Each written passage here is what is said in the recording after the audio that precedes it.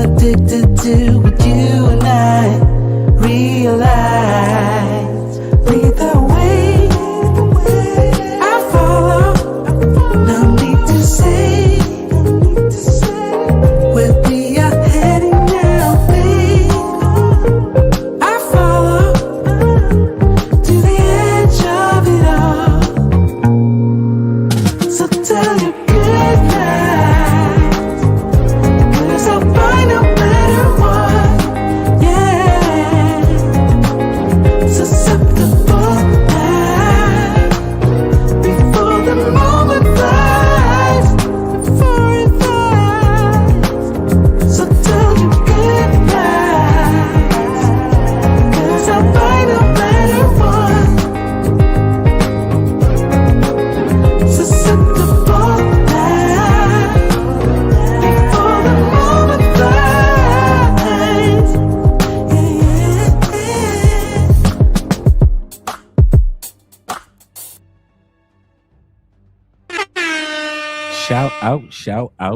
Shout out to all you ladies and gentlemen that are tuning in to Andre and Andre's Love Crossing Borders tonight.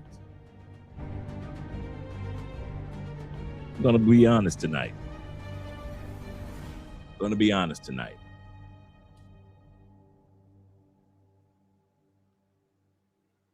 We got a brother incarcerated in Brazil because of this. Well, this is just one of the reasons. We got another brother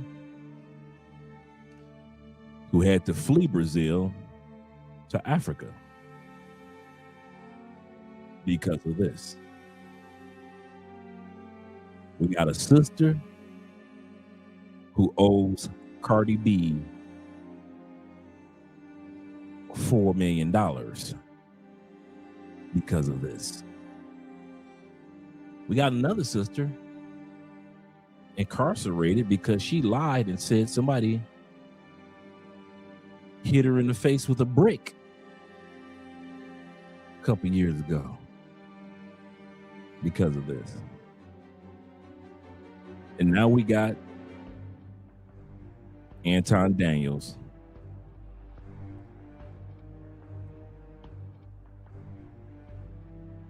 who has put himself in a situation, a curious situation, jeopardize his alleged side chick, put his wayward wife in jeopardy. His marriage could be getting a divorce, allegedly.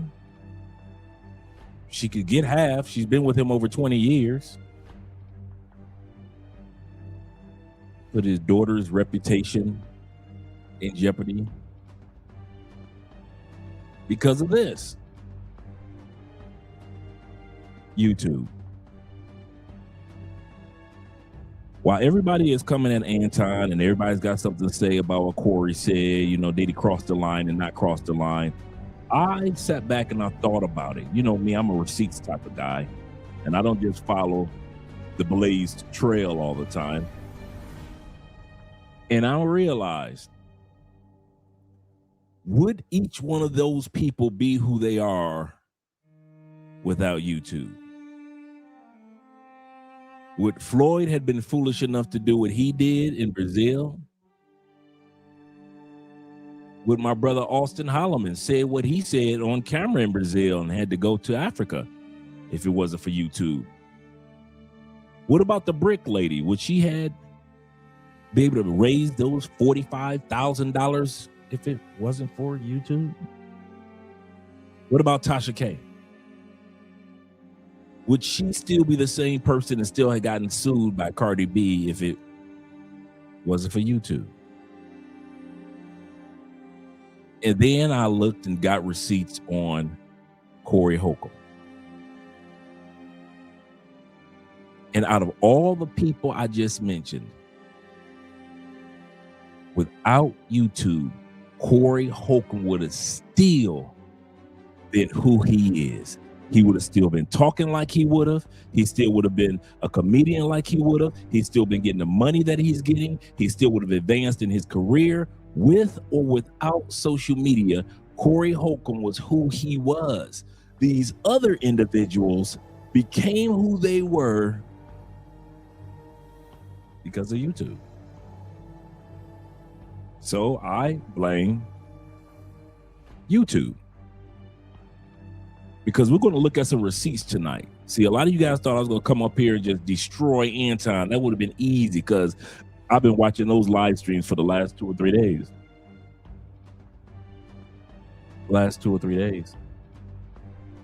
And I can say easily, it wasn't Anton.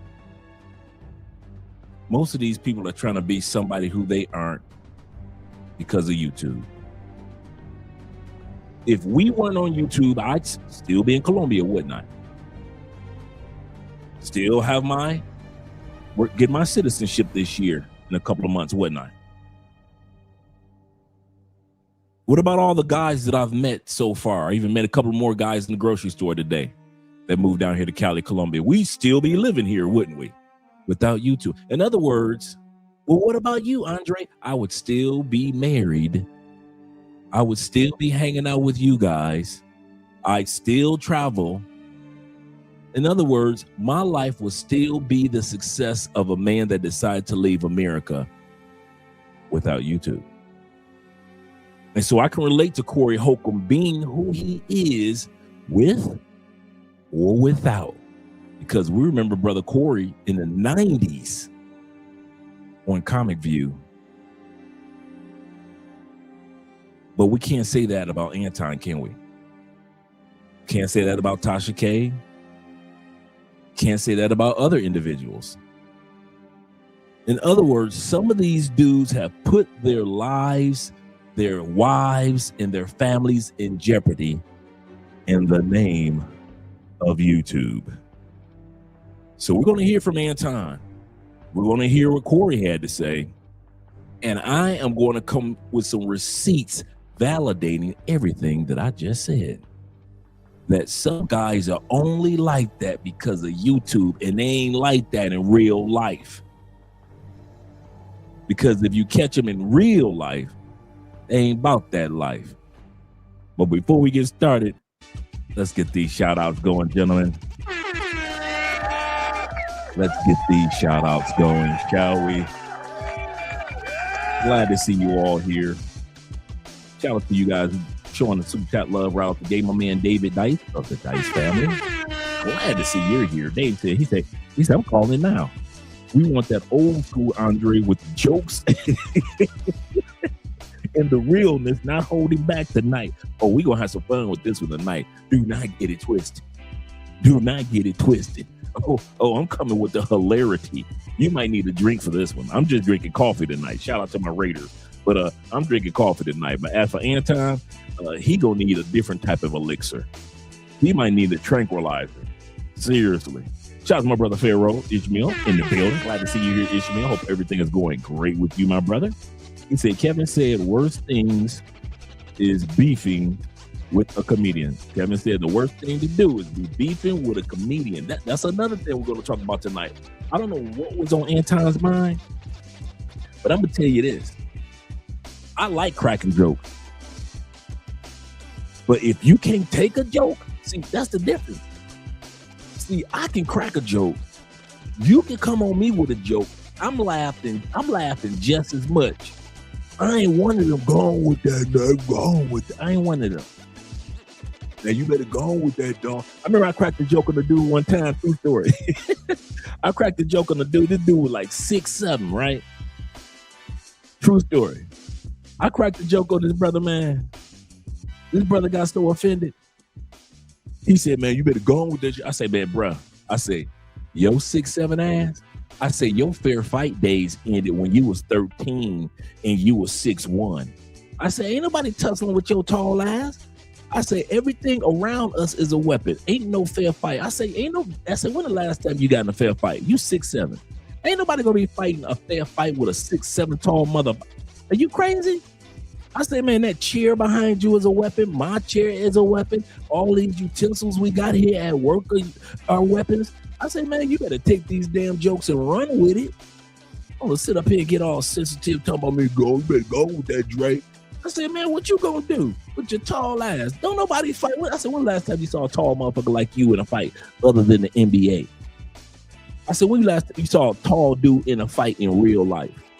Never. Because ain't nobody tussling with y'all. Somebody putting hot balls in y'all. Ain't nobody gonna be tussling with no 6'7" motherfuckers. Man, your days of fighting are over.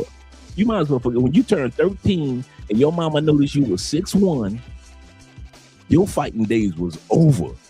I say, so you better take these damn jokes and run with them and laugh with the rest of us. I'm gonna sit up there and get all sensitive. Me, I'm the type of dude, crack a joke on me, because if it's a good one, I'm laughing. I ain't gonna even lie. I'm laughing with you, dog. I'm laughing with the crowd. I'm laughing with the crowd, see if I can do a joke to come back on it. But I ain't about to sit up here and be all sensitive and mad and angry and knowing that I'm going against an actual professional comedian. You got dudes like 40, Corey. I think Corey is 55, 50. I think Corey 57 years old. This dude has been doing comedy since his late teens in Chicago.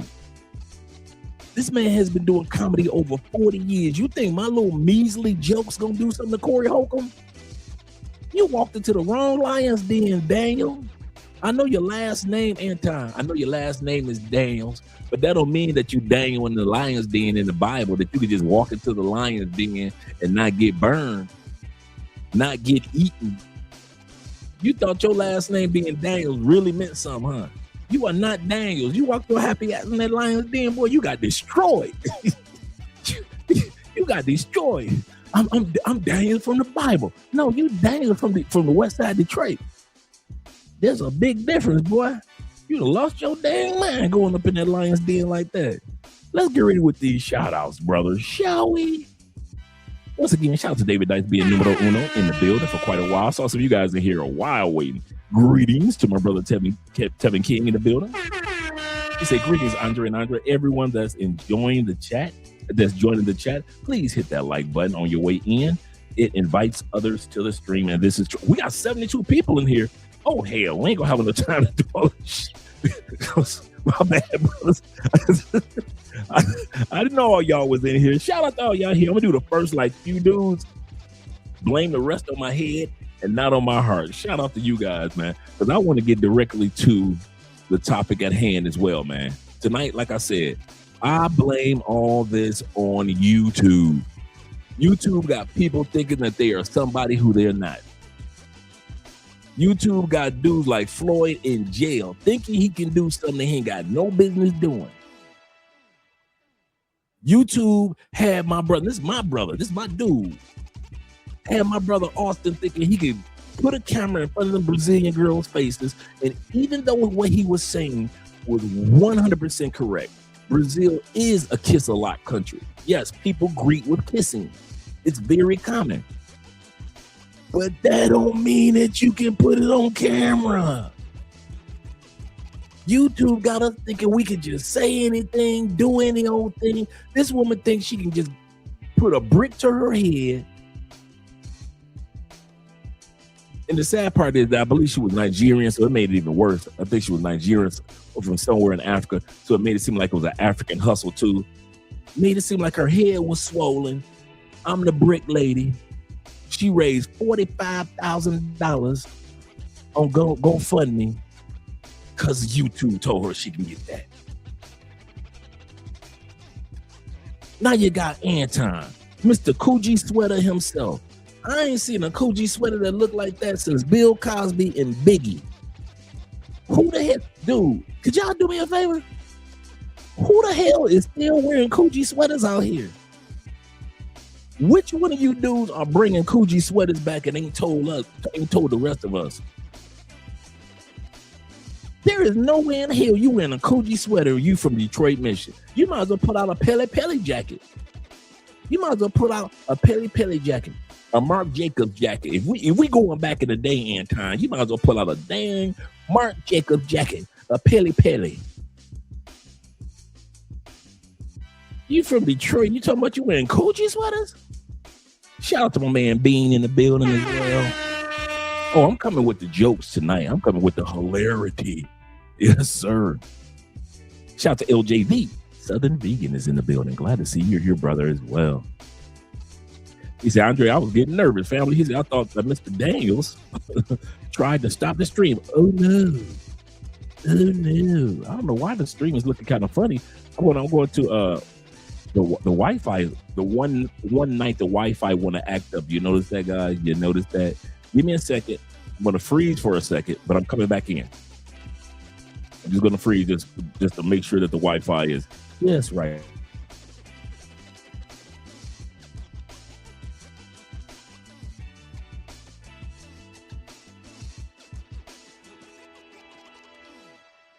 Hopefully that helps out a little bit. Hopefully that helps us out a little bit. Shout out to you guys. Because I don't want to have to restart the computer and everything. Shout out to all you guys being here. And my brother Ronan. Good morning to all you guys out there in Southeast Asia. Good morning. We got 80 people in the building. I like you. Make sure that you like us too by clicking that like button. Yes, sir. Shout out to my man Keithan being in the building, clean as ever. Yes, sir. What up, chat? What up, Unc? He said, I'm here. I'm glad for the shenanigans. Yes, sir. You already know what's going on. Shout out to my brother Style King in the building, Mr. Marco himself. He said, Andre about to cook. You know I am. Salute to the family, or to the fellas and the family. He said, let's go. Yes, sir. Yes, sir. And shout out to my brother once again, David Dice of the Dice family. And Jay Anderson, the great that is. Glad to see you're here. OG rocking the beard though. Yes, sir. Yes, sir. See, unlike your brother, I ain't dying I ain't dying. You see how I'm letting mine grow? I'm not about to die nothing to pretend. Ain't no just for men on my face. I'm gonna tell you that now. I told y'all I wasn't lying. Sit up here. Yeah, I'm in a mirror like this. Hey, wait till it get all white. I don't need to be putting no just for men on my face. My wife will be pissed. I've already asked her, do you want me to dye it? She's like, no, what the hell? My wife will get pissed if I walk in here with all black beard, and then in 3 days I'm like, Anton, it's all white right here because it's growing back. Anton, just to let you know about just for men, it only lasts like 3 days, brother. You gotta think about how many times you gotta dye that hair every 3 days on a beard throughout the year. Shout out to my brother Zero in the building, my neighbor now here in Cali, Colombia. And shout out to the brothers who I met in the grocery store today. I've been knowing them brothers for a minute, but to be at the grocery store, brother said, hey Dre, I didn't even recognize you until I saw the beard. I was like, wait a minute, is that Dre? I guess the beard is throwing some of you brothers off. Shout out to you, brothers. And this is just 2 weeks of growth. This is just 2 weeks of growth. Think about it. I was completely clean faced the last time I talked about Anton. Daniel in the Lion's Den. And then Corey's called that boy futon. Because he folded. They call that man full-time because he folded. Let me change the music, guys. Shout out to all you guys that are here. Make sure you click the like button. We like you. Make sure that you like us too. Call that man full-time because he folded. And now he talking about I'm going to sue Corey HOLCOMB. I'm going to sue. Man, what type of dude? You are not from Detroit. There is no way Anton could be from Detroit. Man, I really thought this dude was from Detroit for real. But the way that he's acting and the way that he dresses, you know Detroiters, man. You know how we dress. A man don't dress like a Detroiter. You know Detroit known for wearing every color in the crayon box. But not a Coogee sweater. Man, might as well pull out the Pele Pele. Shout out to you guys here. Oh, he gonna lose that lawsuit. Yes, he is. Yes, he is. Idiot. Yeah, I got my Shannon Sharp going on. You see what I'm saying? Got my Shannon Sharp going on. Yes, sir. Let me get ready to get started with our video, guys. I'm not even gonna hold us up, man. Let's get started with the video. There's your culprit right there that believed YouTube got this man believing that he taller than what he is. What is Anton? Anton like 5 what? 5'7". He is not a tall dude. For all you dudes that think Anton is tall, Anton like DMX. Anton one of them dudes that you like, when you see him, you be like, what? And I thought you was like, the way you be talking, I thought you was all a 6'4". And this dude's a short, chubby dude. I don't like you passport bros, man. I already told y'all, man. Anton should have took my advice. He should have got them be quiet lessons, and he'd have been good. Let's get started. I have to figure out how to pick. Corey, he won. Corey and Craig, you win. You win. I give up. I have to figure out what collateral damage happened after that. You guys win. I got to figure out how to pick up the pieces. And anybody that's thinking, that has a logical mind, knows the play, they laugh at it. It's just, I can't give credit for shit. Yeah. Because I don't care what you studied. When I was in your grill, you did not say it. That's why I told D to move. I'm like, oh, I'm finna bust this motherfucker. This motherfucker think I'm joking? And I kept getting him out. I studied. You didn't study me, because when I got up on you, you failed the test. This is the test for us this evening. This is what made me change my stance on Corey, made me change my stance on Anton, and it really made me change how I was going to come about this and put the blame on YouTube, because YouTube got these dudes out here thinking that they're more than what they are. Got this dude Anton thinking that he's taller than what he is, slimmer than what he is. He's made money on YouTube. Anton is not telling you that Anton has been trying to make it on YouTube 10 years before he blew up. Anton ain't telling you he used to walk around in a chicken suit on YouTube. You can look it up.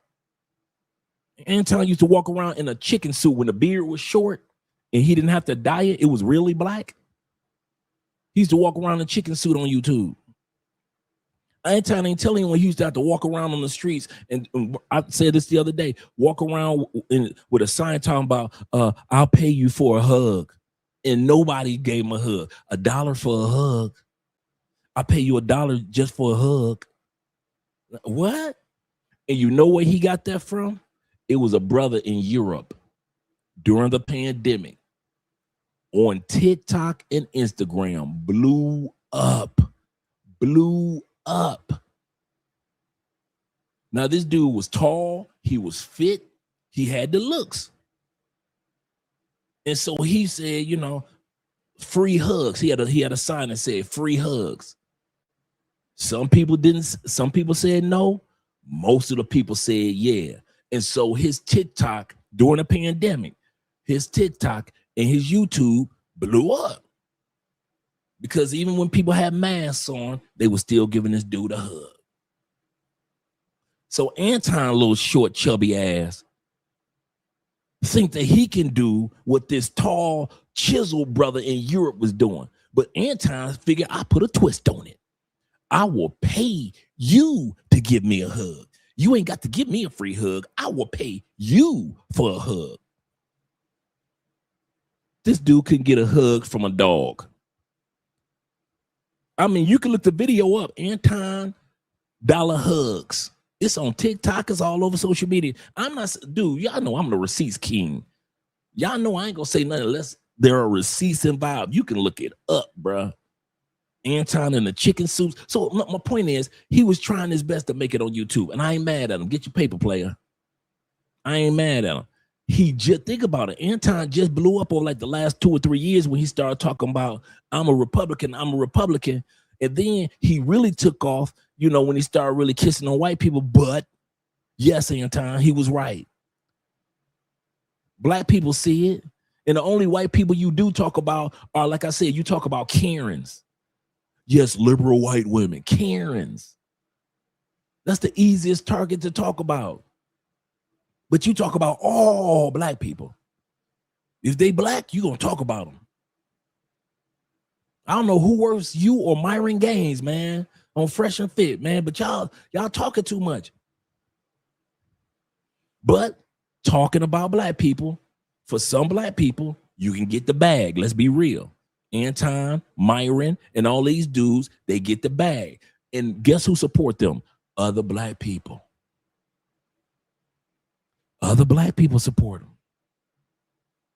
So, hey, get your money. You've been working at it for 10 years, and you finally found your niche. You build a panel, let black women argue with each other. Boom. You ever notice on Anton panels? It's always only those two gay-looking dudes. Come on, let's be real. You got the dark skin and you got the light skin dude. One of them just look like he ain't got no business being there. The dark skinned brother with the beard, and then you got the gay dude with the no facial hair. Even Anton called his own boy. This supposed to be his boy who on every episode. Even Anton called him suspect one time. So Corey ain't the first one to feel the wrath of Anton coming with that homosexual, statements. He did the same thing to his boy. But he put the panel of a bunch of argumentative women, and so he found his formula. Put on two dudes, a bunch of women, let them argue on the panel. Then I got the Millionaire Morning Show where everybody at work and they bored. They can watch me talk about what's going on in the news. I ain't mad at you, player. It worked. I'm going to say this again. You got the late night panel of black women arguing with black men, and then you got the daytime show of criticizing black people. I ain't mad at you. You found your bag after wearing chicken suits for 10 years, Anton. I ain't mad at you, bruh. You thought that you could make yourself bigger because of YouTube. Once again, this episode, I'm blaming YouTube.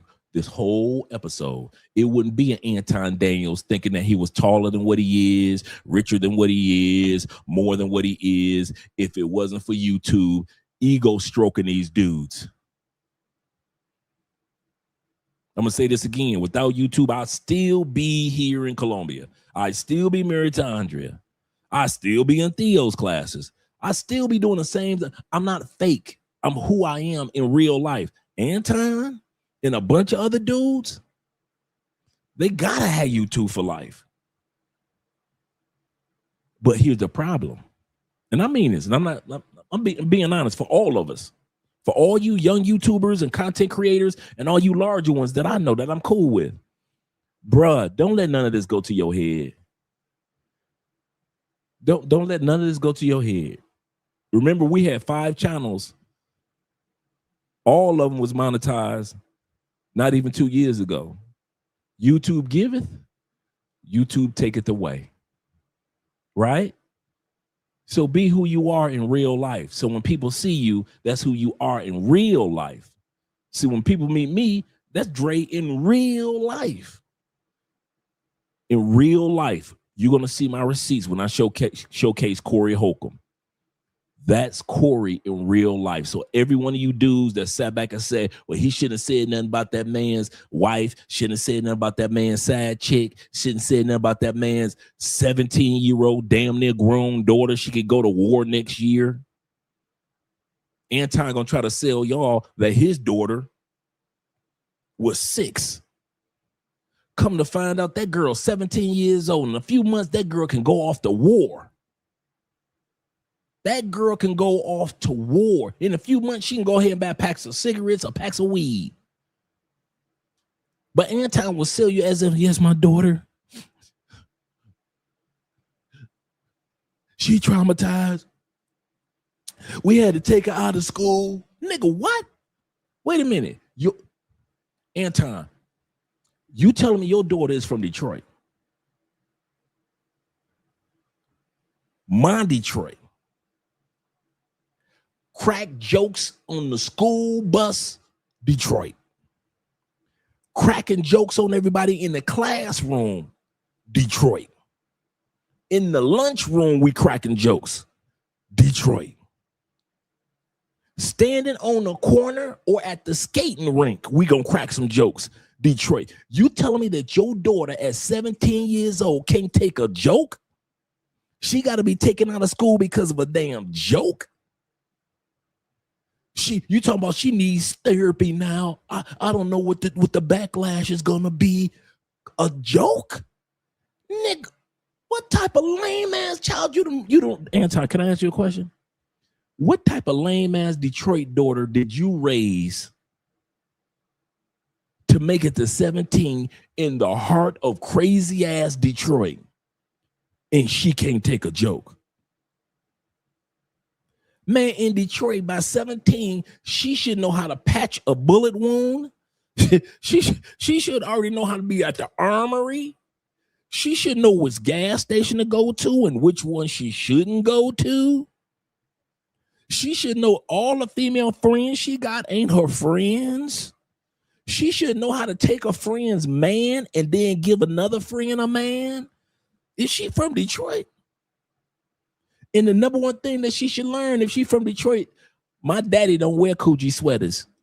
She should have learned that if she from Detroit. Ain't no way in hell her daddy's supposed to be walking around with goddamn Coogi sweaters on and you from Detroit.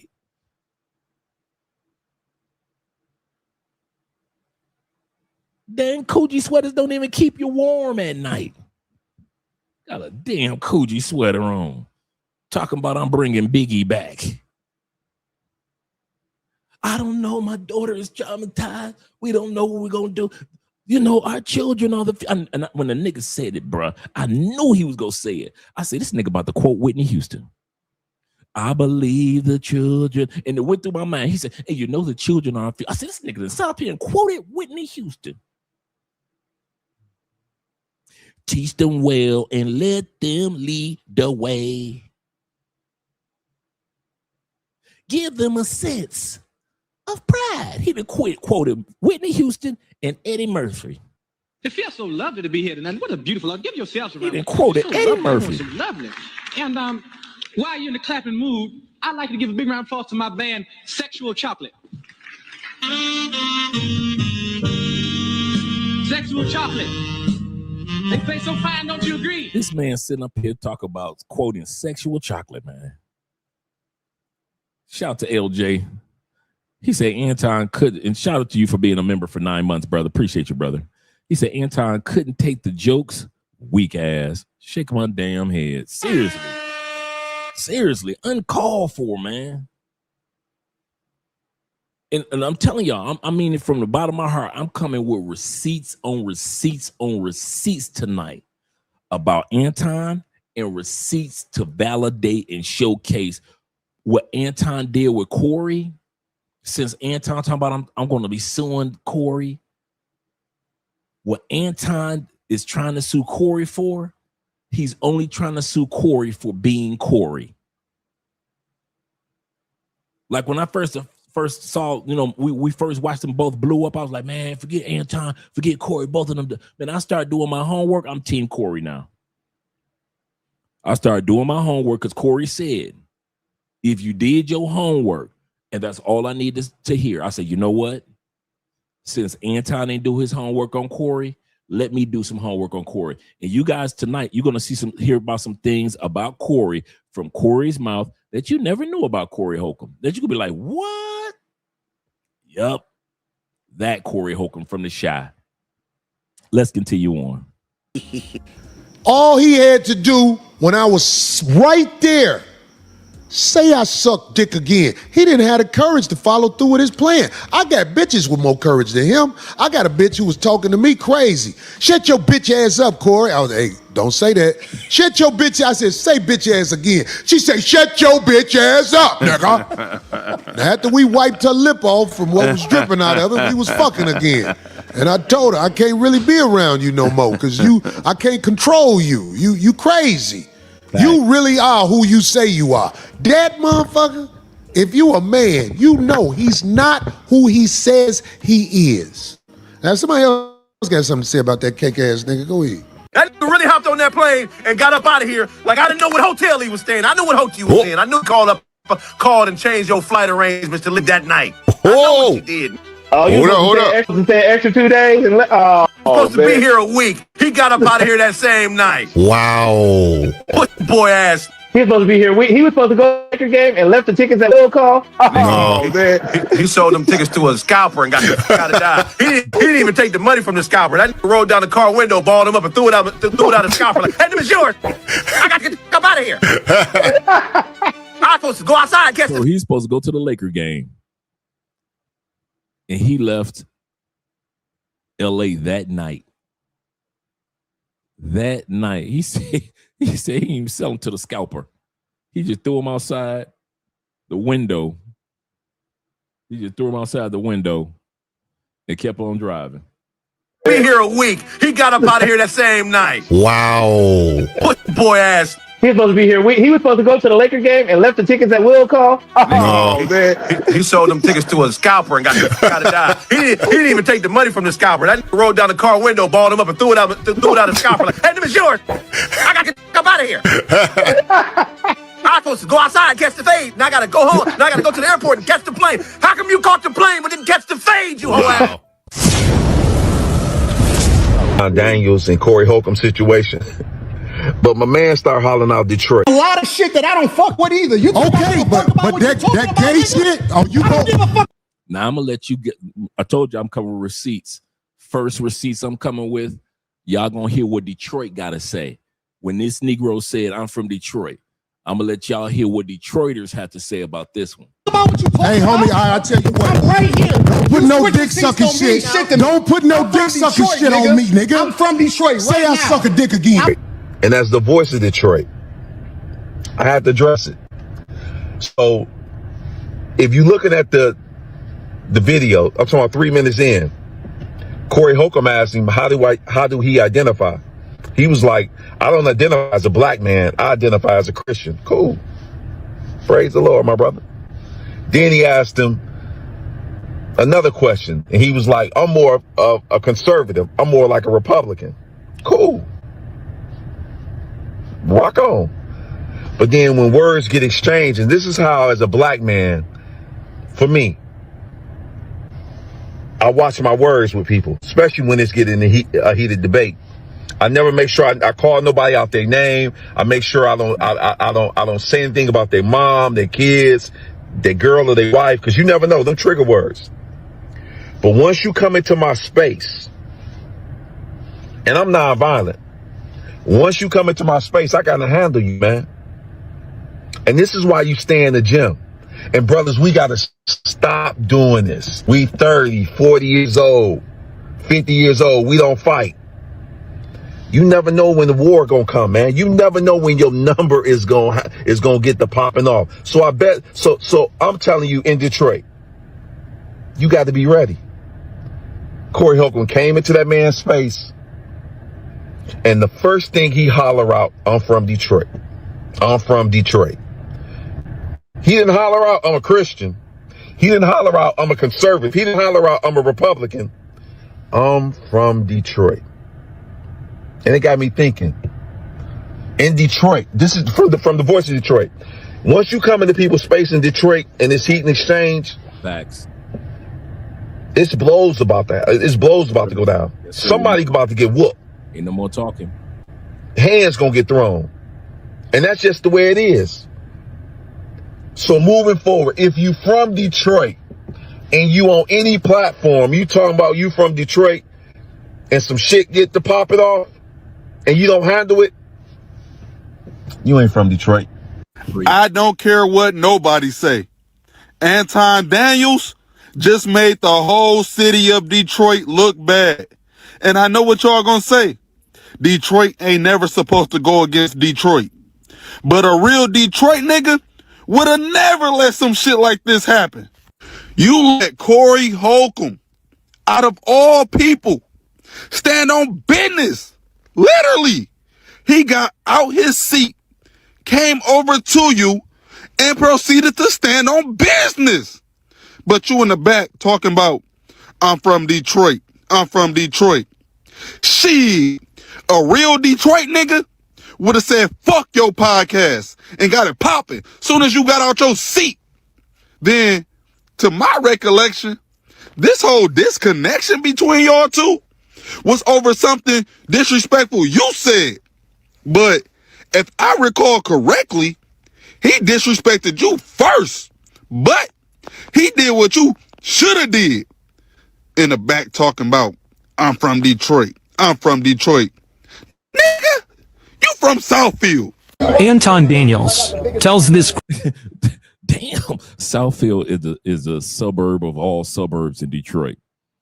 Ain't no killers in Southfield. He said that man from Southfield. Here we go. I got more Detroit receipts. Don't think I just got a couple Detroit receipts. Here go your boy Anton arguing with some older brothers in Detroit. So if y'all think Detroit got love for Anton, we don't.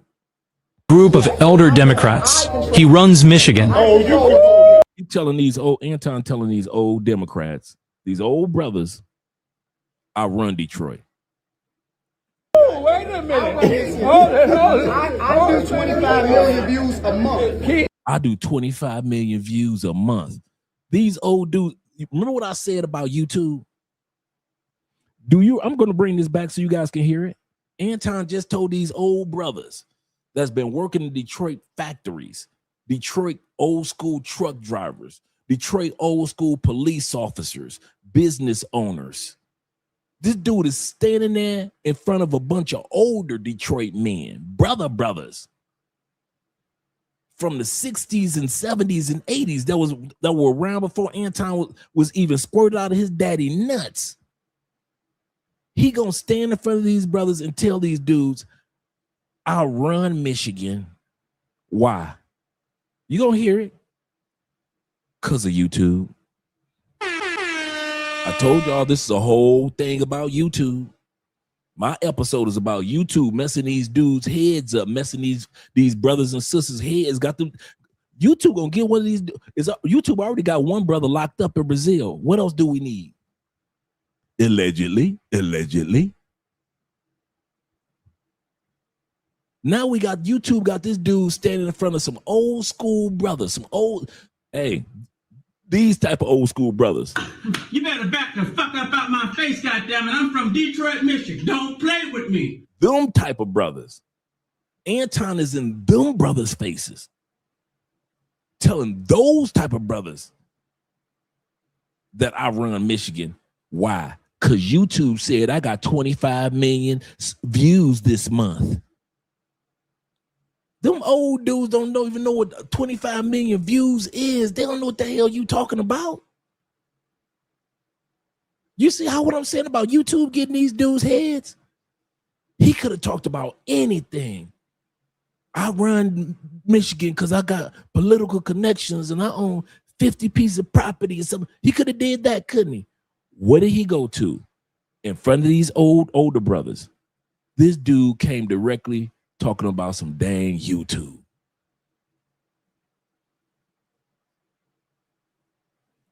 If y'all ever hear me bragging in real life, and we sit around talking, and if you ever hear me bragging about some damn YouTube, take my drink away. Call me an Uber. Send me home. Even though my truck is parked outside the bar, send me home. I done had a little too much to drink. If that's the best argument that I'm going to have in my life to validate my life, I'm the king of Cali. Why? Because I get the most views in Cali, Colombia. Dre, you drinking too much, bro. Put the drink away. Put it away, Dre. We're going to call you an Uber to send your drunk home. Because there is no way in the world your life centers around that you the king of Cali, Colombia. And all these Colombians been living here for hundreds of years before you got here, Andre. And you talk about you the king of some stuff. Shout out to my man, Jay Kaysen. You the king because you done got you a couple views on YouTube. I'm about to bring that beat back. I told you I'm coming with the real receipts and the real jokes, the receipts that y'all ain't gonna see on no other channel. Detroiters don't mess with. My point is, on this section, Detroit don't F with Anton.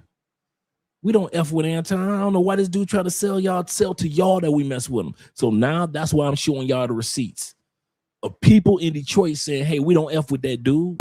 Anton Daniels tells this group of elder Democrats he runs Michigan. Wait a minute. million views a month. I do 25 million views a month. 3 million watch hours every single month. I control this. I run this. I control this. I run this. Correct. Who are you? And it's turning red. Who are you? You see the older dudes are saying, wait a minute, who are you? Who the hell are you?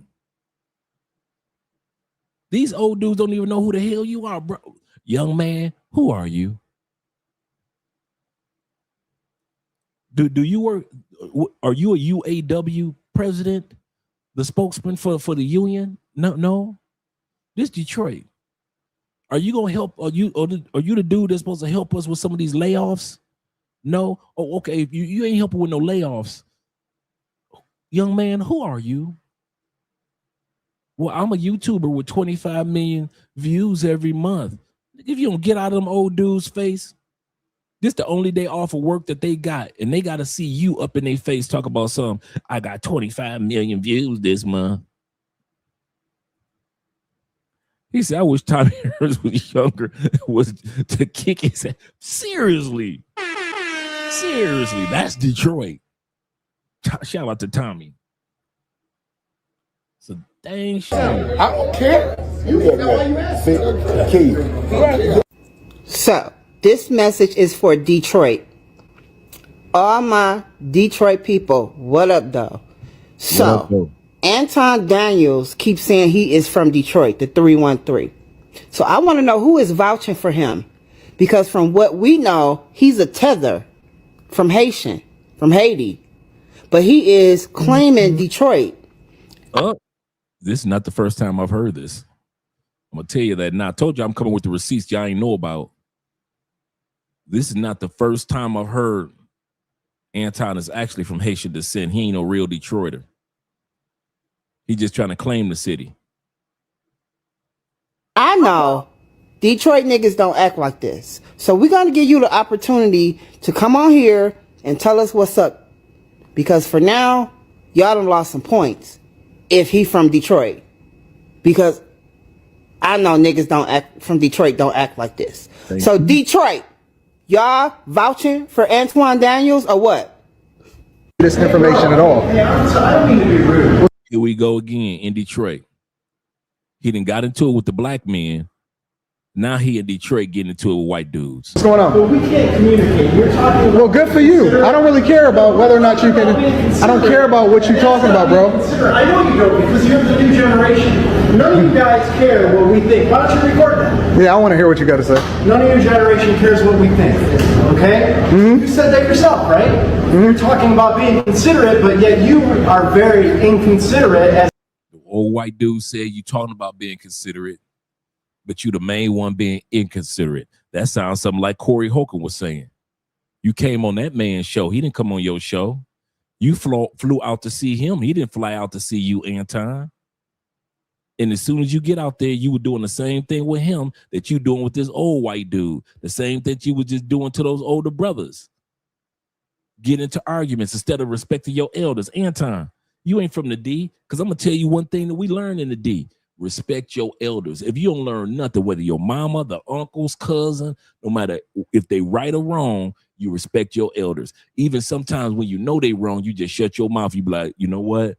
I'm gonna respect my elders and I'm gonna walk away. That's how we were raised. Even if your elders wrong and they talking greasy, you just keep your head down and you just walk away. That's how we was raised in Detroit. All this arguing with older people, arguing with Corey, and he's 57, arguing with this older white dude, arguing with a whole table full of older black men. That's why I did my homework on Anton and did my homework on our brother Corey. I'm back on Team Corey. My bad, Corey. I apologize, brother. I understand where you're coming from, and I know who you are now. I learned more about you from the homework for this video and stuff that I didn't know that you had been doing and stuff that you were involved in. I got your back, brother. This dude sitting up here arguing. He love arguing with older people, it looks like, doesn't it? But he from the D. I cannot hear what's going on. How did you address it? Broadcast it on the motherfucking web that I helped build. Let me ask you, can I ask you a question? Take care of yourself. Can I ask you a question? Strawberry cheesecake? But see, no, you can't, because you can't afford my fucking time. You're a little boy compared to what I grew up in. Crazy. You in the D talking crazy. Hey, look, Corey didn't lie.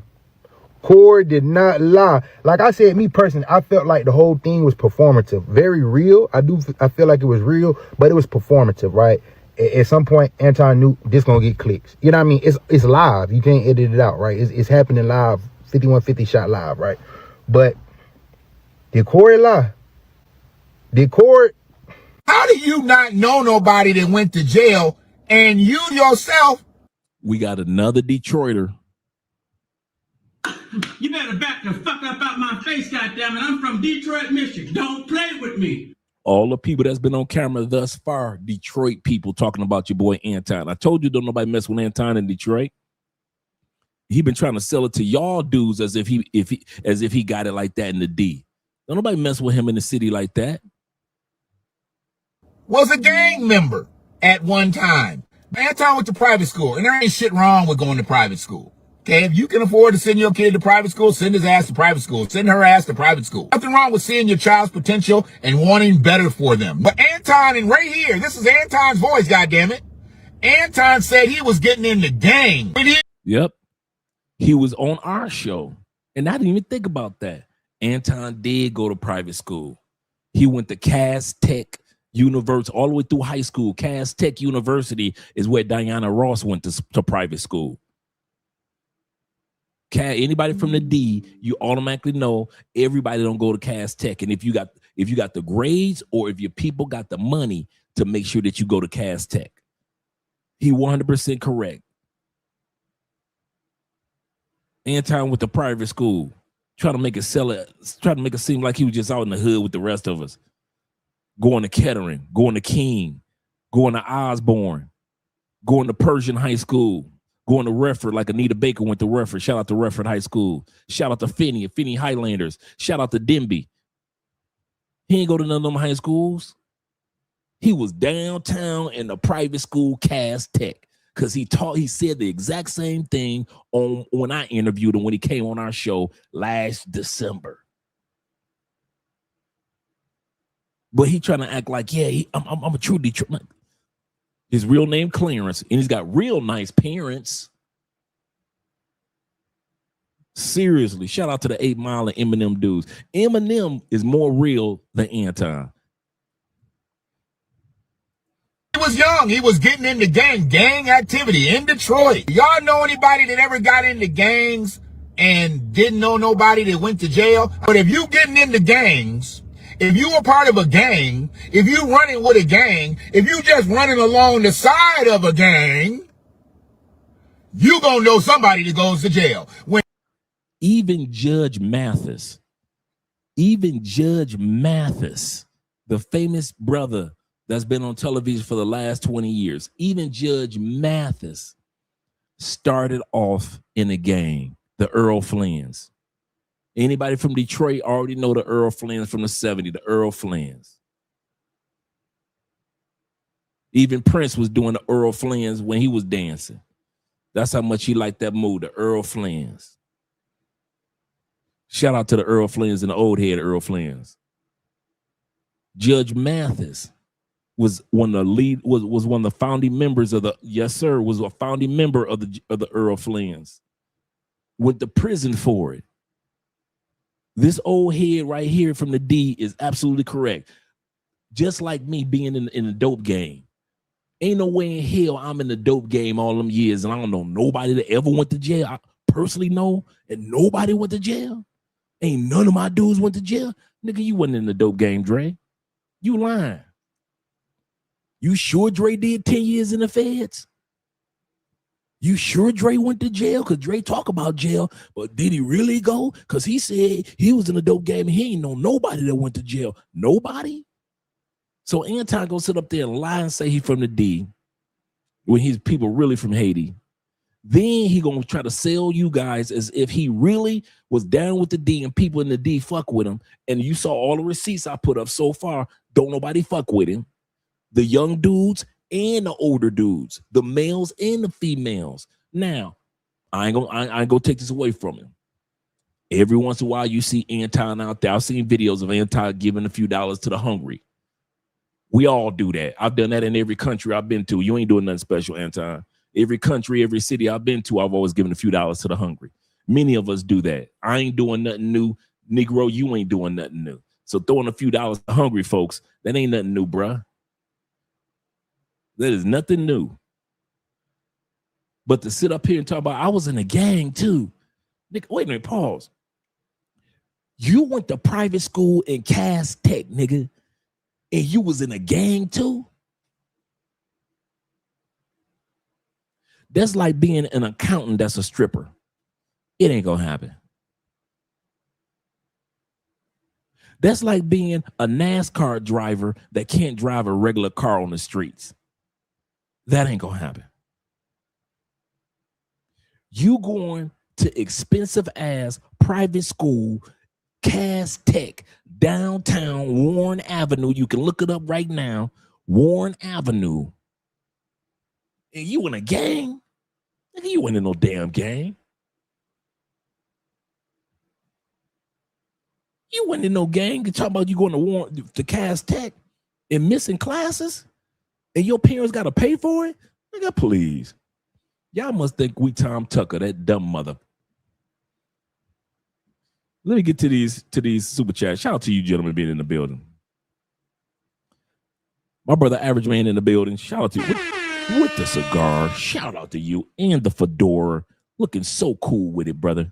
He says this. He said, Dre, he always say black people are always in the victim Olympics on this platform. Look who's playing the victim now. Futon, because it folded, is lame as seriously, man. I told you I'm coming with the receipts, but I'm telling y'all this episode, the real villain is YouTube. Everybody want to come at Anton? Not me. My receipts is to validate what YouTube has done to a lot of people, making these dudes think that they more than who they are. You just another dude from the D. You ain't nobody special in the D. You try to showcase, I got floor seats at the basketball game. I got friends that are Pistons. Everything you do, you got to buy. You ain't got no notoriety in the D, and you buy it all with YouTube money. YouTube money.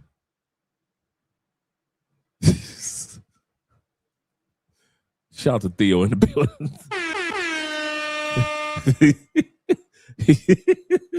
You stupid Theo.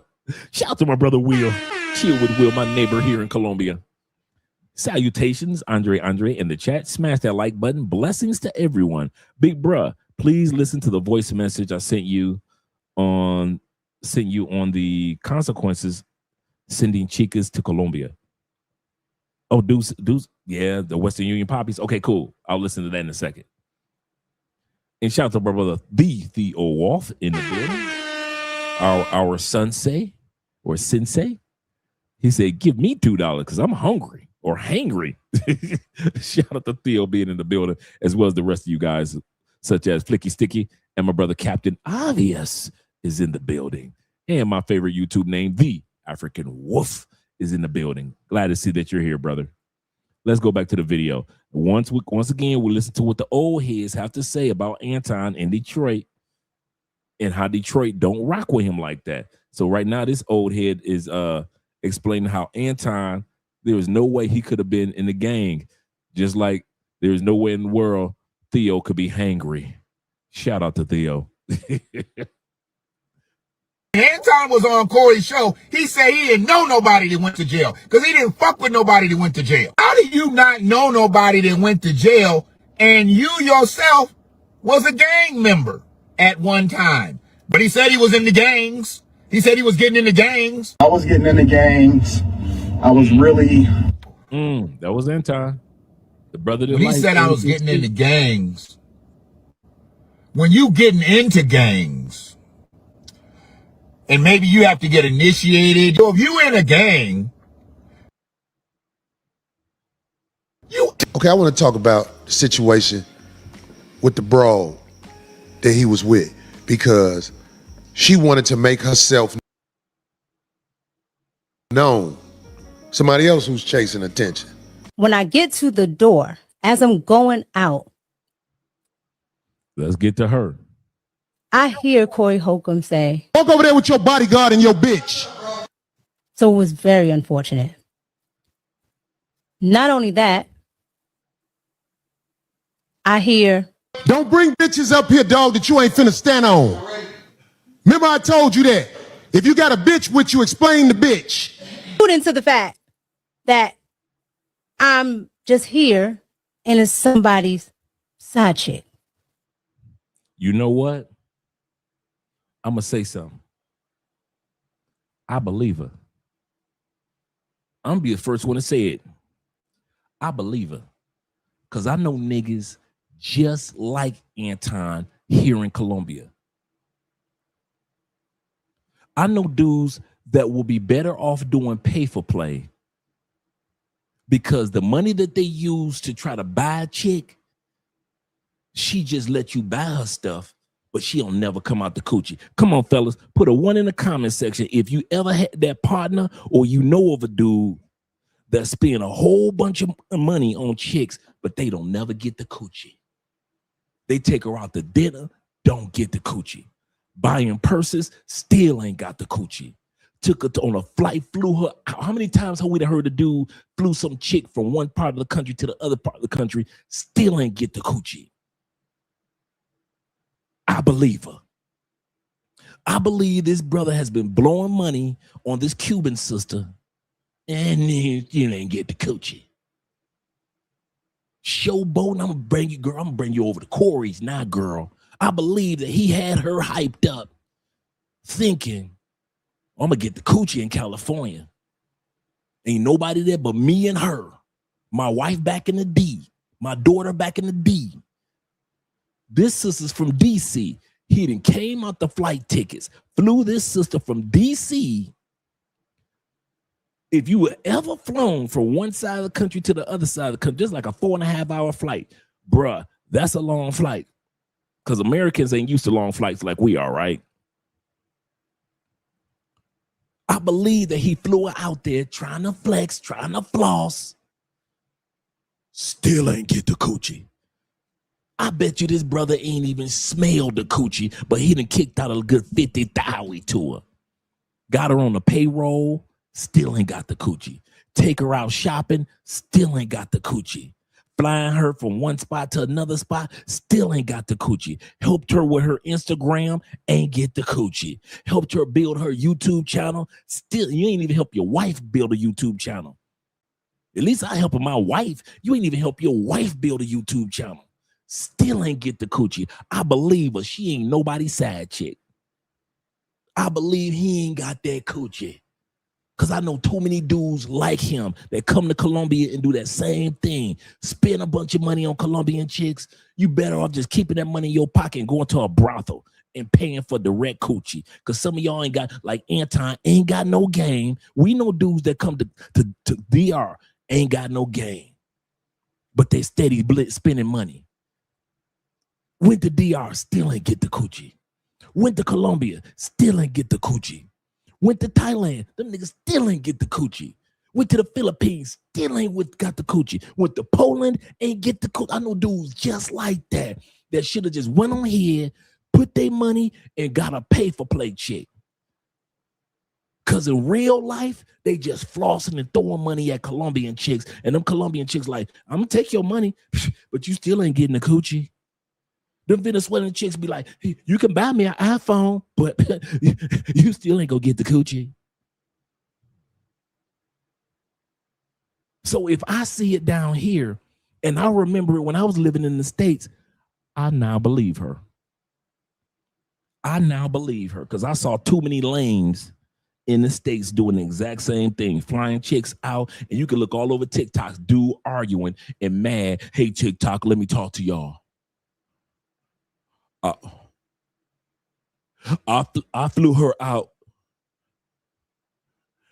and she ain't give me the coochie. TikTok, I want y'all to put in the comment section, Wasn't she wrong? She should have gave me the coochie. Shouldn't she? TikTok. All over TikTok, you see brothers like that. I flew a chick out and she didn't give me the coochie. Or on TikTok, you see chicks be like, this, he thought he was gonna get the coochie. He bought me a purse, a Birkin bag, and he thought he was gonna get the coochie. Patting her weave, then took your money. Anton, I believe her.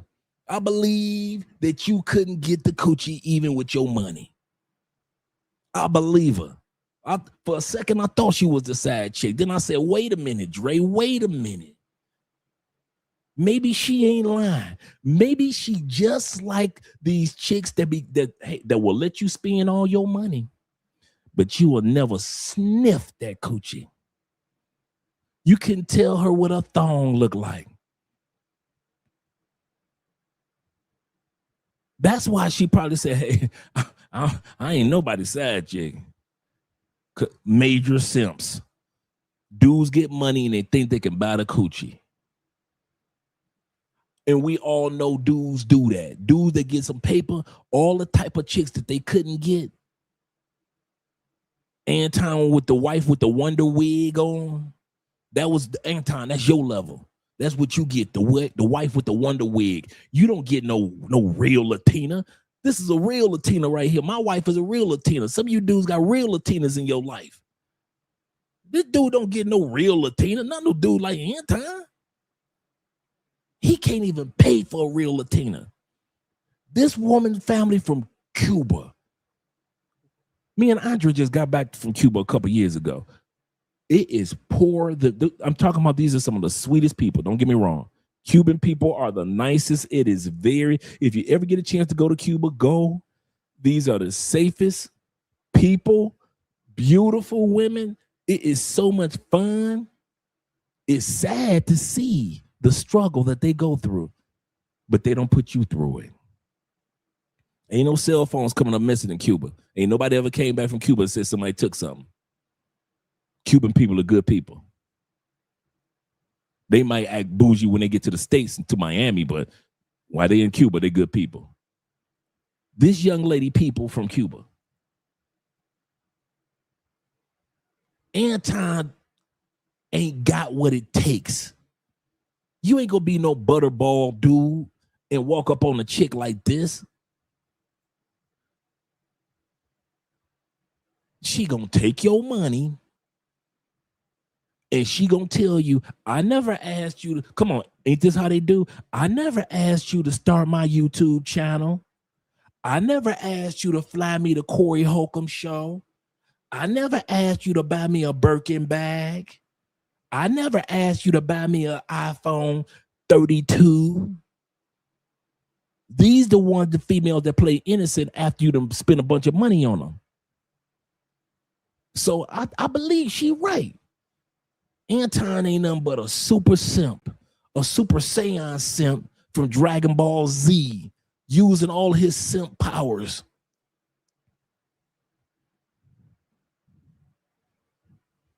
I believe her. While everybody else accusing her, I'm like, wait a minute. Can you see this? When you look at the rest of the videos I show her, can you see this fine sister letting Anton Daniels, little butterball, gnome looking self, crawling on top of her for a few dollars? This young lady has her own singing career. She's hosted television shows. She's hosted news shows. She's done red carpets. She don't need no Anton for no YouTube channel. If anything, I could see her with, if anybody would have tricked her off, I could see, hey, she got an NBA player tricking on her. I could see that. An NFL player tricking on her. I could see that. Some business dude tricking on her. I could see Anton, hell no. I can see him doing super seance simping. That's what I see from Anton. Super seance simping. From the best episodes of Dragon Ball Z. I could see Anton on Pokemon. I see Anton if it was him versus Pikachu on Simping, he'd beat Pikachu using his simp powers.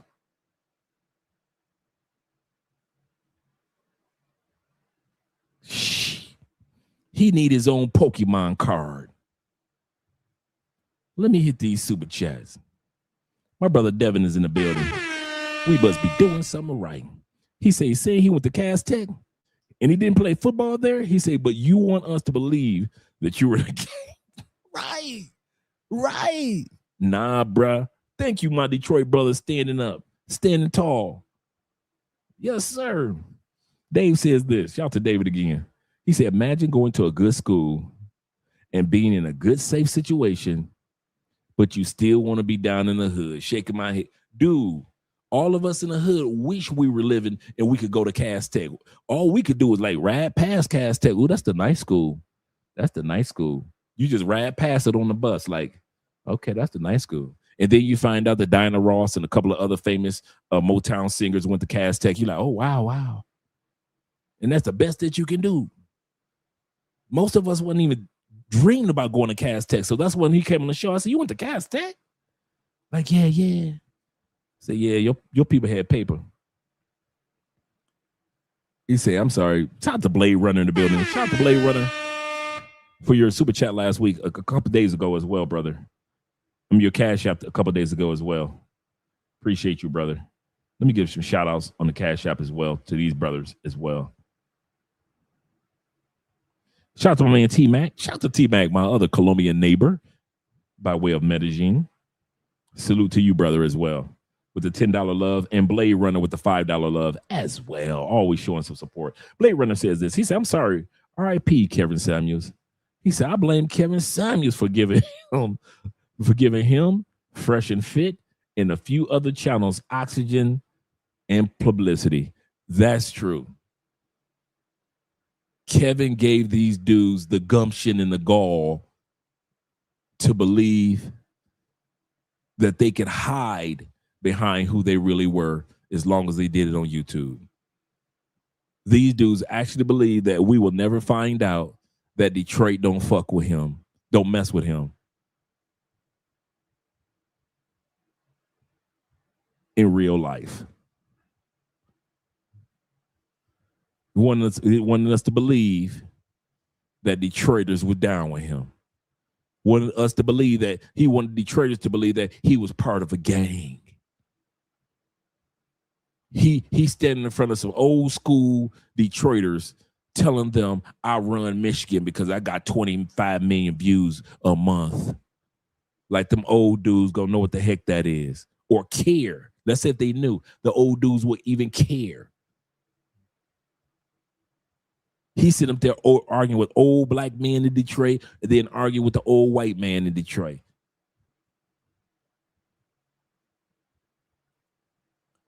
Yep. He said, Anton tripping. Great point, Dre. Salute, brother. Shout out to you, brother. Mr. Brandon Clark of the Clark family, that is, in the year of our Lord, 2025. Yeah, I don't think that she did anything. Will said this. He said, you have that kind of money. He said, I think when you have that kind of money, you pay it and you're not he said, and not getting anything in return. That's a PhD in simping. 801. Yes, sir, man. Yes, sir. Yes, sir. I'm famous on YouTube. I'm somebody. You better look me up. I'm famous on YouTube. Who's that Pokemon that's about to beat Pikachu? Oh, it's Anton. I mean, Futon Daniels. Futon, the super simp. Super simp. Super simp. Super simp. So Mika has something loose. She's going more than futon. For real, she has something to lose. Then she'd be like, you know what? Let me go get one of these real ballers that I'm around when I do all these red carpet interviews. Let me give her one of these dudes. You think she gonna get with the out of all the dudes? Because I went through her Instagram. Yeah, like I said, I like looking for receipts. I'm a researcher by nature. So I'm going through all her Instagrams.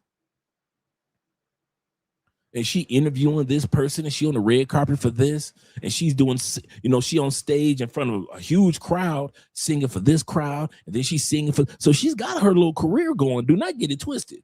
The sister out there. So if she really wanted to use somebody for a come up, it wouldn't have been Anton, bro.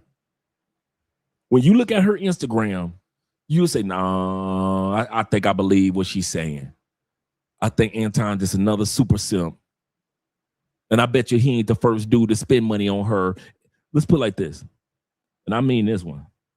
I bet you he ain't the first dude to spend money on her that she ain't get no coochie to.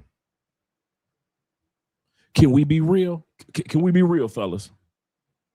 How many times throughout our lives have we seen cute chicks, high school, college, co-workers? How many times we didn't see that one co-worker always in your fine co-worker face? Let's be real. Always in your fine co-worker face, buying her coffee, bringing her Subway sandwiches. But she got a man at home. Or she ain't got no man. But she like the dude in the other department. But it's that simp that's constantly buying stuff for the fine coworker. How many times have we seen that? Some of them are the work husbands. Some of them are the work simps. This ain't nothing new. I bet you this sister, Anton, ain't doing nothing but what this sister has experienced her whole life. Men trying to buy the coochie. So she already knows. I done had enough dudes running my. She probably done had dudes that was, when she was 20, when she was 17, it was 22-year-old dudes telling her get in the car. Buying her coochie. They in college. She's 16, 17 years old. How many times we done seen that when we were young? The chicks that's in class with us jumping in the car with older dudes because he think if she riding in my car, she gonna give me the coochie.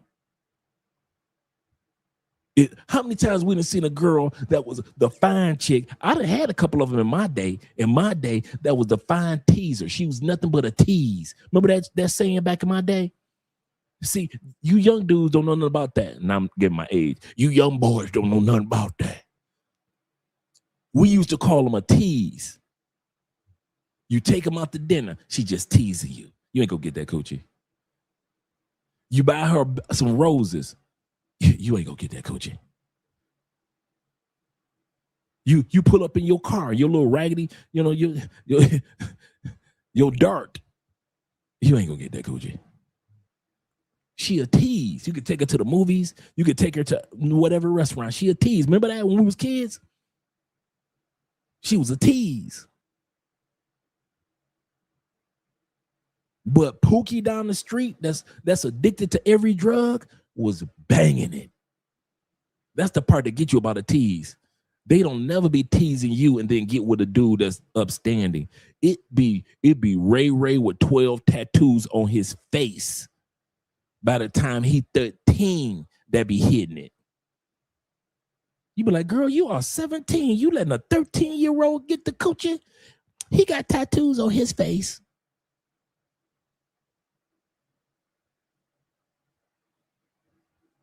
Them be the main dudes that get the coochie. So when she sits back and says, I ain't nobody's sad chick, I believe her. I believe her. Because she probably been a tease her whole life. And now that she grown, she can get that coochie who she want to. And she can hold that coochie back from who she don't want to get it. And them dudes who she don't want to get it, just like in high school, they still gonna spend money. See what I'm saying? Bring back the old school 1982 Chevy.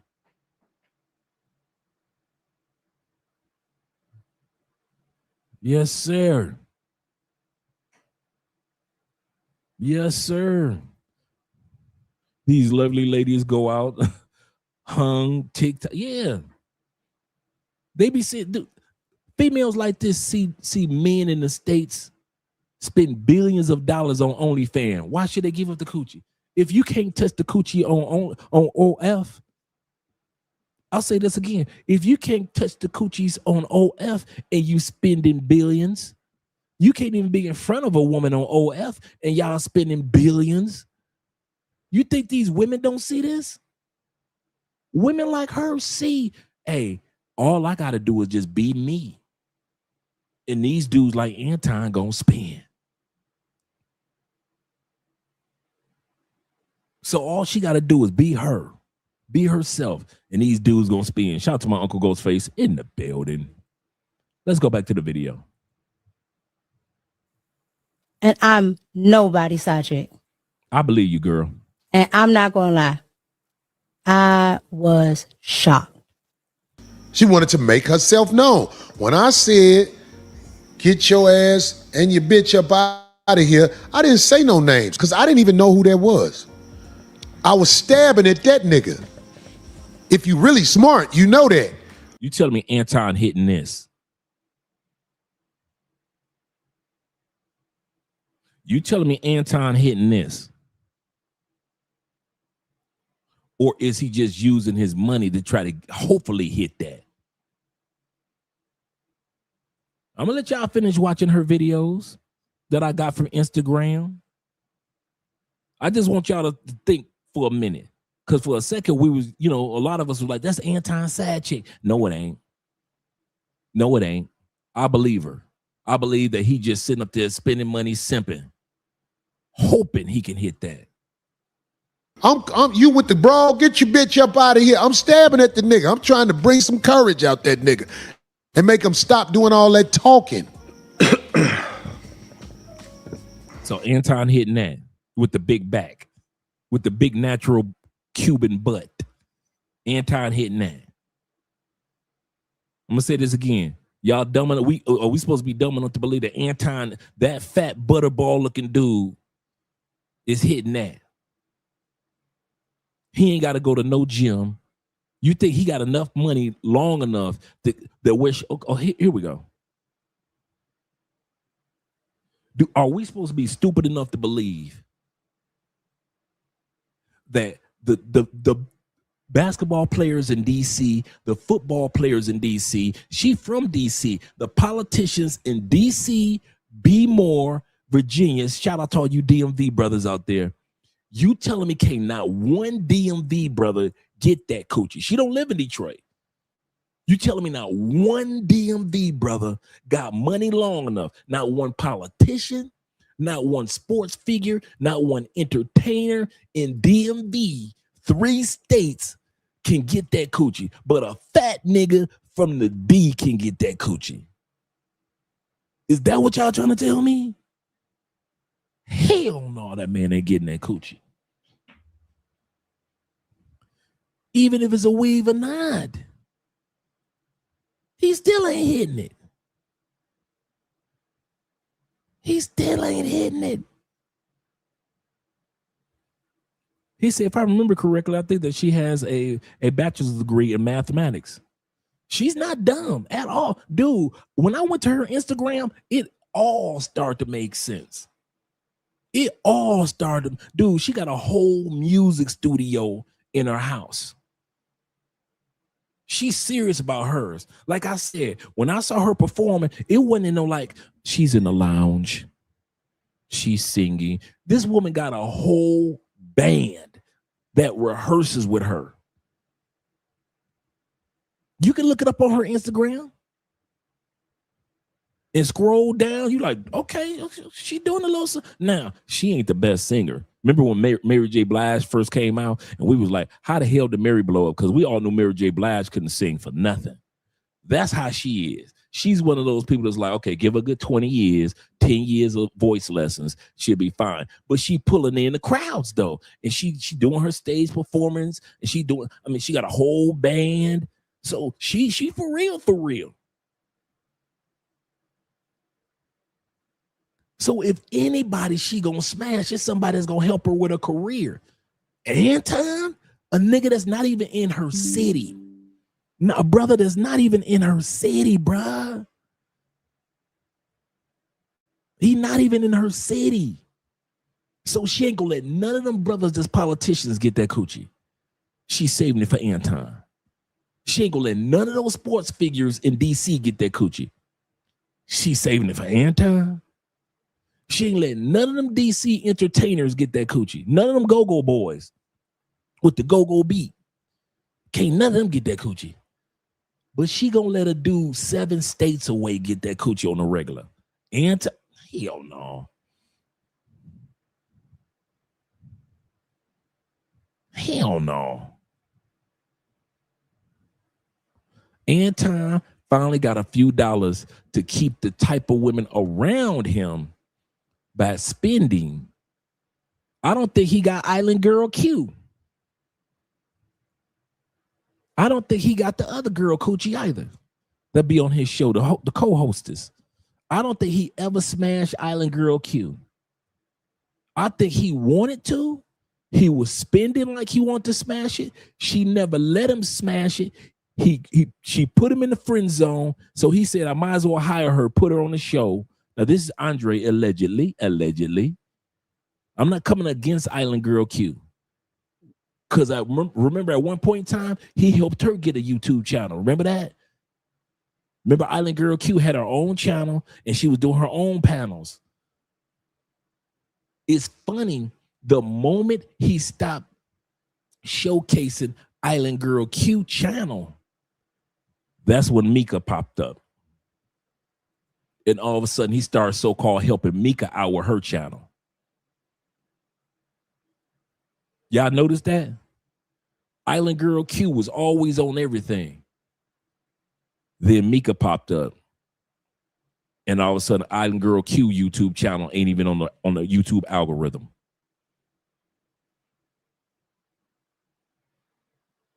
All of a sudden, Mika is on a YouTube algorithm. So, the broad who was with him, what's her name? Don't know her name, but we got the video. Play the video if you got it. Can you play the video? Yep. Let's make her famous. How long? It's very unfortunate that I would be called the B word because I had such a positive outlook and a positive take on 5150 and Corey Holcomb. Last year here in DC, I literally went. Did she not just say, I flew from DC? To a Corey Holcomb show. So when I found out I was going on 5150, I was like, oh. Who told her she would be on 5150? Futon. Futon Daniels told this woman, trying to get the coochie again, hey, baby, what you doing? I ain't doing nothing. Why don't you fly to me with California? Why would I fly with you to California? How come your wife ain't going? She can't go. You and I gonna be on Corey Holcomb, 5150, girl. What? I just went to see Corey a couple months ago. Oh my God, I can't believe I'm gonna be on Corey Holcomb 5150. She ran around calling her mama, her girl. Come on, let's be for real. Futon Daniels got this girl calling her mama, calling her cousins. She calling her gay friends. Hey, bitch, guess where I'm gonna be this weekend? Yeah. I'm gonna be on Corey Holcomb's 5150. All her gay friends like, no, you ain't, girl. You got to let me do your makeup. Everybody hyped up for her. She excited. She like, oh, when I get there, I'm gonna ask Corey this, and I'm gonna ask that, and I'm gonna sit there. Anton, I might give Anton the pussy this weekend. If I get on 5150 with Futon, I'm gonna go ahead and be with Futon Daniels because he folded like a futon. I might give him the coochie this weekend. I might let him sniff my panties this weekend.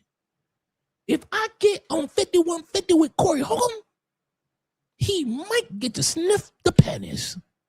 And if he really good, I let him smell my socks. Allegedly. So this sister hype. She ready to go on the show. She said, I was so excited because she thought everything had been laid out professionally. Why? Why? Because if you go to her Instagram, everything that she's done thus far looks like she's done it professionally. From being co-hosts on television shows to being invited on, I kid you not, this sister is the truth. Being invited on talk shows, to rehearsing with her band and performing in different venues. I ain't gonna lie. If you look at her Instagram, you think that if everything else in her career has been professional and has been done in a, in decency and in order, like the Bible says, she's thinking that her Christian friend Anton, her married Christian friend, who helped her with her YouTube and Instagram, who always professionally has her on the show, who splurged money on her. When Anton said, hey, we're going to be at the floor seats at the Pistons game, when Anton had tickets to go to the Lakers full-time, he had tickets to go to the Lakers game that week, she thinking, okay, he's been up and up in all those other areas, and I'm a professional up and up woman. Okay, cool, I'm in. That's how he fooled her. This is exciting because I just went to see a show. And now I'm having this experience. Young lady, as soon as you ride on the lot, it's cameras. As soon as you ride on the lot, it's cameras. And what they're about to say is the next reason why I say Futon was not getting that coochie. What you're about to hear next is my next bit of evidence or receipt of why Futon Daniels was not getting this coochie. He just was trying to fool us into thinking like he was getting this coochie. I'm going to put you on the spot right now, D. Okay. I'm going to put you on the spot. You saw him get out the car, right? Yeah, I was in my car still. What did you observe when they got out the car about their energy together? I'm going to come back to you, International Quiet Storm. That's a good point. It was interesting for sure because, to me, if you're walking up on somebody new, you freely introduce the whole crew. Right. And I walked right up to him and he said, oh, Miss Darlene or Miss D, whatever he said, gave me a handshake, what have you. Said, I'm not a handshaker, I'm a hugger. So we hugged. I introduced myself to the security guard. She was already walking towards the door. And it's not like he stopped her to say, and I thought, to me, I don't know. That's just very strange where it's like, well, the fact that she got out the car and just ran right inside and wasn't with him. Well, she wasn't near him, yeah, but she was walking more towards the door without him. So I don't know. I just find that very odd because, okay. And then when I came in, I wanted to go up to her and introduce her. And I had already heard the stuff going on because Phil had made it clear. He said, hey, because he said, I don't know how that happened. Phil knows, but that where he mentioned something about the seats or a seat or something about her being on the show. Hey, Phil, I ain't expect you to say this. What happened with, because you told me. He made it. You told me when I walked in the door and I was looking like, shit, Like, this what? pussy motherfucker might not be on the show. He didn't ask. You said. What happened with him? He said something about her being on the show, and I said, did you talk to Corey about that? And he was like, no. So I told him that's probably not going to happen. Yeah, man. he did. He said, Right. So she was walking ahead of Anton when Darlene got out her car. She spoke to Anton, saw the security dude, said, but she didn't get a chance to speak to this young lady because she had already walked off. She's already walking into the studio. She's already walked to the studio, and that's why Anton say, listen, there are cameras all over this. I mean, not Anton, but Corey. Corey said there are cameras all over this lot. People see everything that's going on to validate who you are and how you move.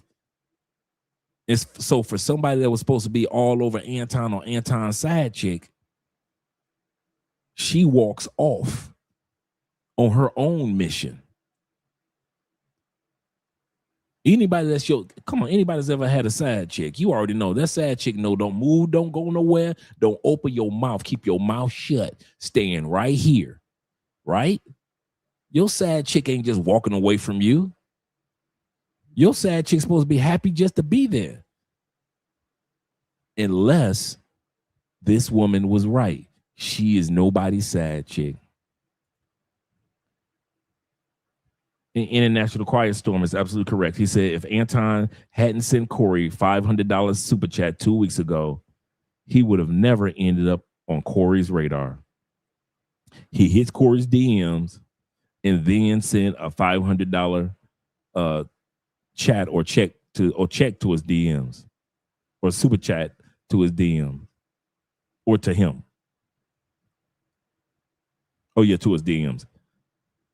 He got to buy attention from celebrities too.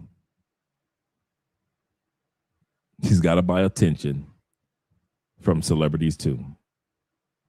And Ronan says this. Shout out to Ronan Travelers over there in the Philippines. Good morning to all you brothers over there once again.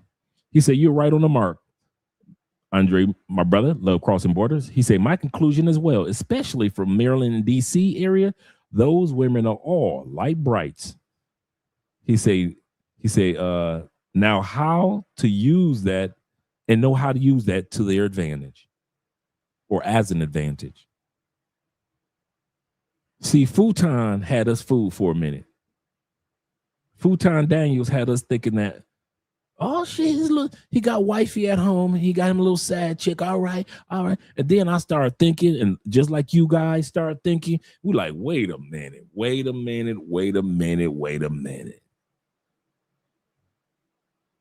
Futon.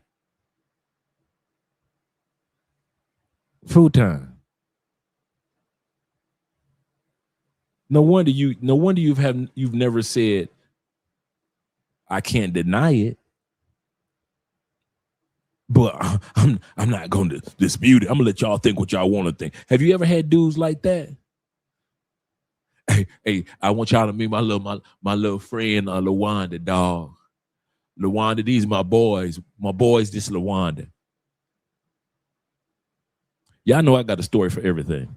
Here we go. Y'all ready? Had this female, right? We were just cool. Even though I smashed her at one point in time, but I wasn't smashing no more, but we was cool, right? And our bad little shorty brought her over to when we were playing some cards. So she with me. We playing cards with my boys. She's sitting there keeping her mouth shut like she's supposed to. But remember what I said. I wasn't smashing no more. We were just cool. I get a message from my boys the next day. We leave. I get a message from my boy, Dre, can I talk to you about something, bro? I said, what's up, fellas? They say, hey, bro, you know when you know old girl you brought over last night? I said, yeah. They say, hey, bro, how come when you dropped her off, she jumped in our car, she drove back over here, and we ran a train on her? Now, they thought, this is what my point is, they thought this was me. This is my side chick. Right? I was like, oh, niggas, y'all should have ring her through her, man. Know what type of chick she is, dog. Y'all have a good time. And I started telling them stories about how she got tossed up by other dudes. That's why me and her was just cool, but I wasn't smashing no more. Because I was like, girl, you get tossed up. Like, you get tossed up. Like, one time she got tossed up butt naked in a New Year's Eve party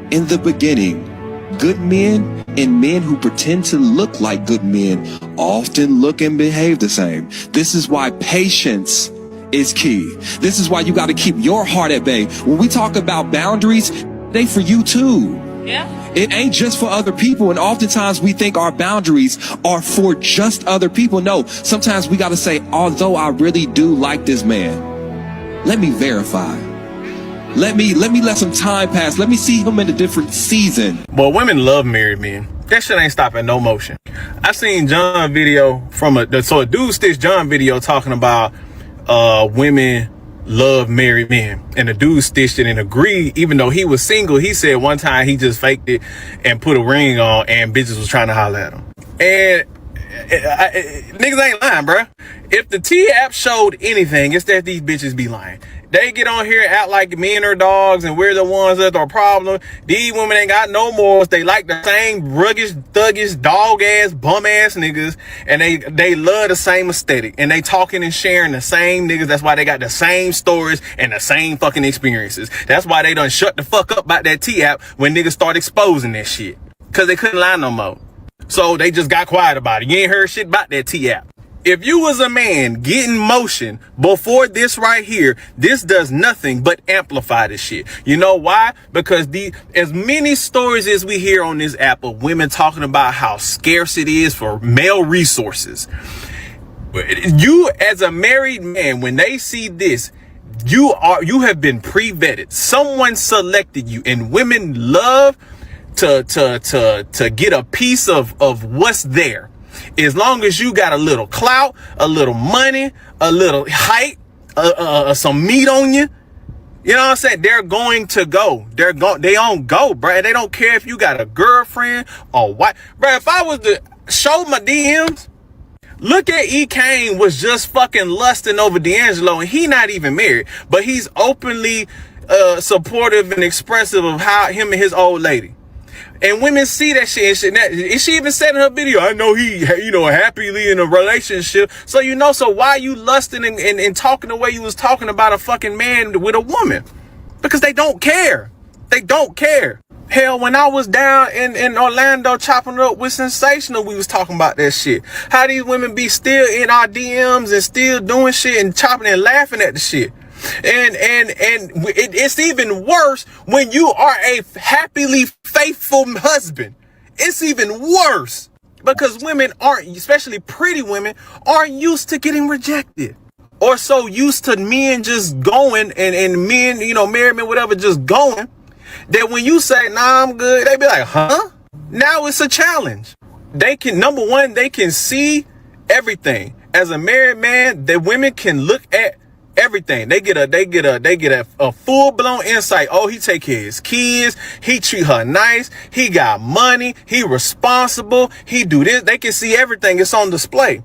And you add in the factor they can mess around with you and have the upper hand because they know you're not gonna fuck up your situation, and they got power over you, and they can use that as blackmail to get what they want out of you. And they know you're not gonna be committed, so they can do what they want to do. As much as y'all complain about the dog married men that do this and do that, there is an infinite supply of women who are ready to go. Why you think women are so protective and defensive around when they do got a good man around about they other women or they friends, they homegirls, they family female members and stuff like that? They being around they fucking man. Yeah, these bitches done said I'm red pill, I look like a stud or whatever, but they ain't never called me ugly. They done been in my comments. I done had chicks be in my live before and ask me if I ever thought about being in a polygamous relationship. Like, you think I'm lying? Hell, we was just in Cancun. I was out there with my wife, and every time we went up to the rooftop where they got an infinity pool and all that, and we up there, it was one chick. She was so thirsty to get and I even heard her say like, "Oh, he's hot. She's so lucky. Oh my God." And y'all trying to tell me Anton was hitting this? That's what y'all trying to tell me. That's what y'all trying to tell me. She in DC with men, with brothers, a chocolate city with brothers with longer paper than Anton. She's in DC with brothers with longer paper than Anton. And she just couldn't choose nobody but a butterball named Futon Daniels from 7 states away. He just wanted y'all to think that. Notice he ain't never denied it. That's what makes dudes like Anton lame, man. If y'all see me with a baddie, you ain't gonna never see me. Dude, I have sat down next to some of you dudes. And y'all done had some fine women. Let me put it like this, some fine women. And they'll have their friends. And we'll get in discussion. Probably halfway through conversations, relationship talks start coming up. I start talking about my wife. My wife is right there on my phone. And they be like, oh my God, your wife is so beautiful. Every time. Your wife is so beautiful. You ain't never got to worry about if Andre out here in the real world faking like he ain't married. Just so you dudes can feel like, yeah, dang, that boy Dre side chick a little something. No, that's my girl.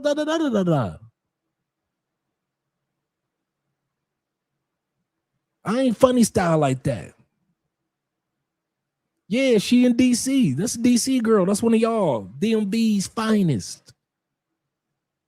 You telling me that she can't do nothing but get a butterball dude that's 5'7", that's from Detroit, that lives in Detroit? Dude so thirsty he gotta lie. Let's put it like this. He's so thirsty he gotta pretend. He want us to think that he hidden it. So he won't deny it, but he won't say yeah about it either. And I know dudes like that, bruh. I know dudes like that. Because I could have walked. Remember I just told you that story about me at the party with my boys? We playing cards and dominoes. I could have easily lied and said, yeah, this little mama, yeah, she fine, dog. That's me. I could have easily been one of them lames, couldn't I?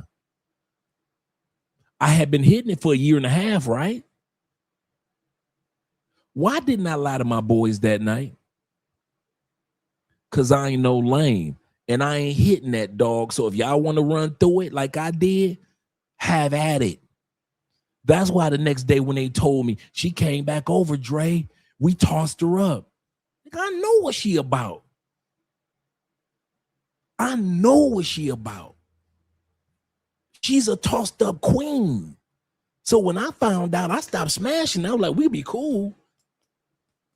Cause you in these streets wilding, I'm in these streets wilding, so we could be cool.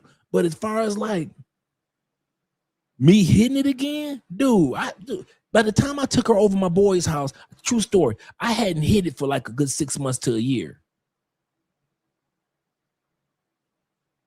So when I saw her, I was like, what's up, girl? What you up to? I ain't doing nothing, dress. So come on, hang out with your boy tonight. Because I hadn't seen her in so long. I was like, well, hang out with your boy tonight.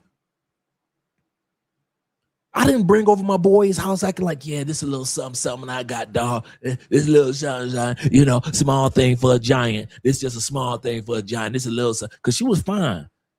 The little mama that I brought over, she was fine. But she was a toss-up artist. I could have been like Anton. Yeah, it's a little shot. Yeah, a little shot. Small thing for a giant. It's just a small thing for a giant. Because that's how Anton played us. As if he was hitting it. And she looking like, dog, well, hold up, pause, player. Anton ain't hitting nothing over here. I know y'all see him spend money. I know y'all see him flying me over here. I see y'all see him on the YouTube and I'll be on his show. And yeah, okay. Y'all saw me at the basketball game with this, but this dude had floor seats. I wasn't gonna turn down no floor seats. But as far as getting this coochie, Futon is not getting this coochie. And I believe her.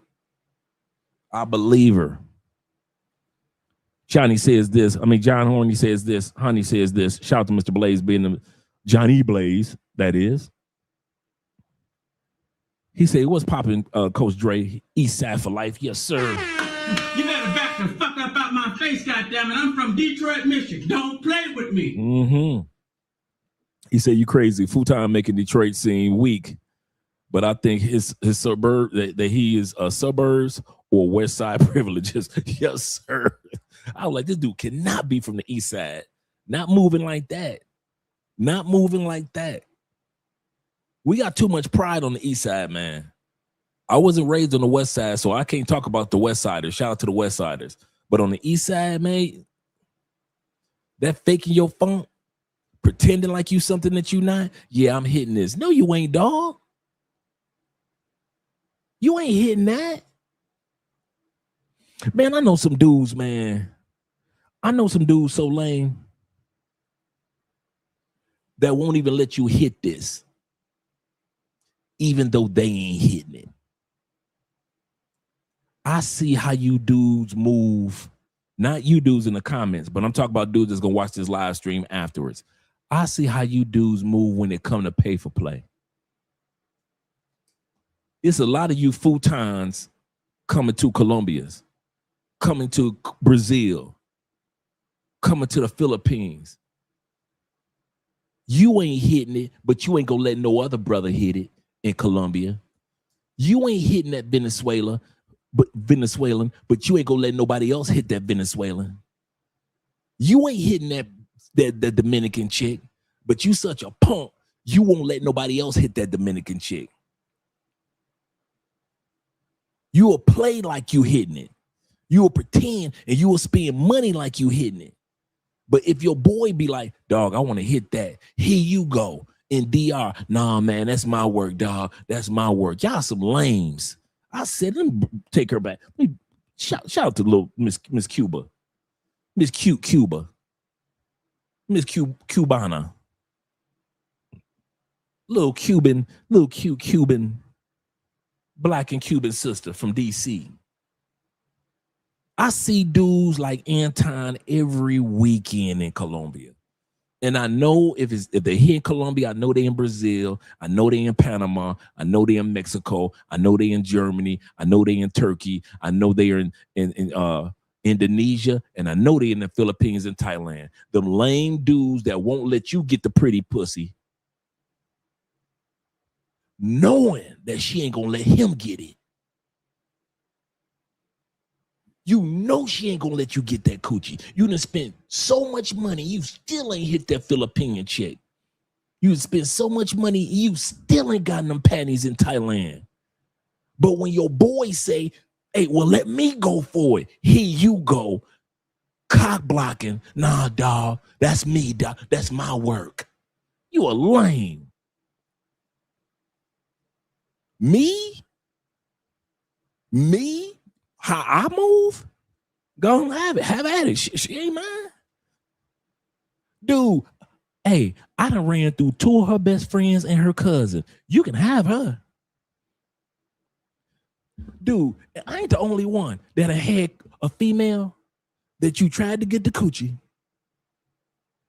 She wasn't giving it to you. Okay, you ain't. Every man don't bat 100. She don't give it to you. Guess what I do? I run through her friends. That was me. Dude, my motto was, I got women by the dozen. If I ain't smashing you, I'm going to smash your cousins. I'm running through the sisters. I ain't never been one of them dudes that was like, if I don't get her, I'm going to pretend like I got her. Because some dudes be doing that. They be sending y'all photos of chicks that they done took a photo with, and they send it to WhatsApp, to all the WhatsApp travel groups, right? They'll put it on Facebook and Black Men's Travel, a Facebook group. Shout out to the Passport Bro Facebook group. And they'll put that photo in it as if they smashing it, knowing they ain't smashing it. Andre, if I was single, I'm in Thailand, I'm in the Philippines, I'm going to take a photo of her. It's going to put on the caption, this is my home girl. You know why? Because I'm smashing all her girls. I'm going through her sister. If I can get if her mama that fine, I'm going through her mama. I'm gonna teach her mama how to cheat on her daddy.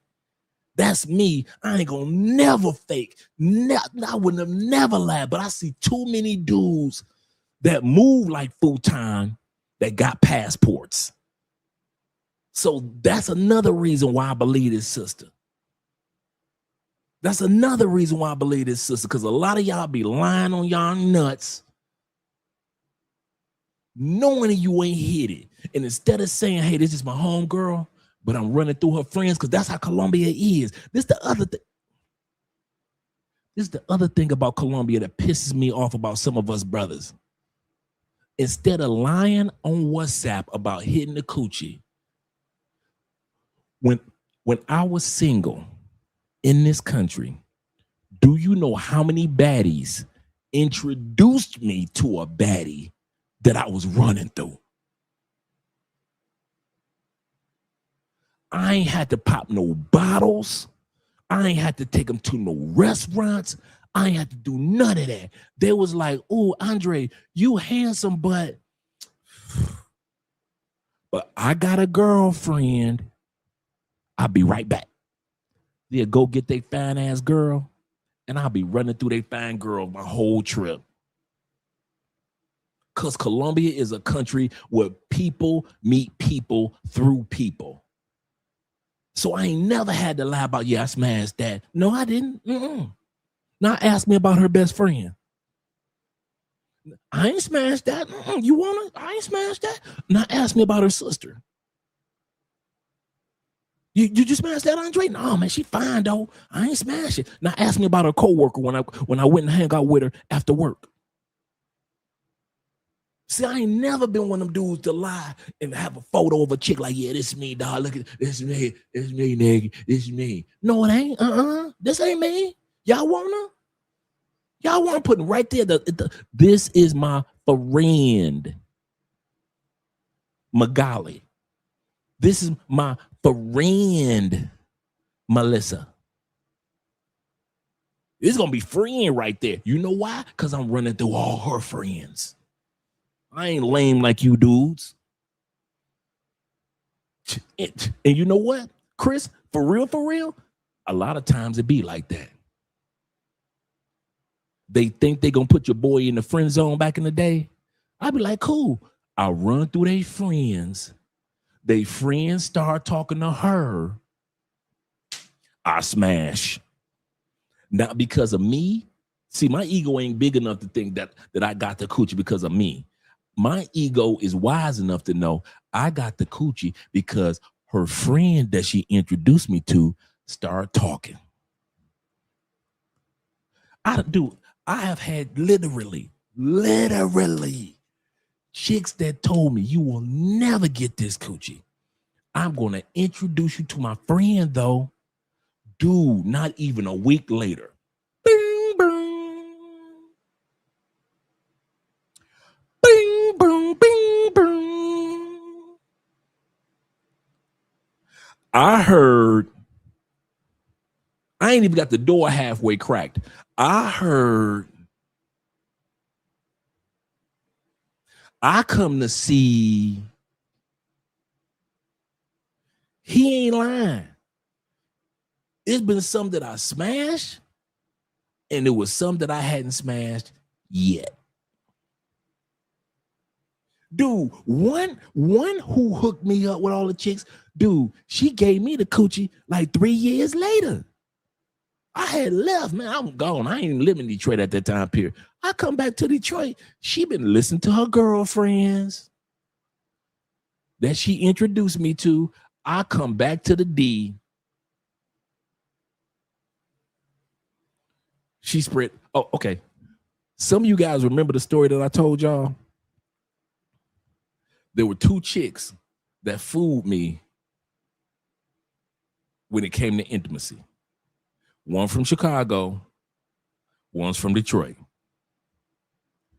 They both on top. They riding. Both of these sisters said this to me. I said, this is some amazing honey. I told y'all the story about the one in Chicago. And the one in Detroit said this too. They both looked me in one at different point times of life, but both of them did the same thing. Looked me down in my face, looked down while he was riding, and they said, Andre, that ain't the pussy. You ride me like that, and that ain't the hushy? What is it then? You know what that is. Is that your booty? You're 19 years old. Somebody give you riding you? They ain't no riding. You've only seen this in Scoring Hub. She said, that ain't the country. I said, what? It ain't the country. I started sucking my thumb. It ain't the country. That ain't the country. Keep riding. I love you. Here go my wallet. Here go my mama's first name, my mama's last name. Here what church we go to on Sundays.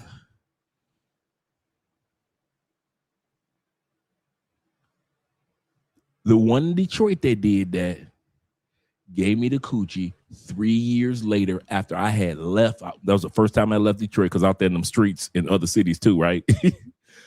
Come back to the D. She was listening to her homegirls who I smashed. So as soon as I got back to the D, she on top talking about, that ain't the coochie. Clench my pearls. That ain't the coochie. You're my mother now. Shit. I stopped having sex. I was just looking at her ride for entertainment.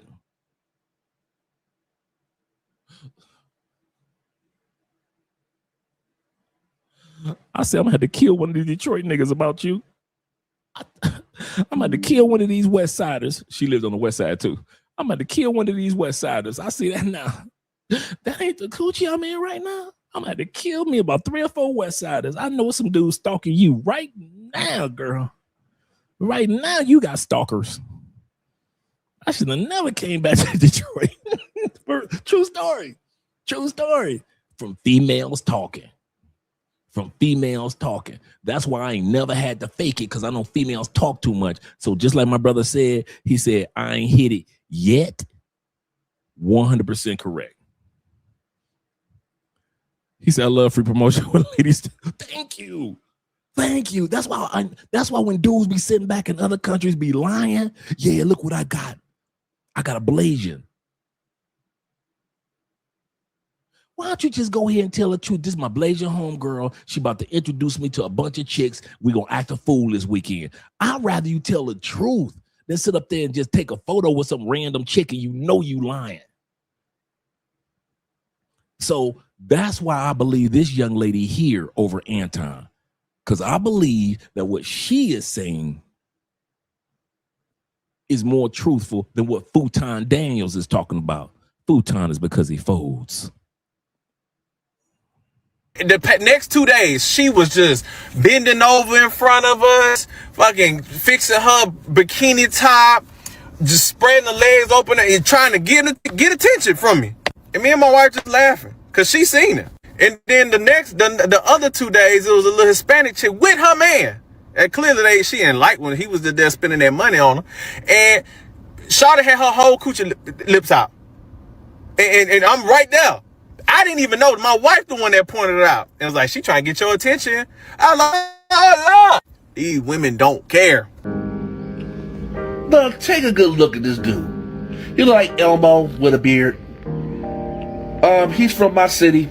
Here we go, another Detroiter letting you know how we feel about Anton in real life. Detroit. His name is Anton Daniels. Now, Anton Daniels is in Schitt's Creek. And the reason why I say he's in Schitt's Creek, now this the dude who built here talking about, black men must take care of business. By the way, this video came out January 2024. January 2000, 2 years ago, when he was hanging out with who? Island Girl Q. Remember, he always had Island Girl Q up under him. Don't forget about a black woman. Take care of your thing first. You know, a black woman supposed to be this and this to a black man, all this stuff. And he brags about his marriage and how he got it going on with his money and his investments and all this stuff. Even though I told this nigga up when I found out that this dude was bankrupt a couple of times and he was famous for having a business. He had a black-owned business one time in some part of downtown Detroit, but during the pandemic, he lost it. And now he's on social media with this platform where he talk about black women and black men and relationships and all this other thing. You know, he's part of that manosphere, you know, one of them dudes. But he a con man to me. I always called him out. And now, see, like the chickens come on the roost. Now, the reason why I say that, because after about almost 20 years of marriage, his wife is about to get ready to leave his ass, allegedly. She getting tired of his shit. I mean, come on, man. I mean, once again, this was recorded January 2024. This when he was hanging out with Island Girl Q. The other young lady, Mika, wasn't in the picture as much quite yet. So he's presenting to the world as if he in them streets with Q. for you to be you be on here 90% of the time on social media when you should be out there with your lady. And your lady getting tired.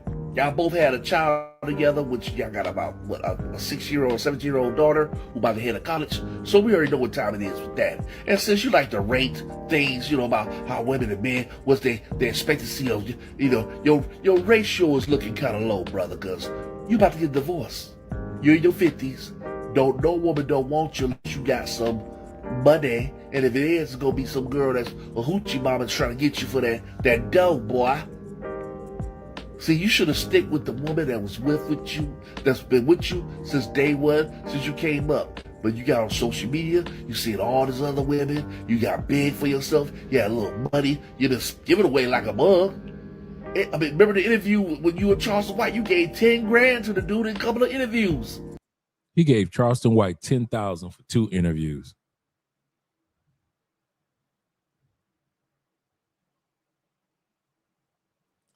Ain't no way in hell. Bruh.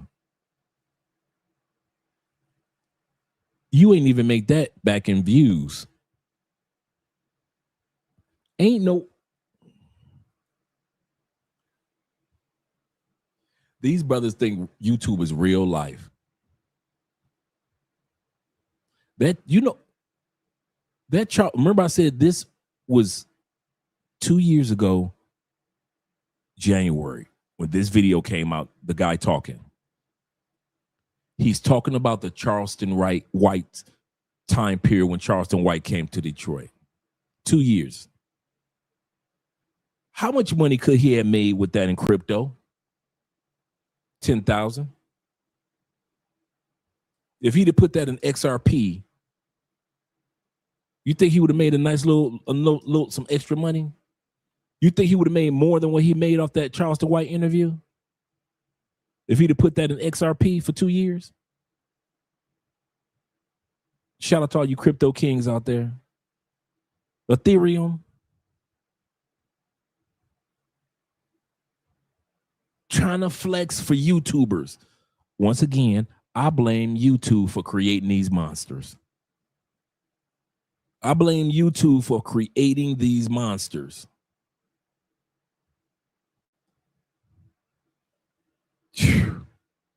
That's crazy. Dude, you was spending money, but you couldn't take care of your lady, and your lady getting tired. If she got any common sense, she should know, oh, you a fuck boy. You told me I was plugged to be on the show. Because I believe he told her that. I believe he thought he had bargaining chips with a nigga. He didn't have no bargaining chips. No, she can't come on the show. I don't know nothing about that. Just like he faked, like when he was on the phone, I told you, I come to do your podcast in person and woo, but right after the show, he on there with Gooch and Yuck them on the phone. some Zoom shit. No, oh, you mean where he said he doesn't really go on other people's shows, Right? Physically, not by. So he tells Corey and he tells us on a live stream in his hotel, I am not going on any more live streams. I am going to go directly to do interviews. That's literally what he said. Not even an hour later, he was on my man Yuck Mouth. Shout out to Yuck Mouth. He was on Yuck Mouth's channel. This is what the clip is right here that y'all looking at.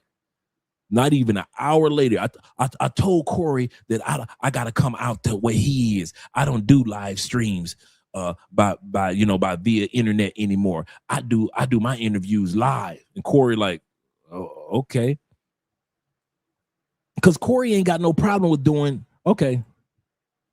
Remember a couple weeks ago, he was on River TV, the sister. River like what, 30,000 subscribers, 40,000 subscribers. River's not a giant channel, right? Right? But she's a good sister, give great content. Was not River. She was either on Corey's or she was or she was able to invite Corey on her show. I remember seeing, I forget which was on which. But Corey ain't got no problem with being on somebody's live stream and doing an interview. So for Anton to sit up there and be like, I gotta come to your studio. Yeah. That was a plan and a plot. Yeah, people listens too. That's a plan and a plot. He did that on purpose. See, when lead attorney was on Anton on Corey HOLCOMB's, he was invited to Corey HOLCOMB's. And lead attorney didn't bring anybody. The lead attorney bring what's her name? The cutie that's always on his show. To the seventh power. I forget her name. The young attorney with the glasses, the light-skinned sister. Shout out to her. She got her channel too.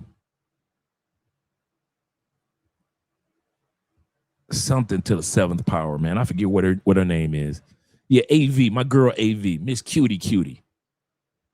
AV to the seventh power.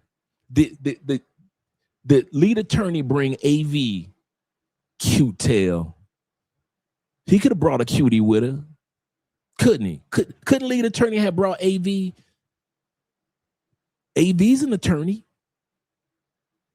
He could have did that. Hey, Corey, I'm coming and I'm bringing AV with me. Yeah, Ash. He didn't bring her, did he? Like I mentioned earlier, nobody brings. You don't see somebody on Club Shay Shay and they bring somebody else on the camera on Club Shay Shay. Corey's been around longer than Club Shay Shay. You don't see somebody bring somebody on Cam Newton show, do you? Corey's been around longer than Cam show. So who the hell are you, Futon Daniels, to think that you could just bring somebody? Oh, shout out to my girl AV again. Just bring somebody on this man's show. Shout out to Brio being in the building. He said, I think Rivers channel has been expanded since then. And she's got 273,000 subscribers, and she deserves it. I like River. There's a few of the ladies out there like Tay. I like Tay. I like my girl Messy. I like her. Shout out to her. I like Pink Book Lessons. Shout out to her. Chantel Simone. Shout out to my girl Chantel. Shout out to Danica Marie. Six the Goddess. There's some sisters out there I've been rocking with from the beginning of their YouTube channels. And others that are out there. But and also the Queen Crimson Cure. Thank you for reminding me. Gotta rock with the queen. So you could tell that Corey watches these channels and feel comfortable with going on these ladies' channels. But to sit up there and tell this man, I gotta come on your show without being invited, man, that's some BS. And then as soon as you come off of his show, you go directly on somebody else's live stream. Oh yeah, my girl D. I forgot about my girl D. Yes, sir. Forgot all about my girl D. And I was just watching. I watch her all the time. She's been doing live streams with the ladies lately. Shout out to D. And the funny thing is, guess who else he hit up? And I had the video and I forgot to put it in here. This Negro called Angry Man live after it all happened.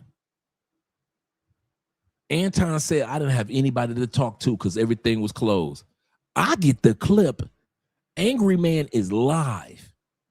Got his cell phone up. Anton Daniels on the mic. But he ain't got nobody to talk to. So he trying to take care of collateral damage before he even get back to Detroit. So he goes on his own live stream from the hotel room. Then he reaches out to Angry Man while he's in the hotel room. And then he goes on Yuck Mouth's channel from the hotel room. That's, you can see in the background, the hotel room. He said he's got to come, but he right on the show with What? I didn't even know that. Yeah, he was on the show with Yuck and Gooch, and I forgot the other brother name. But you know, guys who be up here at the Coin Academy. Anyway. What I'm trying to say is this, man. The man claimed Christianity over everything. And Darlene, did you hear me when I said, I think it was before the show started, I said to him, well, the fact that you married is one of the reasons I brought you on here. Because you brag on being married. Right, I remember that. And then somebody else in the room asked. And I can attest to what Corey just said. Corey said, it's not just because you're a Christian, but because you kind of stand on being married. I've said this many a day, and I'll say it to this day. I know a lot of y'all would not have listened to my big mouth if it wasn't for Andre and Andrea. Andrea is cool, but we want to hear what Andrea has to say as well. We started this channel and we'll always have this channel as a couple. Y'all may see me the most, and Andrea has her channel, but I am not stupid. I know that you brothers say, listen, that's a cool brother, but it's greater to see him and see one of our own brothers in a solidified relationship in Colombia and not just a party dude. It would have been cool to see me as a party dude. That would have been cool, but it would have disappeared because there's so many dudes like that now in Colombia, in DR, that just a bunch of YouTubers show, hey, I got this woman, I got that woman, I got this woman. That's cool, but I am not stupid. I know that you guys sat back and say, hey, we got a brother in Colombia that's in a real marriage, that's living a real, regular, everyday, happy life. Let's check him out. His channel called Andre and Andrea. God made sure they ain't got the same name. So when Corey says that, I've had a bunch of you dudes tell me, Dre, one of the reasons why I watched you, dog, because you reminded me of me, because you a serious dude about yours when it came to relationships. You not, Dre, you seem like you don't seem like one of them brothers that play games. You done had your fun. Now you trying to chill. Dog, I'm like that too. When I sit back and we talk about our Christianity, you know why me and Andre can talk about our Christianity and go on to church and Bible study? Because that shows that we just real everyday people. And a lot of you brothers that come down here, now y'all go to church with us. Or y'all ask us, hey, Dre, you know what a temple is? You know what a mosque is? Oh, yeah, that's over on the other side of the city, bro. So even if you're not Christian, you Islamic. There's a huge Islamic population in Colombia. There are a lot of temples down here. But you can feel comfortable with talking about that to us because we being real with y'all. I know that a lot of y'all rock with your boy because of the relationship side. That's what Corey was trying to tell Anton. Dude, you talk about your marriage like it's real. That's why I'm bringing you on my show. That's one of the reasons. And now we finding out this dude all fake, man. Zero said, and even Zero down the street, he one of my new neighbors. One of my new neighbors here in Cali. Shout out to my man Zero in the building. He said from that time frame with $10,000 that he gave Charleston White, it would have been close to $300,000 price appreciation of XRP. Oh, did I pass some super chats? My bad, gentlemen. Did I miss my? Oh man, I missed a couple brothers. Shout out my brother Kobe being in the building. He said, my homie can always have her. She's not mine. Right. That's how I was with my homie. I mean, y'all gotta have her, man. My man Brandon says this. He said, Anton tripping. Great point, Dre. Salute, brother. Salute to you as well and all you gentlemen out there. As well as my brother David Dice. Once again, Dave says this. He said, I'll share a lady instead of sharing my cologne. Speaking of colognes, tonight's cologne is Versace Eros Flame. That's what I'm wearing tonight. It is a more, it's really a cologne for you brothers that are 40 and younger. This cologne really ain't for it. So I pull this out just to have some fun every once in a while. This is a really great clubbing cologne, but it's really a young man's cologne. Hey, old heads, everything ain't for us, okay? Not every cologne. But so I pull this out every once in a while and have some fun and enjoy. Cause it's a really good scent, man. If you like Versace Eros in the blue bottle, you'll love the Flame in the red bottle. But it's really, to be honest, it's a great cologne for the younger brothers under 40. So if you're over 40, this ain't for us, bro. You still, I've had this for 2 years. You still see I got over half the bottle left. So I every once in a while I put it on just having fun. I might end up giving this away anyway to Andrea's brother. I might end up giving this away. I just want to at least have one, because I had both of them and I ended up giving Camilo, Andrea's brother, one of them. And I just kept this one just to say I had a Versace in my collection. But there are other Versaces now after doing the video that we did with you guys the other day of the cologne collection. Now I've got another Versace that I might get to replace this one, the grown man one. So shout out to you guys. This is a great cologne, but it's for guys for under 40.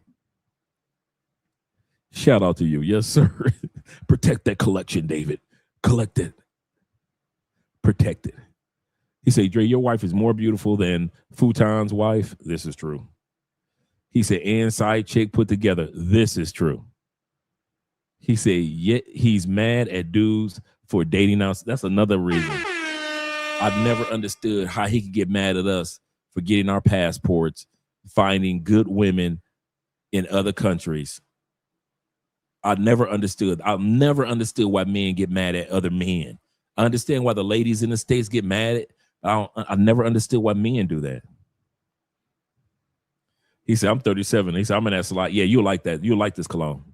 The Eros Flame, not expensive, really good, really good. Great sex cologne, great date night cologne, great hanging out at the club cologne. You can wear this with your boys or you can wear this with a female. This is a really all-around, all-purpose cologne, that Versace Eros Flame. And it's not expensive at all. Like I said, it's a great sex cologne. So when you get back to the from the club or partying with the female, or if you're going out on a date, you're a young dude under 40, boom, you can pull this off and grab the coochies and enjoy the coochies. Especially if she riding and talking about something. That ain't the coochie. Yep. Oh, you in Thailand right now? Oh, shoot. Shout out to you, bro. Yes, sir. Chalupe says this. He said, my homegirl told me that Versace Eros Flame, to get Versace Eros Flame, she thought that it would be good for me. He said, she took it for herself. Hater. Hater. He said it's on Joma Shop. Yeah, for about $60. Yep. Absolutely correct. Shout out to Joma Shop. Let's go back to the video, gentlemen. Asked him something about his wife as well. So it was known. Oh, I guess you could play it. Black people, do you hate black people? I'm a Christian first. I'm a Christian first. I'm a Christian first. Okay, you wouldn't want to admit that he's black. Boy, you're a Christian. You use your paper to fuck bitches you would normally never be around. Facts. You an ugly ass boy. Okay, you an ugly ass boy. I told you I'm bringing receipts. So he got his wife walking all the way in the back. If you look over his shoulder, that's Mika. And then you got Island Girl Q. And he's out on a shopping spree and got somebody that he's paid to take photos of him, Mika, Island Girl Q, that's the one with the bag,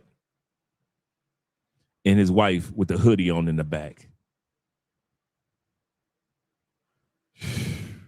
You would never see, you ain't gonna see my wife dressed like that. Any of you dudes that ever ran across Andrea, y'all know how Andrea dressed. Andrea stay jazzy.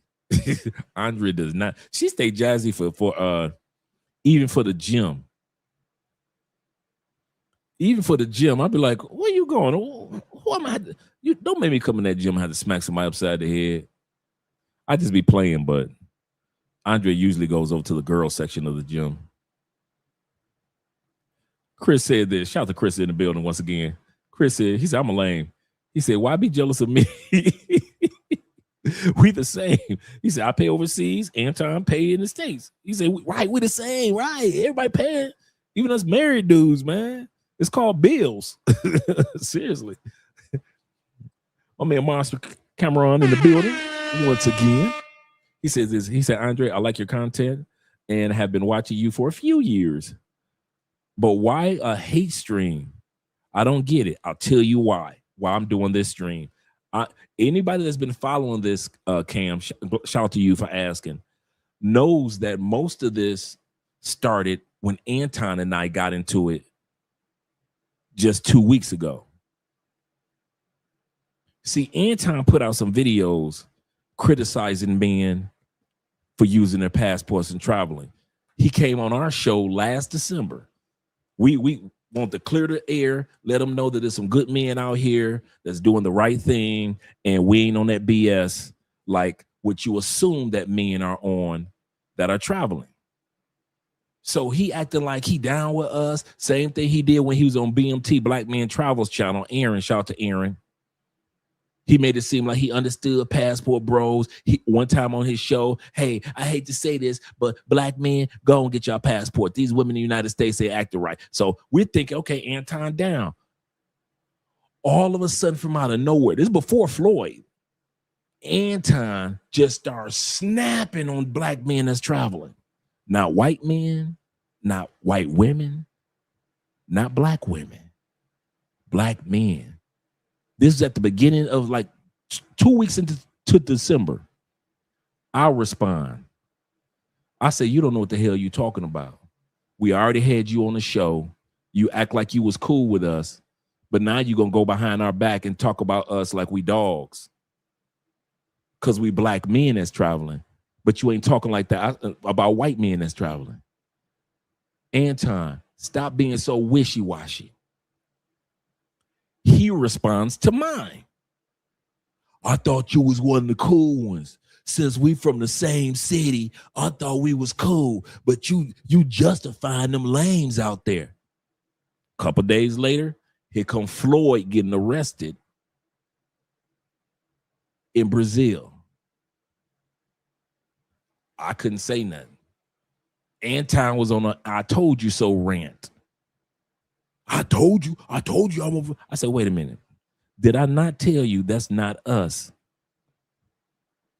Did I not tell you? I said, you know what, Anton? This is literally what I said. I said, it ain't going to be your money. It ain't going to be your family. that's going to get you in trouble. I said that, and I was about to put that on this clip, and I said this. Cameron, I told the brother, I said, it's going to be your mouth that's going to get you in trouble one day.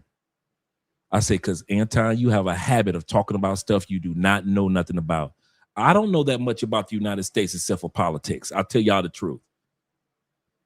You dudes know, I've been gone for almost a decade. You dudes know way more about what's going on in the States. Since I've been gone, y'all been through a pandemic.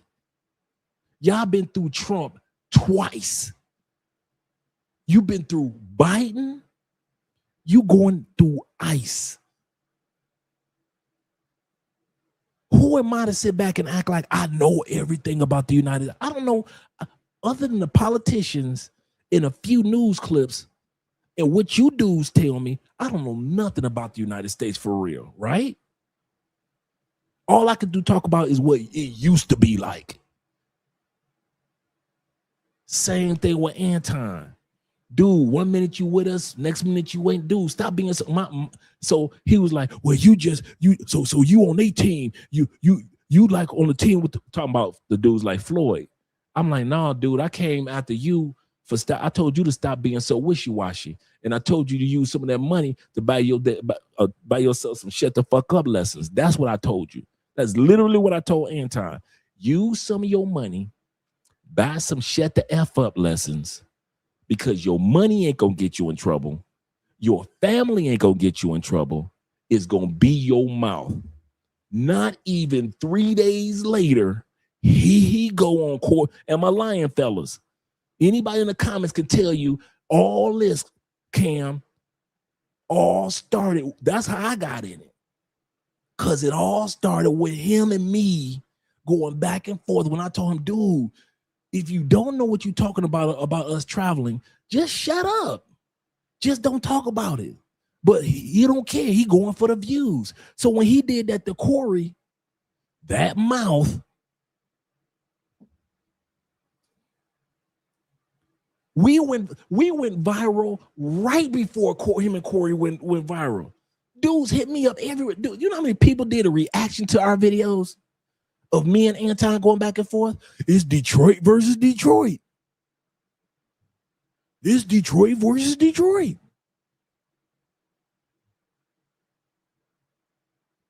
Now, I got a lot of people that will say, hey, Dre, man, great commentary. You right. If a person don't, dude, like I said, I know how to shut the F up when it comes to the states.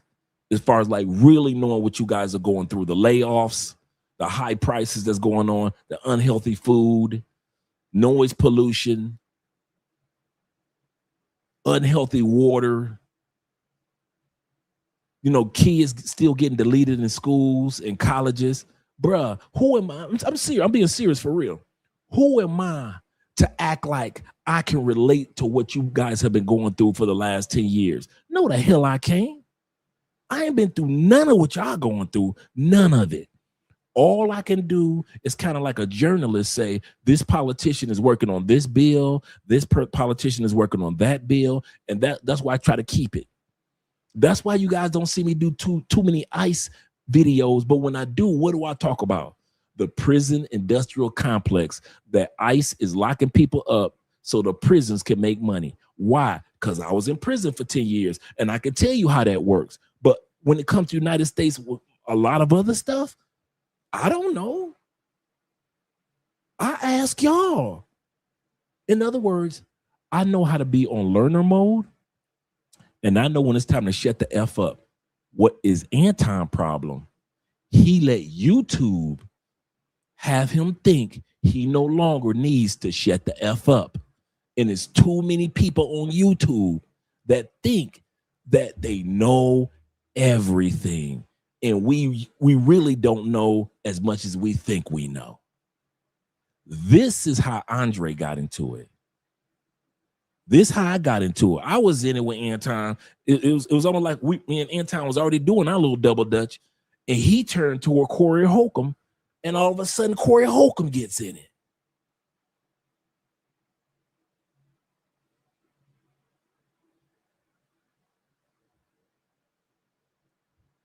Dirty dude, man. That's a dirty dude. And I had so much respect for Anton. I'm like, oh man, the dude to put in the work. Okay, cool. Bring him on the show. Cool dude. And yes, I said, man, you need a super chat or anything? He like, no. Oh, same thing with Angry Man. When Angry Man came on, I said, you need a super chat or anything to donate to your cause. No, man, I'm good. Same thing with O'Shea. I'm ready to cash out O'Shea some money. He was like, nah, Dre, keep the money, man. You my dude, man. All these dudes in my phone. All in my phone right now. Wody Maya, he in my phone. The brother from Africa, the little short brother, he in my phone. Talked to him a couple months ago. I got a lot of people in my phone that y'all don't know that I know. But I'm still just a regular dude. I don't be letting this YouTube stuff go to my head. Crazy, man. I'm a regular dude like you dudes, man. I'm just regular old Andre married to regular Andrea. Well, incredible Andrea. Amazing Andrea. But that letting YouTube go to my head, man, forget that, man. Cause I gotta be around you brothers when these cameras go off anyway. Yeah, I'm one of y'all, man. Don't be pushing me out on YouTube superstar. That ain't me. That ain't me. That is not me, man. I'm a regular everyday dude, man. My goal is to let men see that us regular brothers can be out here, and even the white dudes, even regular everyday white dudes, we can be out here and have some good lives in these other countries.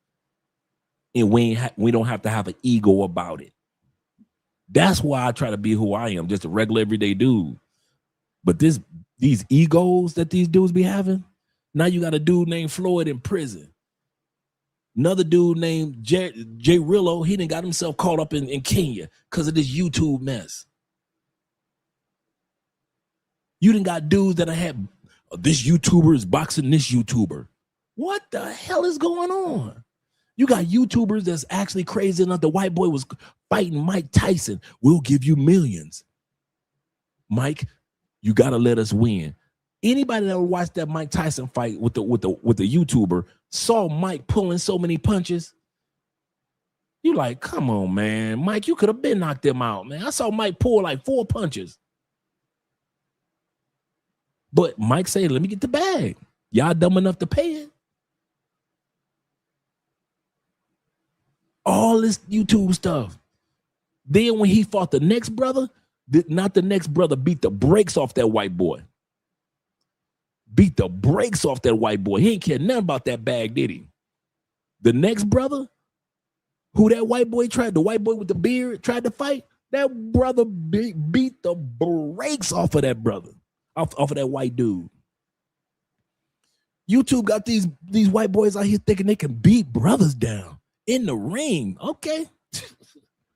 I'm not black, I'm OJ. Okay.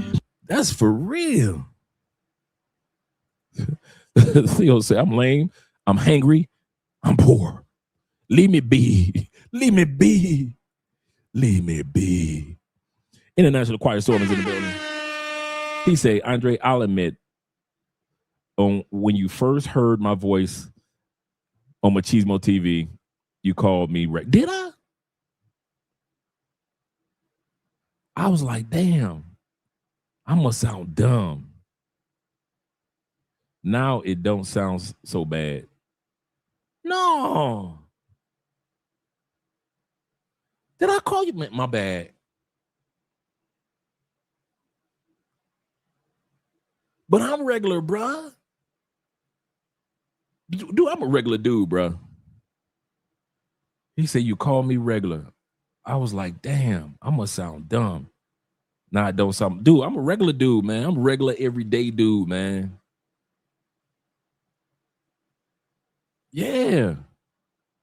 Hey, did I not a Choir Storm for the last 2.5 years? Have I not bragged about being a Choir Storm fan, and the #1 person I want to meet at the Black Manosphere Conclave was not Theo, or Obsidian or even Richie Mack, have I not bragged about the fact that the person I always wanted to meet was the International Quiet Storm? Did I not give you the hug as if I was a fan, as if you had a YouTube channel? I was so happy to meet you. Did I not? I didn't say that, but I ain't said that about Richie Mack, my brother El Guapo. Shout out to my brother Kosher Condition. All these brothers I met. Theo, shout out to Theo. But every time I get a chance, I brag about the person that I want to meet was the International Quiet Storm. Yes, sir. Yes, sir. Yes, sir. Yeah, I'm a regular dude, man. You ain't gonna get me. You will not see me, and me and my wife get a YouTube ego. That's why when you guys see me in a grocery store, like the brothers today, or if you see me in the mall, man, I don't be acting all funny style.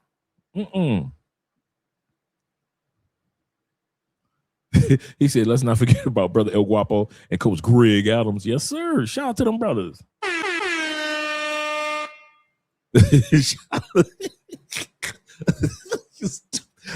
I did not say that, Theo. Let's get back to the video, gentlemen. Okay, so now we see them out on the shopping spree. You brag on having no children out of wedlock. You got a picture of his daughter? I'm a dirtbag. You got a picture of his daughter? That nigga got a picture. This motherfucker brag on not having no. I want y'all to hear that again, what Corey said. You an ugly ass boy. You an ugly ass boy. You brag on having no children out of wedlock. You got a picture of his daughter? I'm a dirtbag. Right there. It's little things that Corey said I did my homework on. Corey said, I'm a dirtbag. Remember I said when it came to Corey, I'm a Corey fan. But then when it comes to 5150, I'm really back on Corey's team. The whole time, Corey has been himself. The whole time he's been himself. I'm a dirtbag. I'm bringing receipts. Let's see if Corey was who he is. Because if Corey was lying, then y'all can say kids are off limit. You shouldn't talk about kids.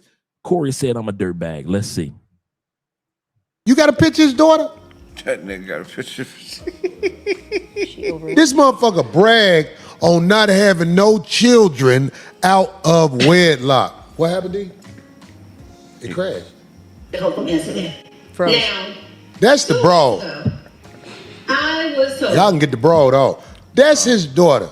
This man said he ain't got no children out of wedlock. Nigga. That's Cool Mo daughter. That's who? Not Cool Mo D, Cool Mo daughter. That's the air up there, nigga. Look, nigga, let me tell you something. Don't make no more kids, nigga. That bitch gonna be buying pussy like you after a while. Now, mind you, his daughter's 17. He said that man's daughter gonna be buying some coaching. Oh my God. If you don't know, nigga, don't ever brag on no mother. My bad, that's froze. Let's see.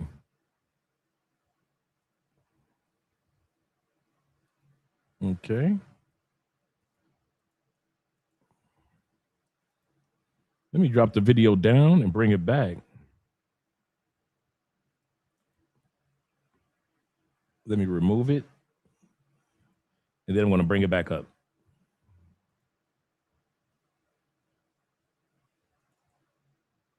I have to figure out how to pick. Corey, you. Here. Something about his wife as well. So.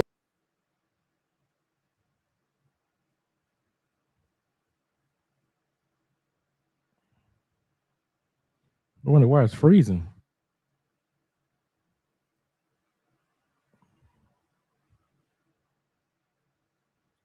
449. It was known. Oh, I guess you could play it. Let's see about right here. I've always wasn't it. We were right. I don't know why it's freezing on us. Let's go about right here. Something about his wife as well. So it was known. Oh, I guess you could play it. Black people, do you think black people? I'm a Christian first. Okay, I'm a Christian we first. Here first. I'm a Christian. We can go ahead and get to it. I knew you wanted to. Oh, no motherfucking what you ain't got. Don't nobody want no kids with you, nigga. Don't nobody want no kids with you. Your prime years, you was a scammer, nigga. Daughter. This man said he ain't got no children out of wedlock. Nigga.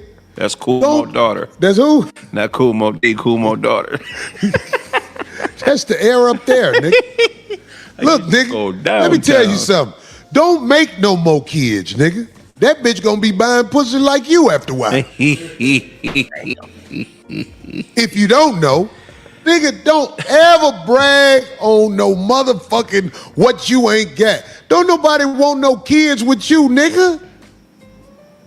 Don't nobody want no kids with you. Your prime years, you was a scammer, nigga. You was doing scams. Now that you older and found a way to manipulate, get dude off the screen. Get dude off the screen, man. Who the fuck is that, nigga? This motherfucker cat. I'm the captain now. Look at it. Hey, look. Let me tell you something. Don't make no more daughters, dog. You got to make it where your shit come out with a boy, so you can make excuses for him. But you ain't got no kids out of wedlock because ain't no bitches fucking with you.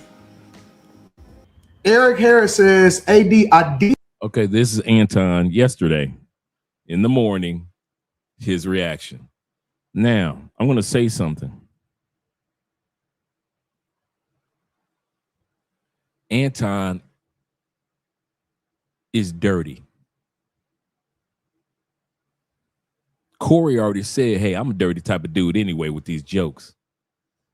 But Anton, dirty. Corey talked about this man's daughter. Watch how Anton uses his daughter. Corey talked about that man's daughter. But to gain sympathy from his audience, he didn't talk about nothing about how Corey talked about his wife. Had a 2-hour show, never talked about his wife. Didn't talk about defending Mika. Hey, listen, Mika is not my girlfriend. He would still rather have y'all think that he's smashing Mika, even though Mika told y'all he ain't getting this coochie. Now, one time did he say, hey, listen, Mika is just a person that worked for me. I'm telling you, I'm not messing with her, man. She good people, man. Hey, don't do that to her. If you're going to attack somebody, attack me. But don't attack Mika because she, that I was the one that told her that she could be on the show. He never said that. I was the one that flew her out, and he never addressed that. But what this lame ass nigga did, he pulled on y'all sympathy strings. I believe the children are the future. Teach them well and let them lead the way. Corey told you, hey, I'm a dirtbag. And he talked about the kid. Anton, dirty ass. This how dirty this dude is. He about to use his own daughter for sympathy play. Did come here for the drama. However you decide to handle your business, I support it. Children are off limits. Okay, well, I guess we can go ahead and get to it. I knew you wanted to know. So there's some people. I've been hearing children are off limits. I don't keep that same energy, all y'all. All you children are off limits dudes. keep that same energy. Because when I bring receipts in a few minutes, I want you to keep that same energy. People, children off limits, but he could use his daughter. Children off limits, but he could use his daughter to hide behind. Children are off limits, but you can use your daughter not to talk about and help out Mika. You knew that the world was coming after Mika, but the next morning you didn't want to help Mika, but children are off limits, so you could use your daughter. Children are off limits, but you never talked about your wife, so you could hide the fact that you're doing your wife dirty as long as you talk about your daughter. But yet, children are off limits. To pull sympathy strings and get all them super chats you got yesterday morning that I saw flowing through, you use your daughter, but y'all talking about some children are off limits. Once again, I need y'all to keep that same, all you children are off limits dudes, keep that same energy when you hear Anton talking. Because the whole time he used his daughter to pull y'all sympathy strings like a politician. But children are off limits. Hypocrites. Hypocrites. That are watching this right now, that I remember used to being here all the time, and there was heavy supporters. And now I see that some of them are a little bit different. Once again, he's blaming y'all. Some of y'all used to be supporters. Now I see y'all a little different. He gonna say that to these right now, to y'all. And then in a few seconds, he gonna say that women don't support him no more. Yeah, he gonna say about another brother, he used to give big super chats. Now he don't support. Everybody fought but Anton's. It's the audience fault. It's Corey's fault. It's Craig's fault. It's Andre's fault. If I wouldn't have got into this rivalry with Andre a couple weeks ago, it's everybody's fault, Anton. It's everybody's fault but you and your mouth. It ain't your money. It's not your money, bro. It's your mouth. It's everybody's fault, huh, Anton? It's your wife's fault, huh?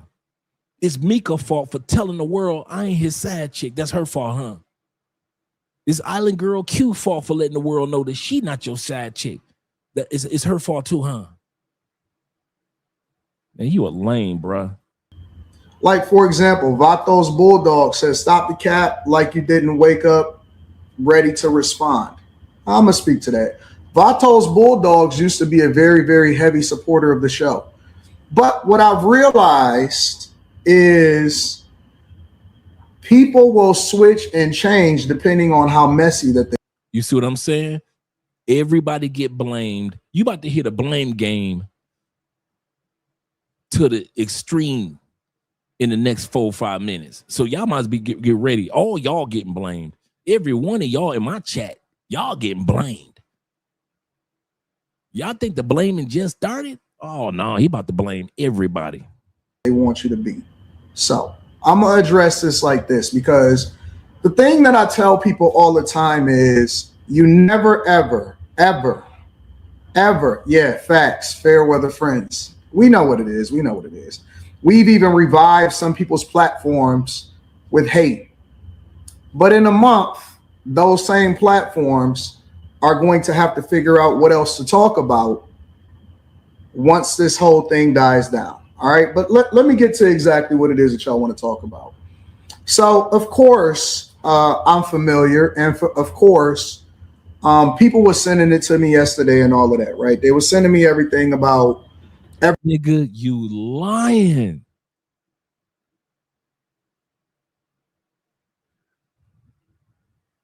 Do y'all really believe that this dude did not watch the show like the rest of us?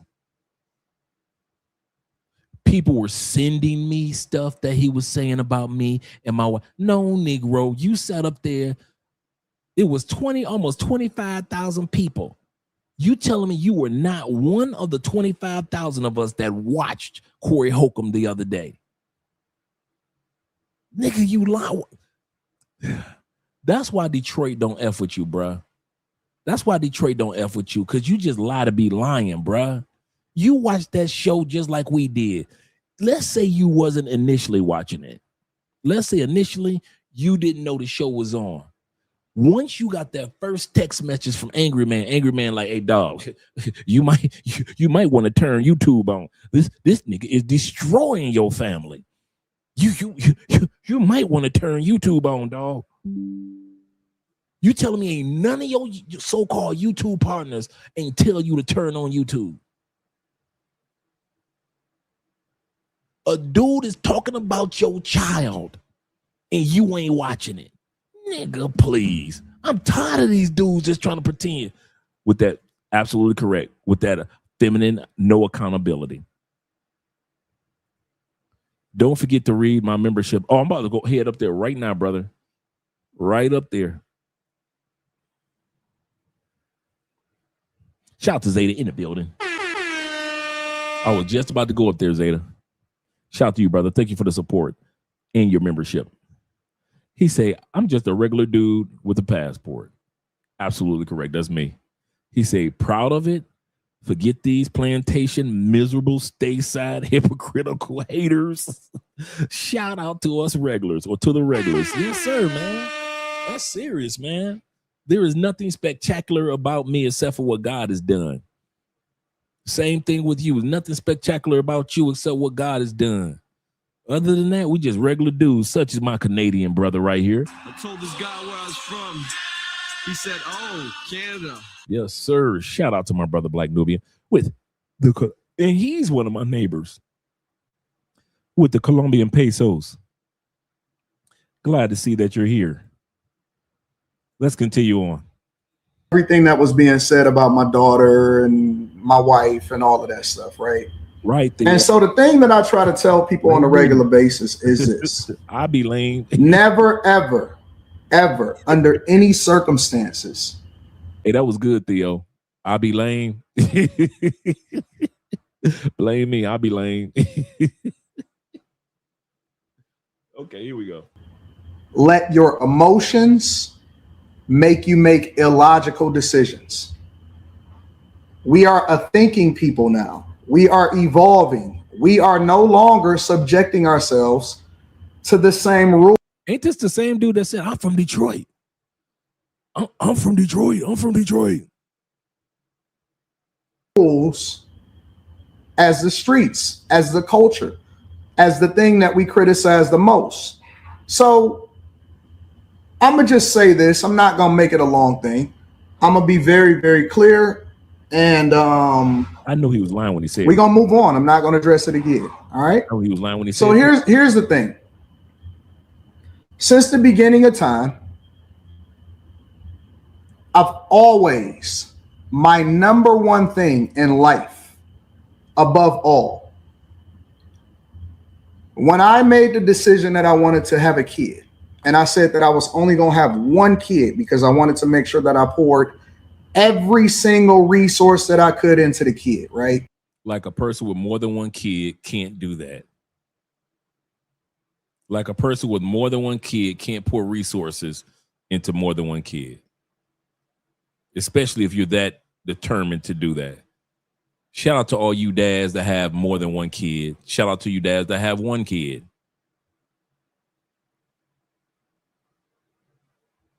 But once again, he's about to use his daughter as the scapegoat. So if you guys think that you're about to hear him talk about Mika, he ain't. If you think he's going to talk about his wife, he not. He going to talk about his daughter, and how she's traumatized. We don't know how she's going to make it through. And that is the purest thing that we can do, is that we can take care of our children. The reason why I show these Asian kids, why dudes like Anton are trying to pretend that a couple of comments traumatizes his 17 damn near grown 17-year-old daughter is so traumatized we had to pull her out of school. I'm gonna let y'all see little kids in kindergarten in Southeast Asia. I'm gonna just let y'all enjoy the little kid while he talking. I'm gonna let y'all enjoy what little kids in kindergarten endure and are ready for compared to the brittle, poor little daughter of Anton who needs therapy now, according to her father. Our children are the ones that are our future. Let them now, move away. I'll give you a little bit of insight for those of you that may not be familiar with my daughter. USA team, at different points throughout the year, she's usually ranked about number 2 or number 3 in the country. Junior Olympian, probably has close to over 325 medals, of which 200 and maybe. While he bragging about his daughter, I'm showing y'all kids in kindergarten. While he bragging about his daughter being junior Olympian, I'm showing y'all kids in kindergarten in Asia. Just regular kids. 80 of them are gold, has traveled across the world representing our country, and is probably the sweetest soul that I personally know. Now, of course, we can be a little bit biased because all of our kids are the sweetest things to us. Those of us that are in our kids' lives and that are participating in our children's lives. But a very, very accomplished minor child, meaning that she's still a child. The person who you see on the screen, that's a child. And look what she can accomplish as a child. But then you got Anton with a 17-year-old daughter acting like she 4 years old. I just wanted y'all to see what kids in other countries can do. Thank God this little girl that we just watched on the screen is not the child of Anton Daniels, because she wouldn't have been able to do none of that stuff she just did, this little young lady. And one of the things that I tell my daughter every single day is that I want you to stay in a child's place. I never want you to grow up too fast. I never want you to be out here doing things that you're not supposed to do, because you have an expectation on your life. And so the thing that I've always done is try to protect my daughter against the world from the world. And what this has shown me is that eventually all of our children, and she is still a child because she is an underage child, all of our children eventually will have to see how ugly the world is. Oh, listen, this little heifer, she never kept the bottle in her mouth. Okay. Y'all say children are off limits, right? Let's see if Corey, the first time Corey ever talked about kids was Anton Daniels' child. This is Corey during his Comic View days, talking about his own daughter. Let's see how many kids Corey talk about long before we get to Anton and his daughter. For all you dudes that's talking about kids, see, this what gets me about y'all dudes. Anton, this what gets me about you. You a hypocrite. You laughed at Corey when he talked about his daughter on Comic View. All these other kids, stories that Corey about to tell in the next few minutes, talking about other people's kids, we all laughed at them too. When he talked about this person kid and that person, y'all gonna get it, y'all gonna see it all. We laughed and giggled. Corey, you so funny. And then all you dudes just talking about kids are off. Oh, now with Anton, you can't talk about kids. We've been laughing at Corey for years, talking about kids. I don't know why y'all trying to act like Corey ain't never talked about his daughter and other daughters and other people's kids. So let me bring my receipts. She always pour the bottle out and shake the milk all over her face and shit.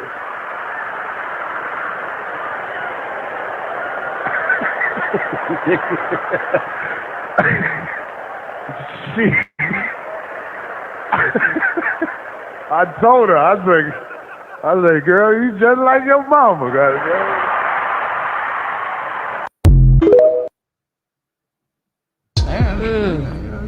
What the f? I don't give a f.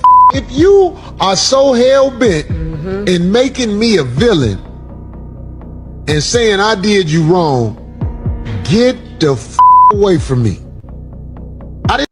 This is Corey talking about, once again, the first clip we just watched is Corey talking about his daughter when she was a baby. Now he's talking about her and she's older. You love your mama. I bring that. You just pop.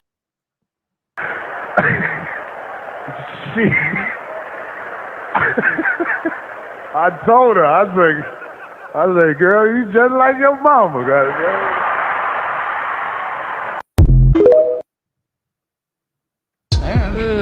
Oh, we can stop right there. Shout out to Nazarene in the building. He says this. He said, Andre, the reason why we say kids and wives are off limit unless they jump in is because those are usual boundaries that cause someone to commit some type of violence that you can't come back from. I agree with that. It's just because we being sensitive. I agree with that.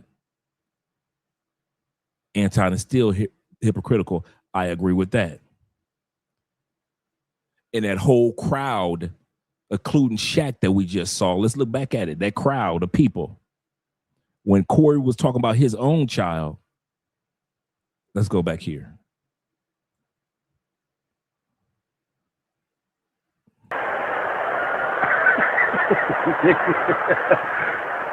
See, it's funny. Look at that crowd. You got Shaq in the front, other famous basketball players and managers. Oh, it's funny if he's talking about his own child. My receipts are going to showcase he not only talks about his child when she's younger, when she gets older, and I got receipts of him talking about other people's children, and we laughing too. See, that's my point. I agree with what y'all saying about children are off limits, but we know who we dealing with when you're dealing with Corey.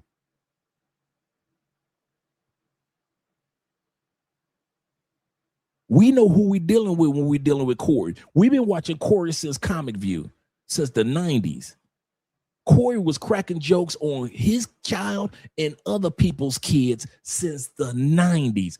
Who the hell is Anton to think you're going to go against a professional comedian that has no problem with talking about his daughter, other famous people's daughters, and you ain't even famous like that, and you think you ain't going to get your child talked about? Bruh, if I had a daughter, even I'm not stupid enough to believe that Corey Holcomb couldn't snap off on my daughter after knowing the track record of Corey Holcomb talking about other people's kids. That's what my receipts are. Not that it was right or wrong. I agree with what you guys are saying, but you got to know who you dealing with. You can't be going on that man. Dude, you think you going into a fence with a chihuahua. You done walked your ass up in there, and it's a pit bull. And Corey Holcomb then grabbed you by your ankle and shook you all over that backyard. Shook your wife, shook your daughter, shook up Mika, because it's a pit bull. Us regular people know it ain't right. I'll say this again. Us mere mortals know, hey, don't talk about nobody, kid. Corey Holcomb ain't no mere mortal when it come to comedy. I'll say this again. When Corey sat back Anton responded that Friday, right? Because Corey's show only come on Tuesdays, Thursdays, right? Anton responded that Thursday night. Next day, he responded. He went on his little YouTube tour, being on everybody's show all weekend. Corey ain't say nothing. Do you not think a comedian was doing homework on you? You think they didn't have that photo of his daughter already set up? Do you not think a comedian is doing his homework and found a video of your wife talking about how violent you can be? While Anton doing this little mouth tour all weekend, Corey just like an NFL quarterback just studying the film. So when 5150 came on, we all knew Tuesday night, 11 o'clock Eastern, bing, bing. It was like Mike Tyson was heading out there after being in jail for a few years. We knew somebody was going to get their head knocked clean. We knew it. Do y'all, come on, fellas, let's be real. Was we expecting 25,000 people waited all weekend to see Corey Holcomb say, you know, I'm going to be the bigger man, dog, for the first time in my life. I'm going to be the bigger man. I ain't going to say nothing about that man. I'm going to let that go. Did we really think Corey Holcomb was going to say that? 25,000 of us? Hell no. We knew Corey Holcomb had been studying all weekend because that's what comedians do. He had his whole team between Corey and Craig. You know how comedians like to write jokes and say, no, this joke gonna be good, but this one ain't gonna be say this. They had a whole weekend to get every joke they could and imagine set up for Anton. As professional comedians, not some dudes like us just crack a few jokes on each other. These are professional 20-year comedians. This dude been doing it for 40 years. We all knew that he was going to come down. Anybody that wanted to sit up, anybody on this live stream that sat up there on Tuesday night that thought Corey was not going to come with the hammer, you lying. That's why you was there, popcorn in hand with the rest of us. Corey about to tear some shit up. I don't know what he gonna say, but I've been waiting all weekend to hear what Corey got to say. We knew, because we know how Corey been talking for 40 years. And even more, that's why you laughed on Tuesday night. You know why you laughed when he talked about that man's daughter? Because it ain't the first time you ever heard Corey talk about somebody's daughter, including his. We laughed back then, and we laughed on Tuesday. You know why we all laughed when he was talking about that man's wife? Because we've been hearing Corey talk about his wife and other dudes' wives back then, and that's why we laughed on Tuesday. You know why we laughed when he was talking about side chicks? Calling Mika the side chick? Because we grew up hearing Corey talk about his side chicks and other dudes' side chicks. Corey didn't do nothing but be himself. And that's why 25,000 showed up. If we thought Corey wasn't going to say shit, it'd have been probably like 5,000, maybe 8, maybe 6. If we knew Corey, knowing Corey Holcomb for 40 years was not going to bring the hammer, with no way in hell 25,000 people would have showed up. That's a damn basketball stadium. That's as if that man stood in the middle of a basketball stadium. That's why I compared the beef between Corey Holcomb being the final nail in the coffin beef between Drake and Kendrick. When Kendrick was in front of the world and did it. Corey didn't have the Super Bowl audience, but to have 25,000 people waiting to hear you crack your jokes. Why? Because we all know Corey Holcomb.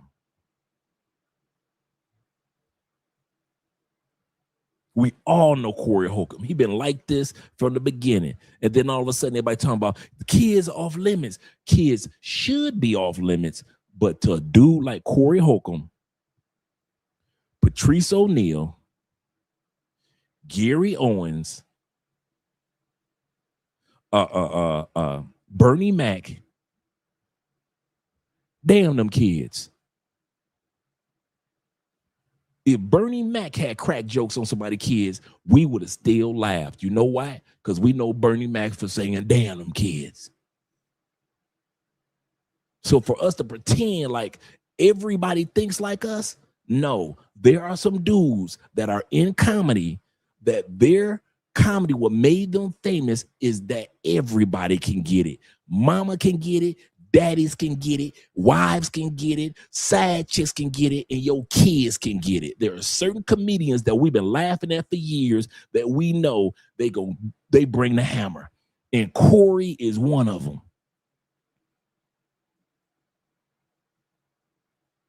Patrice O'Neal was one of them. Gary Owens, one of them. Bernie Mac was one of them. You knew Bernie ain't give a damn. And we love these dudes for it. And that's why we like Corey, because we know that all 25,000 of us already knew this nigga about to act a fool. Anton don't know who the hell he... Dude, Anton could have picked Steve Harvey. Who's another? Cat Williams. Man, Cat Williams would have destroyed that man's whole family. Cat Williams do not give a damn. There are certain comedians that Robin Harrison.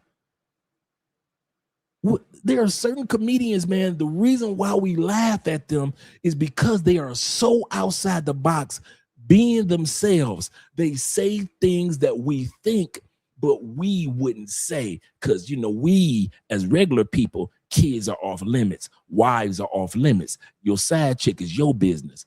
But to certain comedians, we laugh at them because they are so far out the box that they say what we think.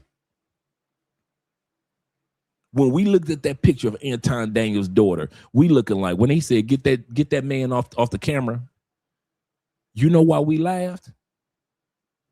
Because she do look more like a little young man than a little girl. I'm not hating on the young lady, but we thinking it, and that's what makes it funny. Corey says it, we were already thinking it. Like, damn, she looked more like a little teenage boy than she does a little girl. He was right. It wasn't like he was saying something. It wasn't like she was a pretty young lady. I'm not saying she's ugly, but she does have young teenage boy features. We thought it, but kids are off limits with us, not to dudes like Corey Holcomb. You can't do that. You can't, dude. There are certain dudes, I would have shut my damn mouth. I wouldn't have been arguing with no damn Corey Holcomb. I wouldn't argue with Patrice O'Neal. I would not be arguing with goddamn Gary Owens, no damn Robin Harrison, no Bernie Mac. Them type of dudes, them dudes will die without a filter. So for all y'all that want to have that energy about kids are off, yeah, for us, kids are off limit. But for certain comedians,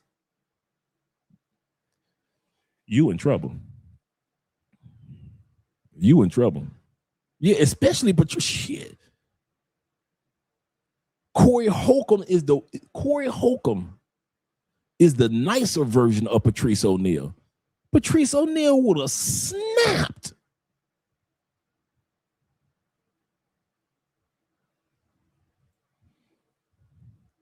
So while y'all sitting back wondering if this dude had all weekend to get his jokes ready, I'm a comedian. I don't need no gun.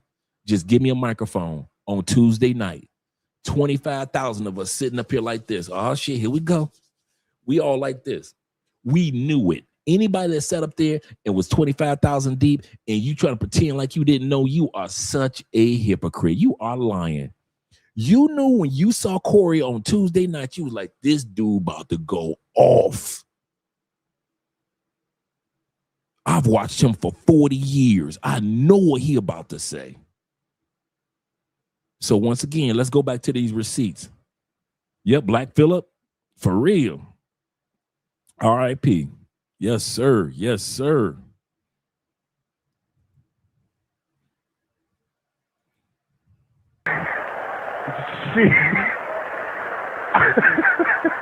I told him. On this receipt, Red Fox too, absolutely correct. So on this part, I want you guys to, yes, sir. Shout out to Bernie, R.I.P. This is the section when I bring the receipts of him talking about his daughter as well as other people's kids. Anton is not the first, and his daughter will not be the last child, so-called child, that Corey Holcomb talks about. I think, girl, you just like your mama, goddamn.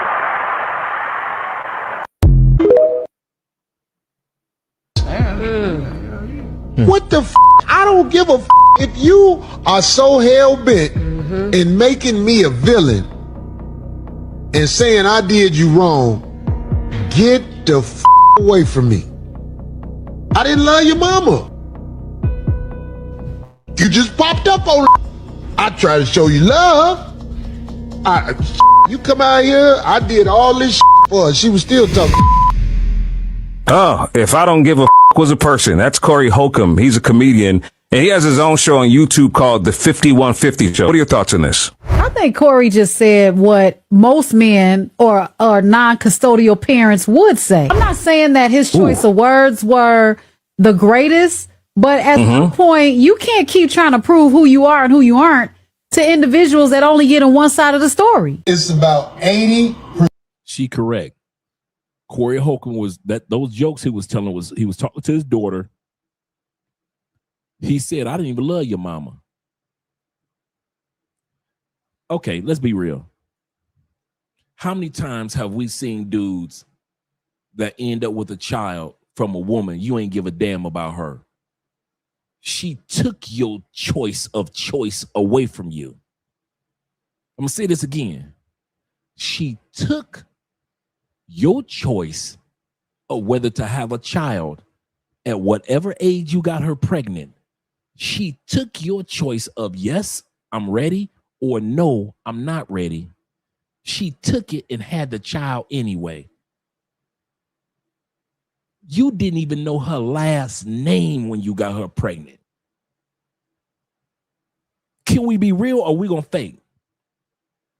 I thought this was a place of truth. Oprah coming next. Once I establish this as a place of truth, oh yeah. I thought this was a place of truth, guys. So you telling me all y'all that got y'all baby mamas pregnant, y'all all loved her. Y'all all loved y'all baby mamas that y'all got pregnant. Every dude that, even your friends, all your friends who got their baby mama pregnant, they always in love. When she said, I'm gonna keep the baby. You said, I'm only 19. I ain't ready for a child. All y'all was in love. Every one of y'all. I ain't saying love with your child. I'm talking about love with the woman. Because that's what Corey is saying. Yep, children are here. He said, even Chewy puppy free. For real, seriously, right? Children free. Took that choice away. She said, you know, I'm still having a baby. I know you don't like me. I know you only slept with me at 3:30 in the morning because I'm fat, but I got a cute face. But I'm still keep this baby. I don't care. I know I weigh 245. You didn't say that when you spread my big thighs open at 3 o'clock in the morning when you was drunk off that Hennessy. Now I'm gonna keep this baby. Some of y'all had some of the cutest baby mamas and the cutest daughters, but the baby mama weighed 402 the night you got her pregnant. Some of y'all don't want to tell about that. Everybody want to act like everybody had a baby mama and the baby mama was a dime. Y'all try to act like all y'all baby mamas were supermodels, huh? I have seen some of the most horrific, zoomorphic, animalistic looking women with 2-3 kids. I've seen women bigger than NFL fullbacks with 3 kids by 2 baby daddies. I'm going to say something. Most of y'all got kids by ugly women. I said it. I said it. Every blue moon, let's be real. Every blue moon you see a dude with a baby mama, you be like, damn, she fine. Damn, she fine. Half of y'all be in the middle of prayer when she get ready to give birth. Please don't let my daughter look like her mama. Please don't let my daughter, Lord Jesus. You are in the hospital church altar. If I've ever needed you, I need you now. Please don't have my baby looking like my baby mama. My baby mama look like she got 3 lips. She got a bottom lip underneath her bottom lip. My baby mama got 3 chins. Please don't let my baby have 3 chins. Amen. You supposed to be in the delivery room. You in the hospital church on your knees praying that God don't have your son looking like your baby mama. You ever see somebody, okay, let's be real with it. Y'all picked the wrong channel. Some of y'all need to leave because I'm about to hurt your feelings. You ever see somebody talk about, they always want to crack the joke like, hey, you know, so what do you say when somebody got an ugly baby? You still say that the baby is cute? Be like, oh man, she cute, but you be knowing in your heart like, damn, that's an ugly ass baby, right? You know what I do? I don't talk about the baby being ugly. I do that when I see your baby mama. When I be like, yeah, oh, she a cutie, dog. She a cutie. How much she weigh? Oh, only 310? Oh, she a cutie, dog. No, your baby mama a cutie, dog. I see where your kids get it from, dog. I be lying not about the babies being cute. I be lying about your baby mama being cute.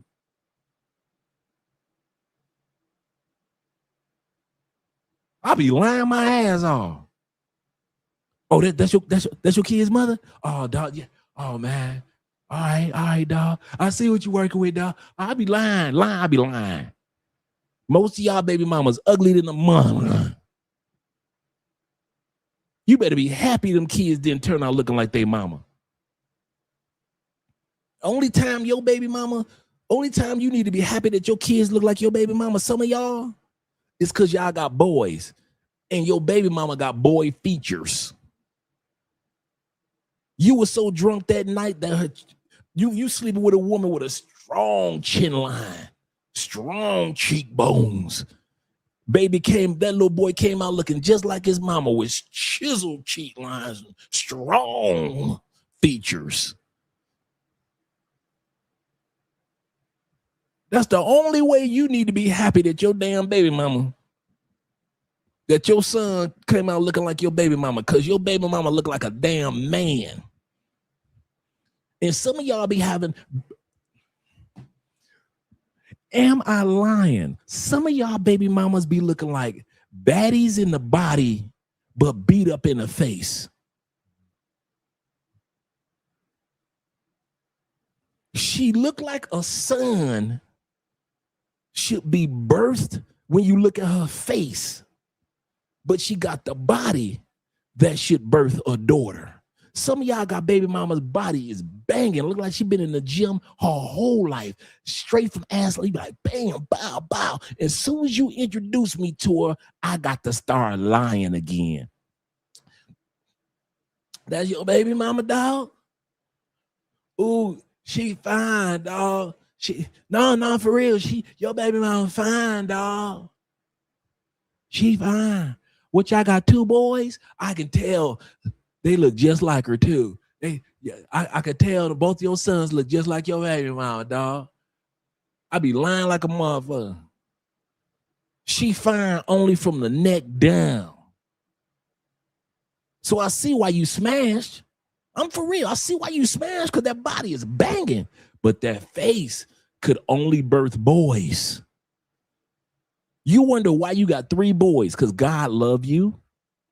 The only reason some of y'all got 3 boys, because God love you, nigga. If God didn't love you, he'd have gave you 3 girls that look just like your baby mama.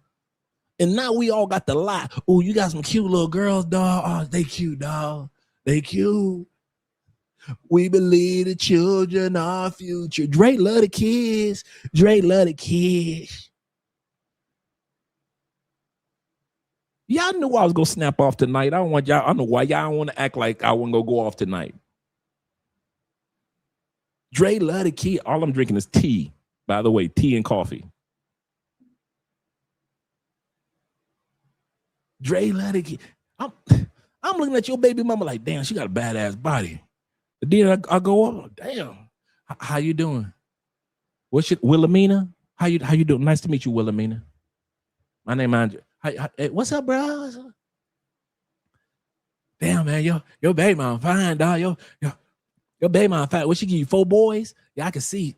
All your sons look like your baby mama. Don't none of them look like you. All your sons look like your. They got your ears though, dog. Your sons do got your ears, nigga. They got your ears. They got your big Obama ears, but the rest of them look just like your baby mama face. And if I lined up 100 y'all dudes, it's 129 in the chat right now. If I lined up 100 baby mamas right now, I got to lie about all y'all baby mamas. At least 100 of you motherfuckers. Yeah, dog. I'll be walking down the line, lying my ass off. Man, your baby mama fine, dog. Your baby mama. I got to tell 100 out of 129 dudes, I got to tell 100 dudes that your baby mama is fine, knowing that all the boys that she gave birth, that her face is only made to give birth to boys. Okay. Anytime your son can have his 18-year-old ID when he get his driver's license when he's 16. Okay, if your baby mama not ugly, take your 16-year-old son's driver's license and your baby mama driver's license and tell me that boy don't look like he got the same damn features as his mama, as if they could switch driver's license. Your son could get stopped by the police, pull out his mama's driver's license, show it to ICE.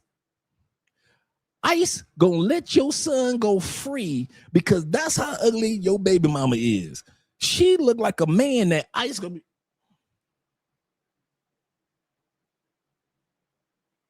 Yeah, that's him. Go on, you American, let me go and let you go. God bless America. ICE will let your child go with his mama ID. That's how strong your baby mama features is. Shit. Anton, futon, I'm talking to you too. There is no way in it. God don't love you. He love you, but he don't love you like that. You know how somebody loves somebody but don't love somebody like that? God love you, but he don't love you like that. Ain't no way in hell. Your wife got features to give birth to boys. Anton, your wife got birth of boy features. You talking about, I only want to have one child to pour all the love into. No, nigga. You were supposed to have that one little girl and like 5 boys. Your wife's face is made for boys, nigga. You did God a disservice. You talking about you love the Lord. You should have been listening instead of just loving. Son, I'm going to give you a daughter. And then I'll allow your wife to give birth to 5 boys that looks just like her. Antoine Daniels. That should have been the name of your son. It should have been Anton. Should have been born looking like your baby mama, your wife, Antoine, Anton Jr., Antoine, Antoine. You should have had a son named Antoine. And Tiny Time should have been born. All them boys that should have been born looking just like their mama. Handsome. Ain't no fucking way you gonna sit up there and be mad at Corey and you got this handsome ass wife with a weave on. How the hell your wife gonna be so goddamn handsome, Antoine? Futon Daniels. Your wife handsomer than me, nigga. I'm looking at your wife about to hit her up in the DMs for makeup tips. I'm like, girl, what you shave with? Anton, could you let your wife know? Hook a brother up. We Detroiters, Antoine. I'm gonna shoot your wife in the DMs, but I ain't gonna ask for nothing. I'm just ask her what she shaving with, bro. I'm just trying to trim my beard up like she trimming her shit up, dog. My face look like I could have sons or daughters. Nigga, your wife face look like she should have all boys. Look just like her. Shit. Anthaniels, hell yeah. All boys, Anthaniels. Shit. You know how George Foreman named all his kids George? You could have named all them damn boys Antoine. Anton, Futon, Megatron. See what I'm saying? You could have used all the twines. Futon, Anton, Megatron, Cybertron, Decepticon, all that shit you could have used. But here you go. You want to have one girl, and the girls got boy features. So now God got to use your daughter with them boy features to have boys. So now you gonna wonder why you got all grandsons. Your ass gonna be wondering in 10 years why you got all, right, Voltron. You wonder why you got all boys as grandkids. Because your daughter and your wife all got boy features. So God gonna say, I'm gonna give that daughter all boys. So nigga, you might as well get ready today. Just go tomorrow morning, just go buy some basketball, some baseballs for the house, some baseball mitts, some baseball bats, get all of the frisbees, all that shit that boys need. You better tell your daughter, do not be bringing no girls back in this. The next generation gonna be all motherfucking boys. Right, Mastodon, all that shit. You couldn't have all that shit in your house. He say, Dre, for the love of God, I can't breathe. Shout out to the family. Shout out to the family. Let me make sure I didn't miss anybody on the cash apps and the super chats. Shout out to AMSL, my man, supporting men being in the building. Shout out to you, brother. And shout out to my man Roland Travels. He said Andre God himself gave orders to decimate countries, every woman. He said child and animal. He said all had to go. So when did children have a pass? Absolutely. You know what? I didn't think about that.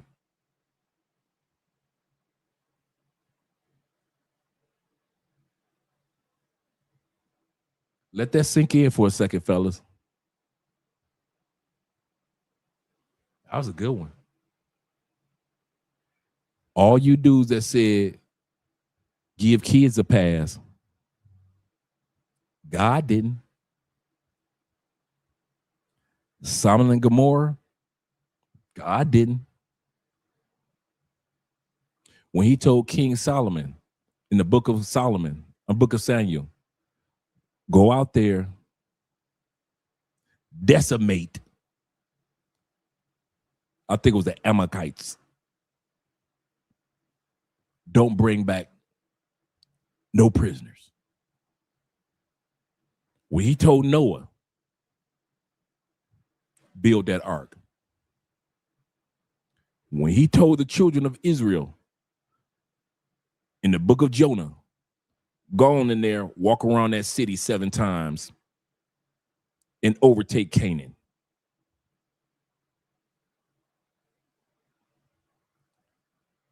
Yeah, I ain't question God, because we ain't got no business questioning God. But we ain't got no business questioning our brother Corey either. That's a good point, bro. That's a good point. AM says this. He said, Dre, what's happening? He said, did AD say something about you again? No, I'm just having fun. He said, I just got here and you go you about an hour, almost 2 hours late. Zeta said, he said, in the brightest day, the blackest night. You gonna hit me with the green lantern?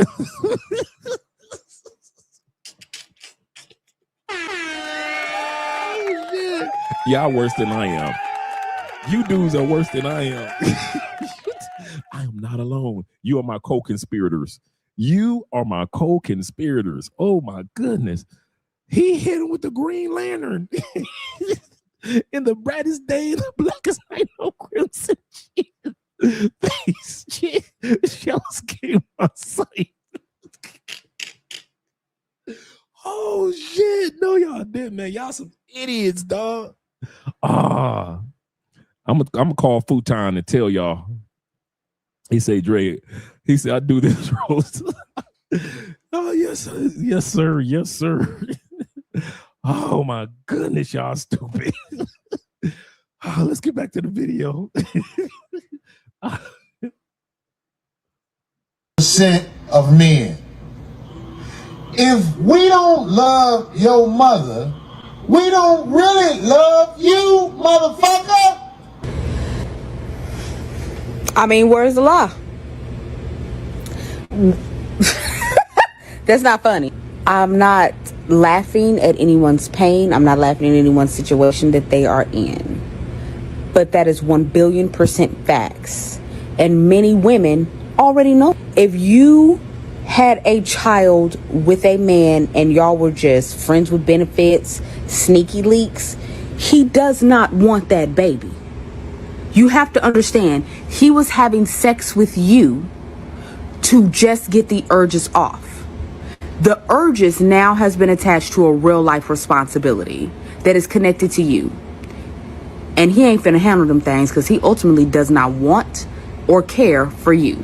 Every single man that will tell you that they do not have to like you, want you. They don't have to see anything with you outside of you without no fucking clothes on. And they will have sex with you. So, moral of the story, wrap it up. Or, real moral story, just don't give them none. I don't know what to tell you, bitch. Go start scissoring. What happened with Doug Christie? Jackie had on him with Chris Webber and had a baby. I dare you not to take it down. Corey Holcomb brings up Doug Christie, and Craig says Jackie let him believe the child was his until court papers, millions, and the Chris Webber visiting and crying detail make it even messier. If you have a platform and you have content with my name attached to lies, take it down now. She basically lied and had Doug Christie thinking that this young lady was his daughter, when in all actuality, it was Chris Webber's baby. One of these lunatic, jughead, simple had the audacity to say what? That you were caught back in the day. Ask me and I'll tell you no. I know that he sued. Went to court. To find that out. He filed a lawsuit against Webber and Chris. He won $4 million, and she's paying half, and Chris Webber is paying half. But the whole dramatic part about it is Chris Webber would be over there all the time, and the daughter said every time he seen her, he would be emotional and crying. You're not going to defame my name. Of course, the lawyers are in action. I dare you to repeat a lie. Gary Owens, he had an estranged relationship with his children. What's the relationship with your kids right now? I don't have one. Corey Holcomb calls it a crime when breakups damage dad-kid relationships. Then Gary Owen describes his situation as a nightmare and struggles to talk about it. The main point is when an untrained woman separates from the man, they burn up the relationship with his children. It's been three and a half years. It's a nightmare. It's like they're my greatest accomplishments and my greatest failure at the same time. This was orchestrated by a bitter, untrained woman. I'm a bitter baby mama. I could give two flying federal I got a child who has a father who wants to be in their life. If he don't want me, he don't want her either. Do you believe she played a role in the divide with your kids? I really don't know. I don't want to throw stones and stuff I don't know. I don't know if she's at the house saying your daddy. I don't know. They burn up the relationship with his children. And that is a crime.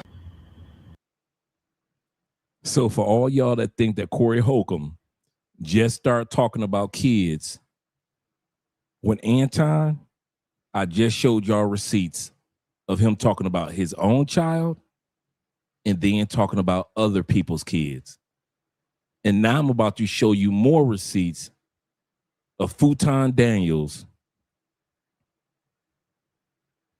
talking about how precious his child is, pulling the heartstrings, getting just crazy amount of super chats, which I'm not hating on. Get your money, player. But he used his daughter. When it comes to that, you ain't no better than Corey. Yep, women have weaponized fatherhood. Anton, you ain't no better than Corey because you used your daughter as a scapegoat so you don't have to respond to Corey. You don't have to answer our questions about Mika. You don't have to answer questions about what's going on with your wife. You ain't got to answer none of that because you literally put your daughter right in front of you so she could take the slings and arrows. You just as dirty as Corey in your eyes. If you saying Corey is dirty for talking about your daughter, you even worse for using your daughter.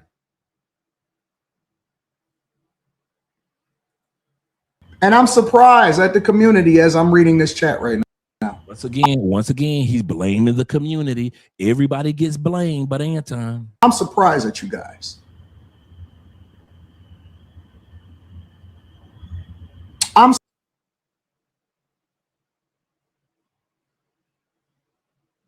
me bring that back. I don't know if she's at the house saying your daddy. I don't know. They burn up the relationship with his children. And that is a crime. And I'm surprised at the community as I'm reading this chat right now. I'm surprised at you guys. I'm surprised at you guys. So wait a minute. Are you guys telling me, some of you, because I see the overwhelming majority of you are logical. Are you guys telling me that it is okay for people to go after underage children? You see how he worded that? If he said underage children, what did you think, how old you thought his daughter was? Let's be honest. The way that he said underage children, how old did you think his daughter would be? 10? Right? About 10, right? 7, maybe 13, right? You ain't think that his daughter was a couple of months from 18 years old, did you? When he said underage children, he made it seem like Corey Holcomb was attacking 10-year-olds and 5-year-olds, some crazy number like that. Didn't he make it sound like that? And then when the truth came out, dude, your daughter is 17. She on her way to college. She'll be 18 in a couple of months. He was bragging about how my daughter is on the Junior Olympics team. Wait a minute. Wait a minute. Your daughter is on the Junior Olympics team where it is super stressful in everything that she does. And you tell me your daughter can't take no jokes? You got to pull your daughter out of school for some jokes? You trying to get us to believe that you pulled your daughter out of school because of some jokes. And the whole show was not about your daughter. It wasn't even 30 seconds he talked about your daughter and moved on to the next joke. You talking about psychological trauma. The children are our future. Underage children. You telling me the same, Futon, are you talking about the same daughter that can enlist in the military in a couple months?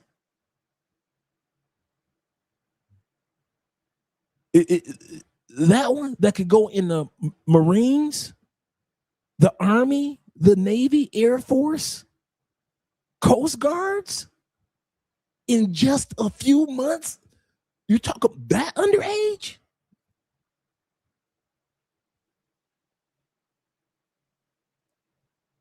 Like I said, if Corey was wrong for talking about this man's daughter, this old gruesome, evil dude is just on demon mode for using his daughter.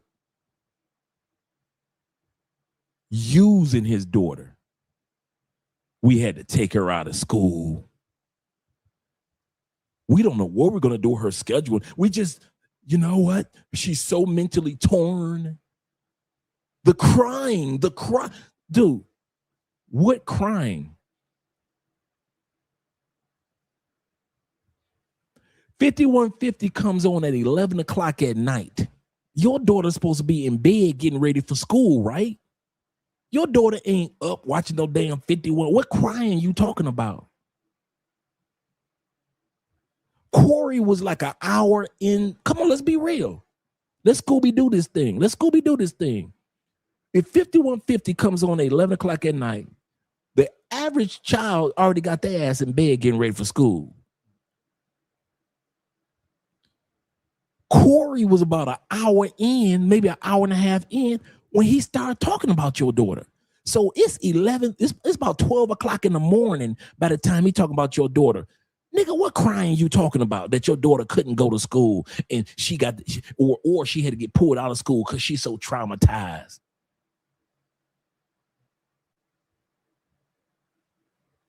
And she from Detroit, where we crack jokes for a living as kids.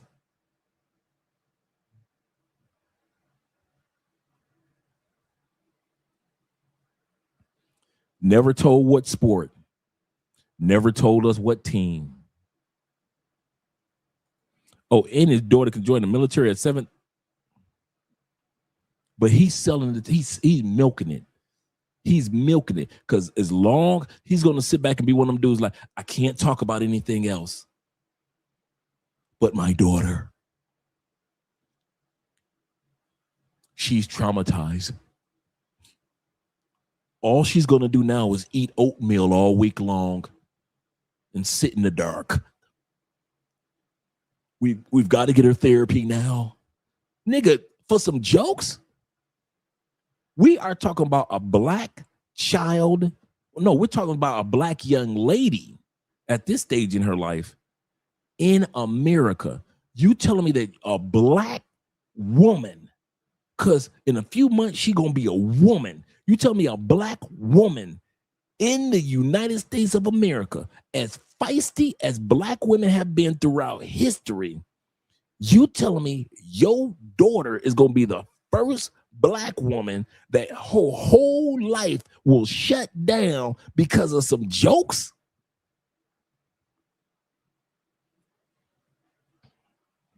I'm not black, I'm OJ. Okay. These dudes be swearing we stupid, bro.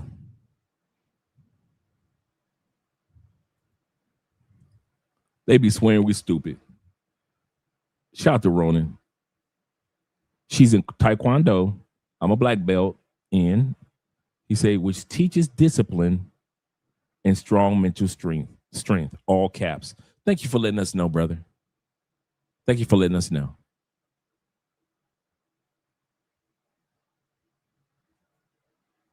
I don't care if she was in Olympic dodgeball. To get to the level he says she's second or third in the country, it takes a hell of a lot of discipline. And you got to be able to deal with wins and you got to deal with losses. All of a sudden, your child needs to, nigga, you dirty, Anton. You dirty. You dirty. You using that young lady to milk your moment. Hey, Antoine, check it. We already see you don't care nothing about Mika. You ain't never said nothing to defend that lady ever. You ain't said nothing the whole time when everybody kept saying for the last year and a half, that's who you smashing. Not one time have you defended that woman and say, no, this is just my people for real, for real. She's right. We are not sleeping together. You ain't never said that. You milked the moment of having us think that. And now I believe that she right. Your wife. You ain't never treated your wife on camera as if she's the flower of your life. You ain't came on camera to defend her and how this man talked about your wife. I wish your mother would talk about my wife. And I don't say nothing about it.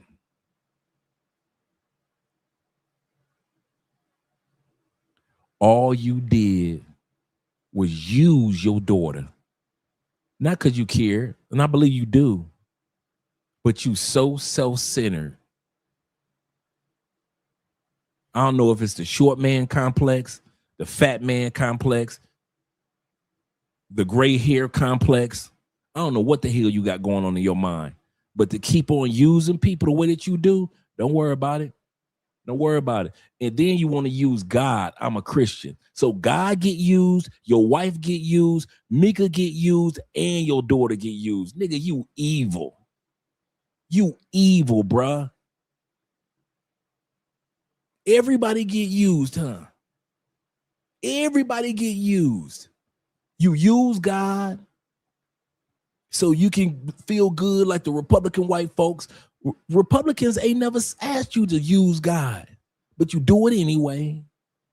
You using your daughter as a scapegoat and to pull on people's heartstrings. You use your wife and not defend her. You using Mika for the flex. You a dirty motherfucker, dog. You dirty, man. You don't represent Detroit. Hell no, you don't represent Detroit. And this ain't got nothing to do with Detroit. This is about being a good man. I'm going to say something. Ain't none of us got this thing called spirituality and God down pat. We ain't got life down pat. We make mistakes. We all got flaws. Ain't none of us perfect. We know it. These cameras go off. I ain't perfect. My wife ain't perfect. None of you dudes are perfect when I meet you. I don't pretend to be something I'm not. And you dudes don't pretend to be something you not. And that's why when we meet each other, we good dudes. We just people that's trying to grow and do the right thing on this planet as long as God sent us here. But to use your wife, Anton, to use Mika for the flex, to use Island Girl Q for the flex,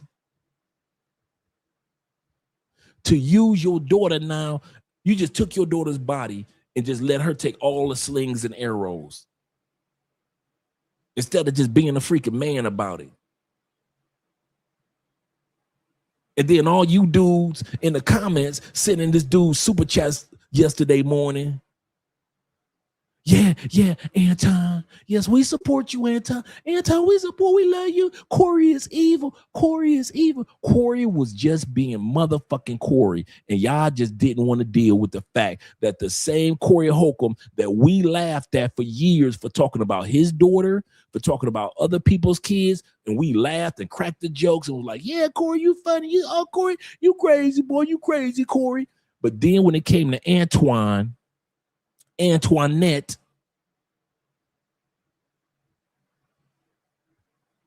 now it's off limits. Why is it off limits for Corey to talk about Antoinette's daughter, but it's not off limits for Antoinette to use his daughter? Put that one in the comments. Answer that question. Riddle me that one, Batman. Shout out to Will. He said, damn, Dre. He said, that's real talk with intelligence, certainty, respect.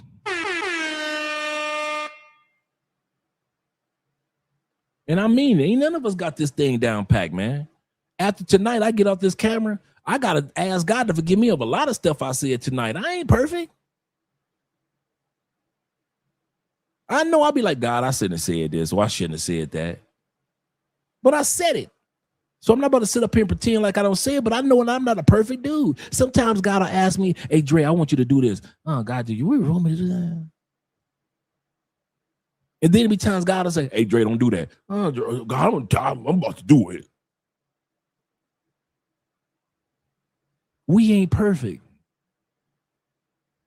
But to sit up here and use the closest people to you to shield yourself. You're using Mika as a shield. You're using your wife as a shield. Island Girl Q as a shield. Your own daughter as your final shield. God and Christianity as a shield to not let the world see you ain't as shiny as you claim to be. I praise the Lord every day that I do not come on this camera and pretend that my life is shiny than a motherfucker. Like my life just ain't got no, like nobody gets sick in my family.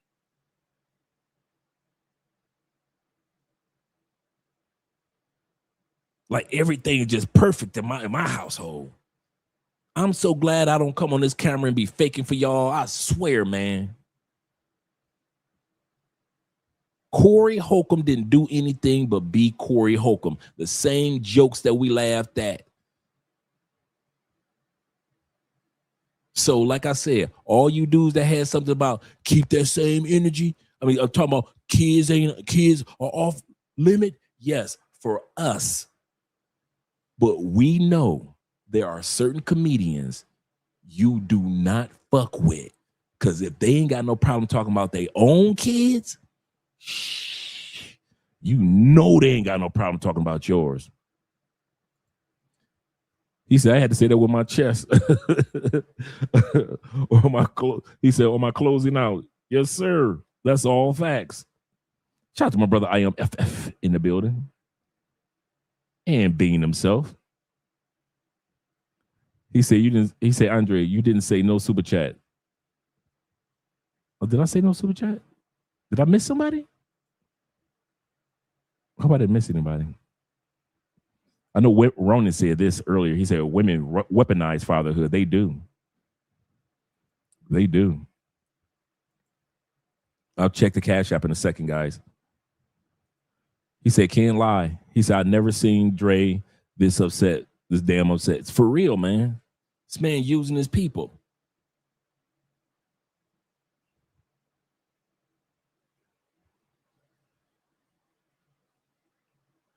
I hope I never get to that point where I make so much money and I get so scared of losing that money that I would throw y'all, Andrea, my family back home under the motherfucking bus to keep that money flowing. I hope I'll never, and I'm not built like that. I've had money, I've lost money. I've had freedom, I lost freedom. Give me the freedom, I can get the money back. Give me the freedom, right? I hope I never get to that point. There's a scripture in the Bible. I believe it's in Ecclesiastes, where he says, God, please don't make me too rich to where I forget all about you. But don't make me too poor. And I'm paraphrasing. Don't make me too poor to where I'll curse your name. In Ecclesiastes about the emptiness of life. This was King Solomon. He was old and he was like, I've owned everything. I've had all the women and life is vanity, is empty. It's just, and he ends it with, honoring and loving God is the most important thing. He said, because owning all this, and I've traveled here and I've traveled there, and it's just King Solomon. It's a short book in the Bible, and it's just King Solomon telling him how life is like, man, you could own this, you could have this, you can have that, and all that is empty. I've had all the women, I've had all of this, I've traveled here, I've traveled there, I've had all the gold, the jewelry, and I'm here to tell you, I'm a king. You don't get no higher than me. And I'm here to tell you, as King Solomon, I'm the one that wrote the book of Proverbs on wisdom. I'm the one that built the temple for my daddy and God. And I'm here to tell you, it's all empty if you don't love God. And so one segment, I believe, he said, there was a man that said, don't make me too rich, because I might just forget about you, God. But don't make me poor, because then I start cursing you. There's a balance in this thing, harmony in this thing. I hope I never get like Anton. I swear, if I had to trade having that type of money and being so scared to lose it that I would throw my family and my daughter up under the bus and my friends up under the bus, you can keep it, dog. I'll be all right. I'll make the money when I know I got some sense in my damn head. Cause I'm gonna tell you, I ain't gonna throw nobody up under the bus, man. I'm not throwing y'all up under the bus for this shit, for this YouTube shit. I ain't throw y'all up under the bus. Fuck that.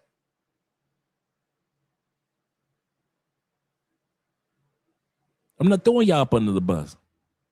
For all you dudes that donated to the Children's Cancer Foundation, we made $2,200. Shout out to you guys.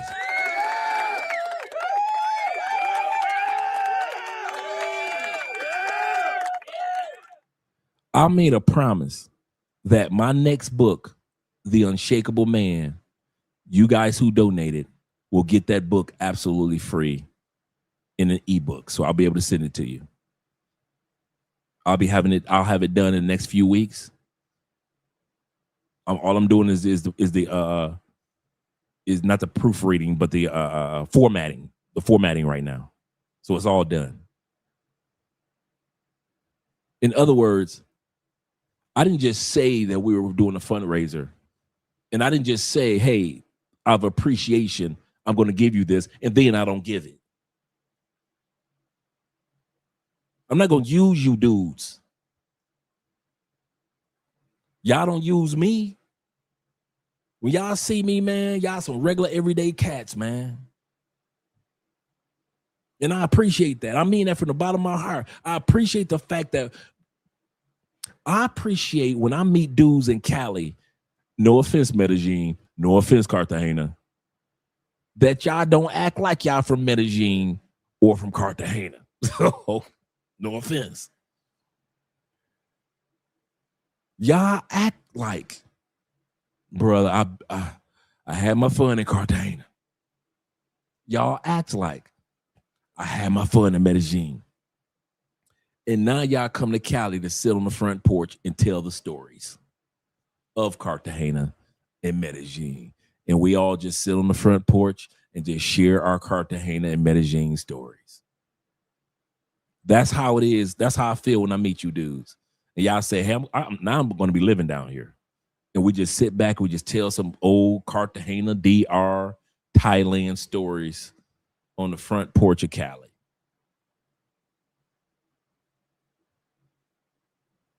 And I love it. That's why I say I love when I meet you guys just in the grocery stores or out, because you live in regular lives. I don't meet y'all like, yes, just so-and-so in the club with 5 chicks. If I do, that's cool. Because I've met y'all like that. Y'all have had some baddies, right? But I usually meet you guys like in the mall, grocery store, at the bank, everyday life spots. In other words, you ain't pretending to be somebody that you ain't. For me, and I ain't got to pretend to be somebody that I ain't for you. We could just be regular dudes. Black, white, whatever. I got to call my boy Gary back. Come to think of white brothers. I got to call my boy Gary back. He called me today from Indiana. My man Mad Max, who's always on the channel. Yeah, the vanity of life. Yeah. Yeah, man. Everybody was like, man, keep women and children on. I said, okay, y'all right. So why is Anton doing it? Whoa. No, whoa, my ass. If women and children are off limit, why is Anton doing it?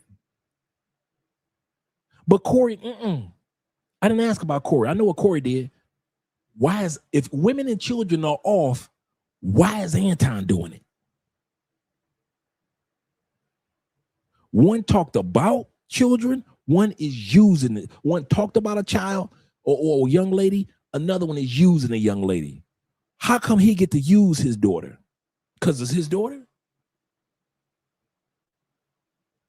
So he can deflect from all the other stuff by just talking about and using and pulling your heartstrings, and in many cases your purse strings. You sit in the money because he talked about his daughter having to be pulled from school. We don't know if she's gonna have to change. This nigga said we don't know if she's gonna have to change schools.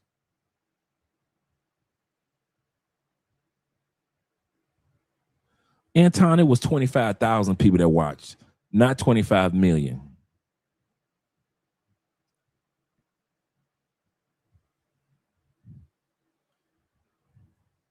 Let's go on back and listen to this clown, man. Are y'all validating this? Because he blaming y'all for it. Y'all validating this? Talking about the youth? Wow. I'm amazed at the culture. I'm amazed at the culture. Are y'all telling me that it is okay to go after underage children in real life? Not underage children? Nigga, your child be 18 years old in a couple months. What the fuck are you talking about? Pardon my language, guys. I'm trying to clean my language up. Speaking in general, not speaking, oh, okay, well, this is how I feel about the community and how it is that we raise our children. I'm talking about real life people.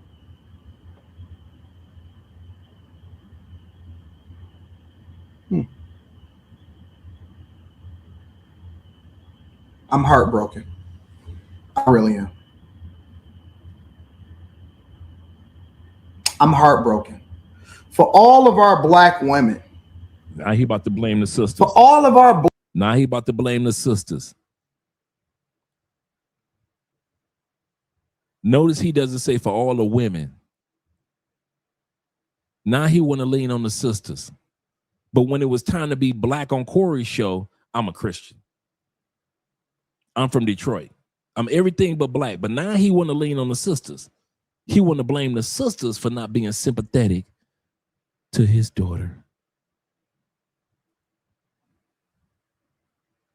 He said, as a father, I had to cuss listening to his lying ass brother. Yeah, for real. A lot of people didn't even catch on that he was using his daughter. I was like, wait a minute. I said, this dude is you. This Negro, and I'm looking at all the super chats coming through, and I'm looking at this Negro is milking this user, and he sounded just like a politician. I say this Negro is hustling. I'm from Detroit. I recognize the hustle. We need to get therapy for her. And he said, this is what her schedule is going to be, all her competitions. We don't know what we're going to do. I say this. I'm trying to put the pieces back together. I'm like, this nigga fake.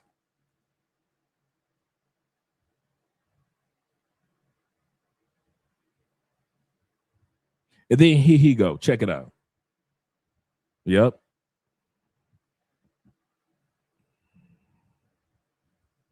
Funny. And then here he go. Well, let's go back to the show. We're almost at 21,000 Patreons. Nigga, didn't nobody ask you about how many, but it was for his ego.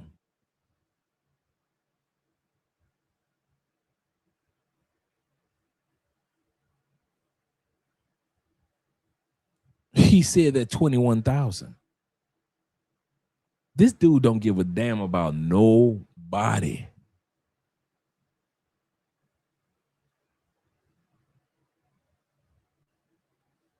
That statement had nothing to do with that 2-hour show that he did yesterday morning. But he wanted y'all to know the money's still flowing. He wanted Jamal Bryant Creflo Dollar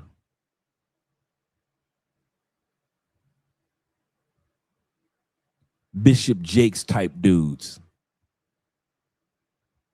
He's a old school or one of the new school Detroit pastors. Could say anything to black people and you will say amen to it. Have you ever been to church where you hear the church say amen to stuff that you're like, that don't make no sense? Why is everybody saying amen to that? That's Anton. Anton knows black people will say amen to anything once you got them on the hook. Just like them old school Detroit preachers. They can say anything and black people will say amen to it and will reach in their purses and their wallet and pay for something that they know wasn't right.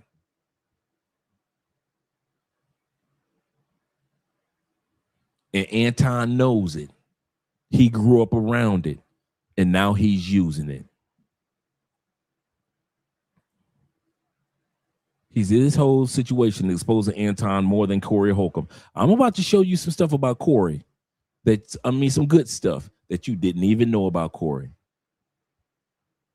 He said, but only the woke ones and non-internet ninjas can see that. Absolutely correct. That's a good point. Zeta says, he said, yes, Dre, I remember my last church pastor talking about how black women will find a man because God will bring them a good man. I was in the back. He said, I got up and walked out like, nah, fam. For real. They've been hustling sisters for the longest. Sisters will shout and blah, blah, blah, blah. And half these sisters, once they leave church, they don't go outside. They don't go to the gym. They don't do. In other words, they're so locked in, no man will even come around to meet them. The only time they go back out is when it's time to go to church or go to work, and then they go back home. How is a man supposed to meet you if all you do is go to church, go to work, and go back home? But then you in church shouting that God gonna see you a man. What he gonna do? Knock on the door? Oh, it's like the movie Claudine. You gonna fall in love with the trash man, played by James Earl Jones. So it's gonna be like Claudine. You remember we watched the movie Claudine, that movie from the 70s? James Earl Jones was the trash man. And she fell in love with the trash man. She had a bunch of kids and they end up getting married. It's supposed to be something like that. You ain't got to go nowhere. Your man gonna come and pick up your trash one day and you gonna fall in love, huh? This nigga. Antoine is funny. Antoinette.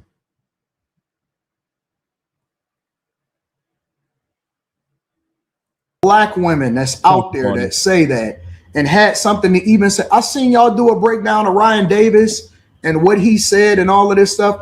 I've seen so many think pieces on Ryan Davis and how black children and all of this stuff are spoken about.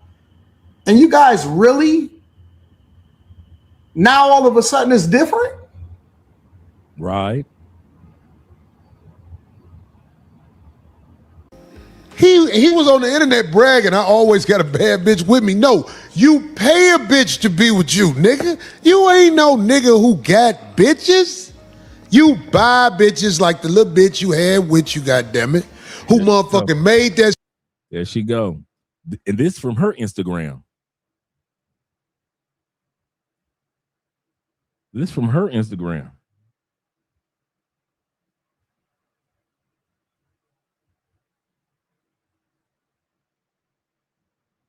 Look at how the man got his wife dressed.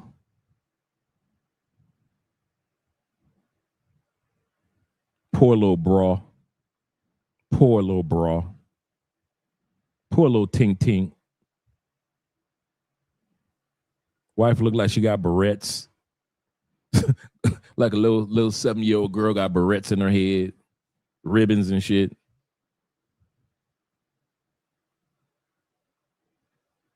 Poor little Ting Ting. Story sound like she wanted to sound. I got to town Tuesday. Did you get to town Tuesday? Or was you in Vegas with him? I don't know. Did you get to town Tuesday, really? So you let that man lie to you, bring you up here, talking about you on the show, and you ain't mad at that nigga? Right. I seen you on that show when he said something about dick sucking to the other dude. You know what kind of nigga that is. But sister, let me tell you something. If you trying to get on, come get it on your back like the women who really moving up in the world. You can get on the show, but it's other things that got to be got on. That's all I'm saying. This is show business. Women in 2025 sell pussy and still have faithful boyfriends. How the fuck are y'all doing this shit, ladies? How the fuck are y'all doing this shit? It's the craziest mind fuck I've ever seen in my entire life. They sell pussy to an old head, and then they got their boyfriend in the house, faithful. He don't cheat. I don't get it, but round of applause, ladies. Round of applause. For all the men out there, your girl selling pussy and you know about it, I hope she buying you shit, because if she not, that's fucked up. I feel like most of y'all are just finding out now that Instagram models are selling pussy. You really thought that they were making money just off pictures? You're an idiot. All those Instagram models you see, men are paying to fuck them.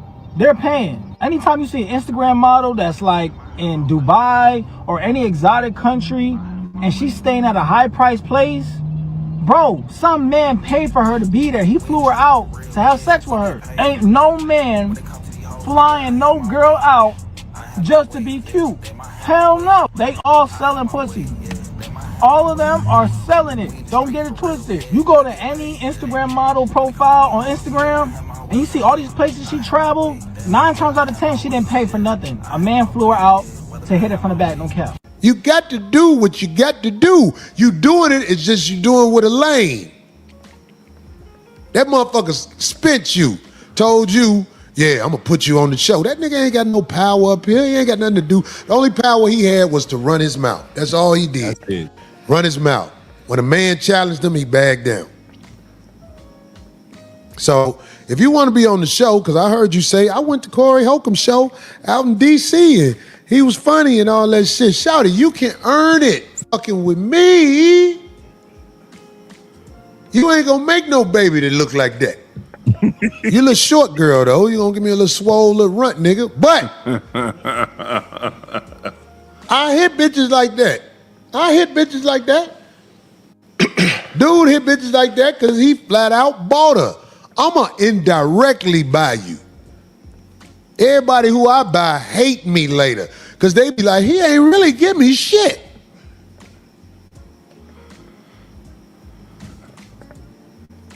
Don't be lying talking about you came out here to do the show. You came out here to kick it with that big old ham sandwich because you know that motherfucker gonna trick off real good with you.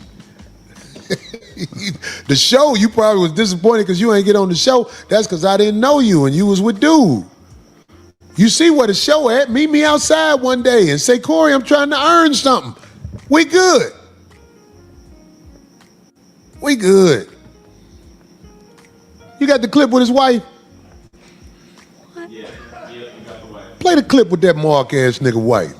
By the way, if I get under your skin, you know where I'm at, homie.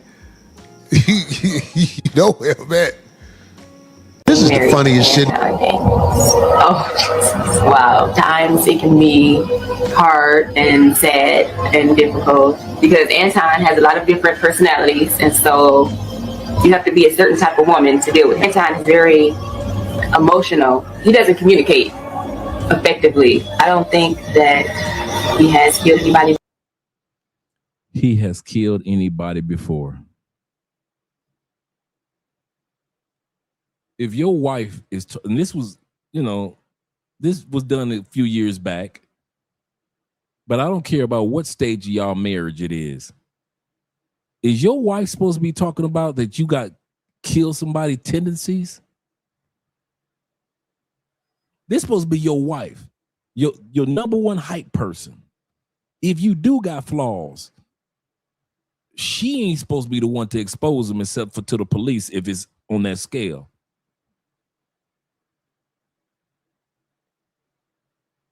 She got the weave of all weaves on. Rocking the moly moly, moly moly moly moly. Shout out to the moly moly. She ain't got the cute little mole like my girl D on YouTube. Shout out to D. Dee. If that ain't a woman that can give you some sons, I don't know what y'all don't think should be giving you some. That woman look like she should be giving you about 4 or 5 sons that look just like her. Do not be trying to talk to me as if she ain't got no sons features. Don't be looking at me crazy and talking about, Dre, you mean, man, that woman look like she's supposed to be giving that man sons, not a daughter. She got the face of a woman that can give you all sons that can play in the NFL, NBA, NHL. She got the face of a woman that can give you sons that can drive in NASCAR. I mean, your son could be in the Olympics for bow and arrows, for archery. Anytime your woman look like she look like she got a daddy features and she want to pass them genes on. You ever see a woman that be like, damn, I ain't never met a daddy, but she got a daddy features. That's an Anton woman. She got a daddy feature. She got her son's features. She ain't just got her daddy features. She got her son's features. The sons that she should have had.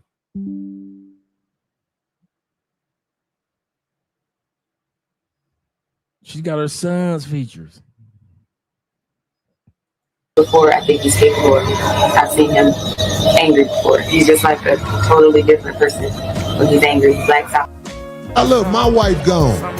I done had nights of misery, wondering where my wife at and what she doing. Okay, why do I put these receipts in here? I put these receipts in here because Corey is not talking about Anton's wife only, but Corey has a history of talking about his wife and any other wife. Let me throw these receipts up there for you. Hurt like a motherfucker, but I got pussy to help me get through it. Sometimes you gotta do a little dirt. The cure for pussy that left is pussy that just came. Old boy Bryant's wife was dressed like a $2, looking like a $2. Corey Holcomb brings up Jamal Bryant's wife's dress, sparking a firestorm. Then Jamal defends it hard, admits he bought it, and Bishop Wooden's words turned the whole church image into a public mess. The said he bought her the dress. The internet went crazy about a dress my wife had on. The dress was flesh color. But because you ain't never been nowhere and ain't never been exposed to nothing. He made so many excuses for his wife. I heard the preacher when he defended her dress by saying, first of all, he bought the dress. I bought the dress and I like it. I don't care whether you like it or not. She ain't mad to y'all, she mad to me. There was at least one bishop who said that you were treating her like a man of the cloth presenting his wife in public looking like a $2. Tia Mari left her husband and now wants him back. I've always wanted the family dynamic of having a mom and a dad in one household. Corey Holcomb reacts to Tia Mari opening up about loneliness after divorce and explains why he thinks the outside dating world wasn't what she expected. Being alone has been the most challenging part of my divorce. He actually thought she was still a bad that everybody wanted. Guys be like, oh, glad I got this. Let me get away from this crazy. Men see themselves in younger men. Women see themselves as younger women. I told Tia that there was nothing outside. She got bored. Are you interested in younger men? How young are we talking? How hard is it in the dating world now? Oh my God. She'll never get him back. When you have a woman that you married, even though her value has decreased, you still hold on to her because of love. Ladies actually think they still have value after a certain age. Beyonce mama obviously comes with clout. So like I said, Corey has been talking about wives for the longest. So for all of y'all that don't think that Corey talk about wives, I want you to keep that same energy, because he did not start his career talking about Anton's wife. Anton's wife is the latest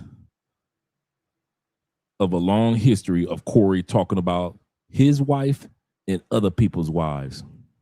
Prayed for the type of man I wanted. I got pretty much that. Is he perfect? Absolutely not. Look at his body language around her. Corey Holcomb revisits Tina Knowles' relationship comments and explains why body language never lies. He has a lot of the qualities. He has a lot of the qualities that I love, and we're having a really good time, and I'm enjoying life. So there is hope, women. If I was around a woman who was talking that much while I was with her, I'd say, "You doing too much. Shut up." If you're not keeping it broke and needing you, you're doing yourself a disservice. That's a woman that could never be in a productive relationship. Didn't Sugar Free say, Love don't mix with this pimpin', cause then she gonna end up loving me too much and get slow. they don't do what they supposed to do and they feel like it's cool around you? Women that's over 50 that are single, you are failing at relationships. Start the 10-year challenge of redemption. Become something to somebody instead of expecting somebody to do something for you. I brought this picture up for a reason.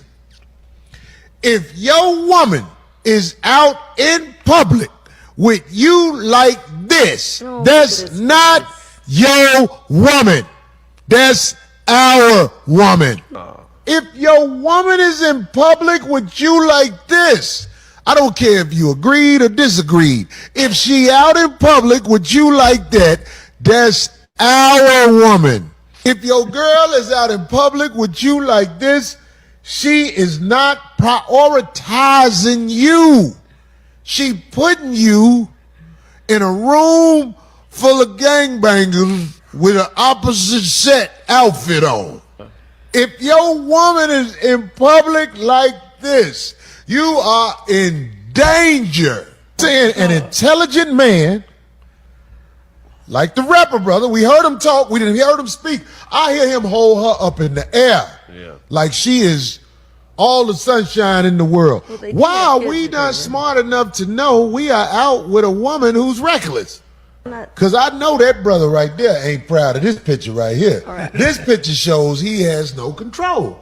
Because this is what I'm saying. When you show meat to men, ladies, and I know y'all gonna say, fuck Corey, but listen, when you show meat to men, we have to really try and control ourselves. Because I'm a fucking animal in my mind. You can't even control. I want to suck everything off you. That's sad. You really do. You think it's just me though, right? See, I don't walk up to women and touch women and do all that. But in my mind, I'm trying to control this animal. But they want to be like, come here, bitch.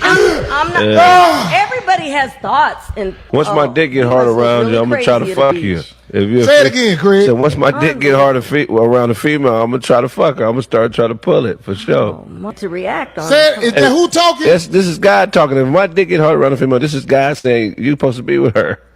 But women think men are playing when I say this. When you show us meat, we are not safe to be around. I'm saying that's your woman. That's our woman. She's accessible to me. If I was able to DM your woman and ask her for the womb, you should not be in my DM talking about why you talking to my woman. You should be asking your woman, facts. Why is he accessible? Why are you accessible to this man? Facts. Because that's the first thing y'all did wrong. All right, let me get ready to wrap this shit up.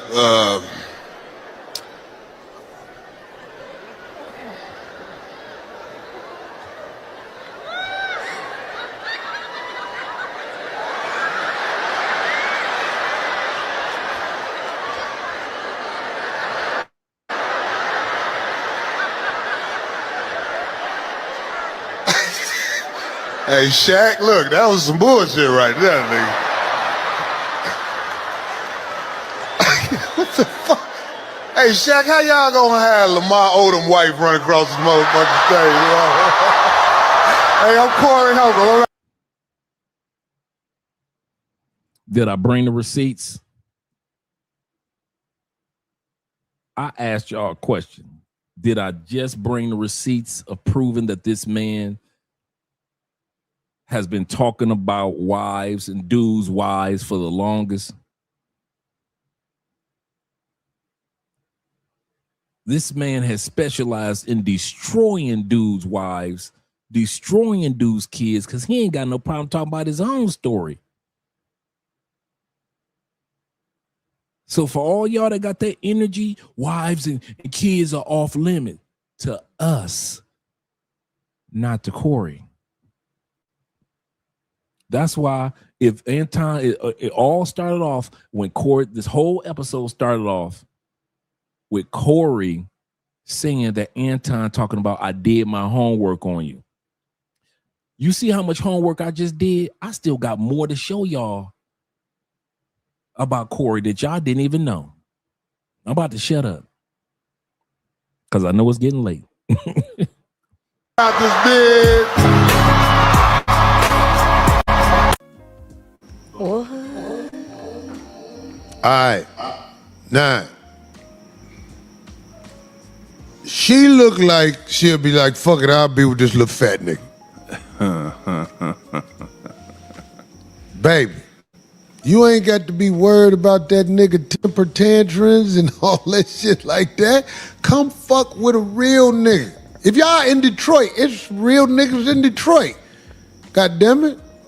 They could come pick you up at his house. He ain't gonna do shit. So I'm from Chicago, and yesterday I posted a note on my Instagram, and I was saying, like, I want me a Detroit, if you know, you know. Why all the Chicago men come in my DM talking crazy? Like, I never knew. Y'all got beef with them? Like, why y'all don't like them? I heard that Detroit men are, like, super generous. So I wonder, like, is the Detroit men taking the Chicago women? Like, what's going on? Why is Chicago? They a little too flashy. Just a little bit. I like dating men from Detroit. That may explain why I have a Detroit shirt on. Maybe not. But let me tell you what I like about Detroit men. Obviously, this is a generalization, and all Detroit men are not like this. But this is my experience. And I've only dated 3 men from Detroit, so don't listen to me. They are a little on the aggressive side, but like in I don't care kind of way, which is super, super attractive. Also, the Detroit men that I know that I dated, again, not that many. So is that true from these gals, Andre? About Detroit men? Yeah. Detroit men we ain't never been known for being cheap. You got to understand, Detroit men were raised around pimps. I mean, true pimps, just like in Oakland, just like in Chicago. Players, they're going to get that money. Drug dealers, in a major way. Auto workers, Chrysler, Ford, GM. Detroiters are known for rolling up our sleeves, and we gotta get it. We're gonna get it the way we get it. Now we ain't got to do like Anton, but we gonna put in that work. Now I'm not talking about any other city. I'm just telling you guys how Detroiters are. We were raised. You shine at that time period. I don't know how it is now. Like I said, I've been gone for 10 years. You shine not through your car. Why? It's Detroit. Anybody can get a nice car in Detroit. You shine through your jewelry. Yes, jewelry cool, but anybody can get Detroit jewelry. It's Detroit. Your shine was through your woman and or your wife and kids. In Detroit, we're used to auto worker, work overalls, dicky outfit on. But your wife got a mink. You own that house, and it's a 2-family flat. You renting upstairs, making money, and the bottom is yours and your family. Your kids, can't nobody outdress your kids. But you, Dickies, work overalls, steel-toe boots, black. When you want to floss, can't nobody outdress you. Sunday morning, ain't nobody about to outdress you. Not as a man, not Detroit. You and your woman going out Saturday night, like we say, Detroit wear every color in the crayon box when it comes to shoes. Big block gators, little block gators. Your feet game ain't gonna be better than Detroit. Ain't no city got better feet game than Detroit. We going out stepping. But a regular day, Monday through Friday, we factory people. The drug dudes, they wearing Dickies too. I remember the khakis was in style. I mean the not khakis, the khakis were in style, and I remember the doctor uniforms were in style too. Like the medical uniforms. Shh. Gotta have them Cartiers, yo. You ain't lying. Detroiters are not cheap people. I ain't gonna be looking good, and my kids ain't. I ain't gonna be looking good, and my woman ain't. I'd rather look like average, but my woman, and my kids, because that's how we were raised to judge a dude. Dude, I don't give a damn how fly your car is in Detroit. We didn't care about how much gold you had or jewelry. But when I saw your wife and kids, that boy got paper. That boy got paper.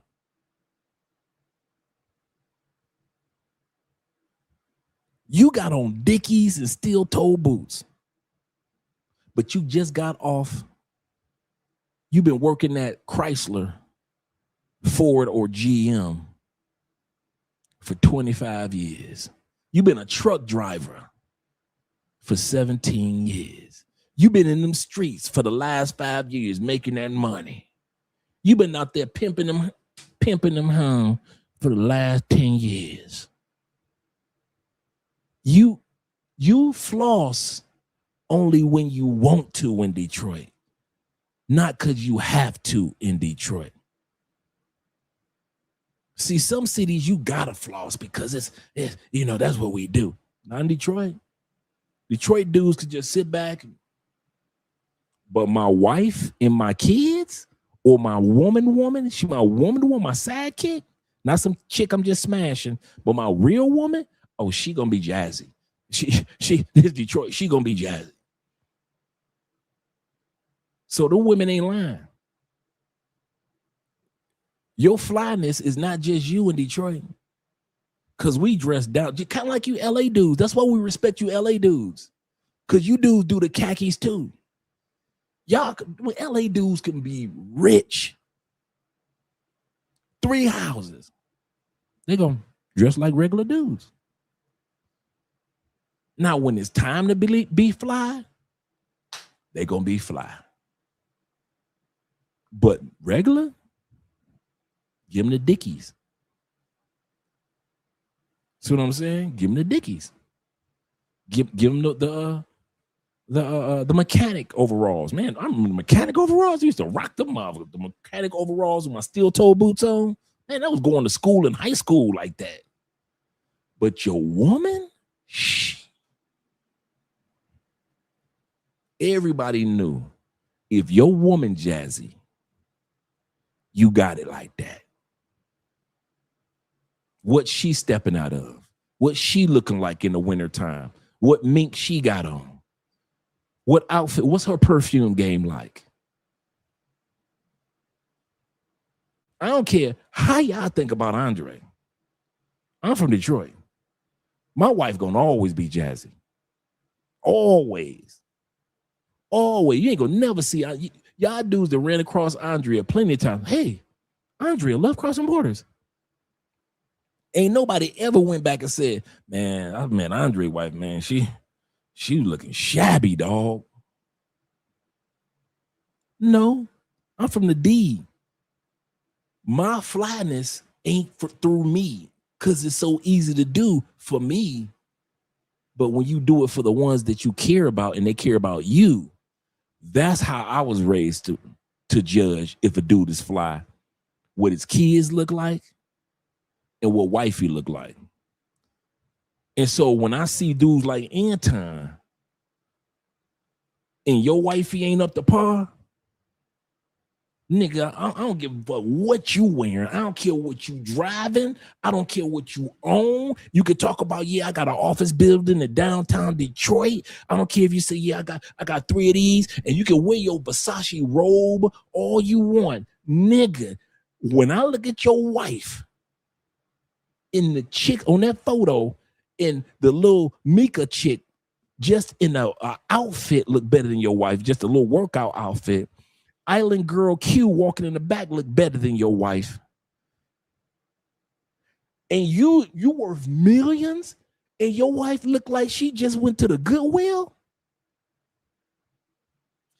In Detroit, you ain't gonna get no respect. None.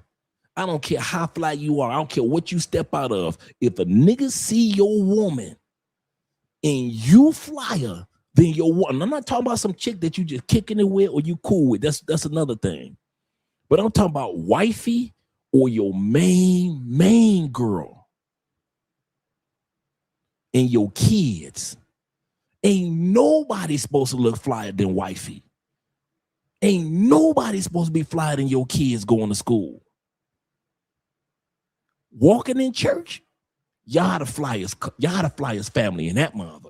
Detroit, going to, am I lying? All you Detroiters, going to church in Detroit is a fashion show. We don't just be going to no, you think I dress like, dude, you dudes who've gone to church with me down here, I'm the only motherfucker in there with a suit on. It's hot than a mile. Ain't none of these Colombians about to outdress me and Andrea. Not in this one. I'm from Detroit. That's how I go to church. My wife jazzy and I'm jazzy. That's how I was raised. So when I see Anton, I ain't got no respect for that dude. Why? I'm looking at your wife. Nigga, I'm looking at your wife, dog. Ain't no fucking way. Ain't no way you gonna see everybody else. I'm with 3 women and my wife is one of them and she ain't the jazziest one. Put it like this. Let's put it like this. Let's put it where the ghost can get it. Let me go here. Let me make sure I got everybody. You guys are crazy. I see.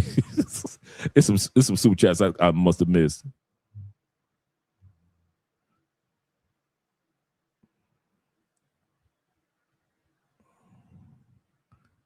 I'm trying to get to.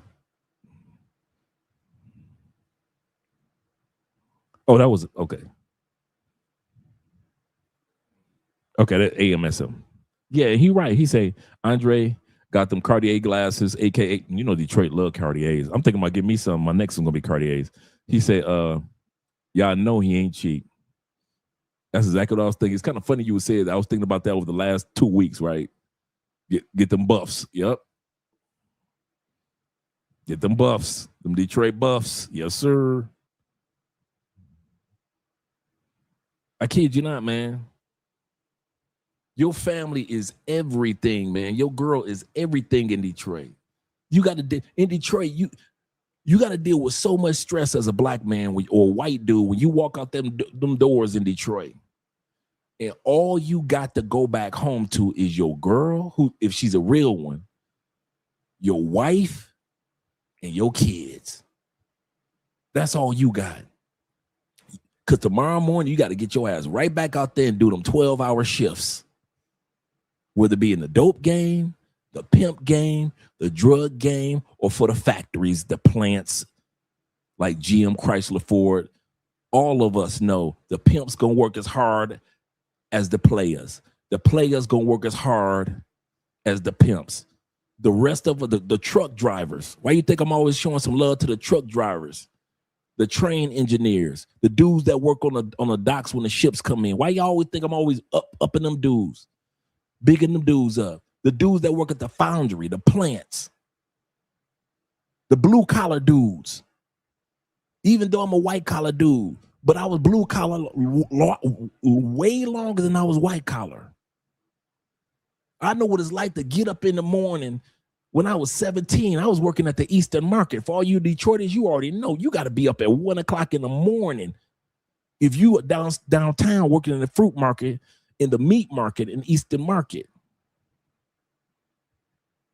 We used to have to roll up, and you do it all for your family. So to see them photos of Anton, your woman looking shabby, I don't give a fuck what type of car you got. What type of car you got? If your wife and your kids ain't the shit, and you got millions, I wish the fuck my wife would get caught shabby. I ain't even a millionaire, and my wife walk out this motherfucking door. You swear that she modeling some shit.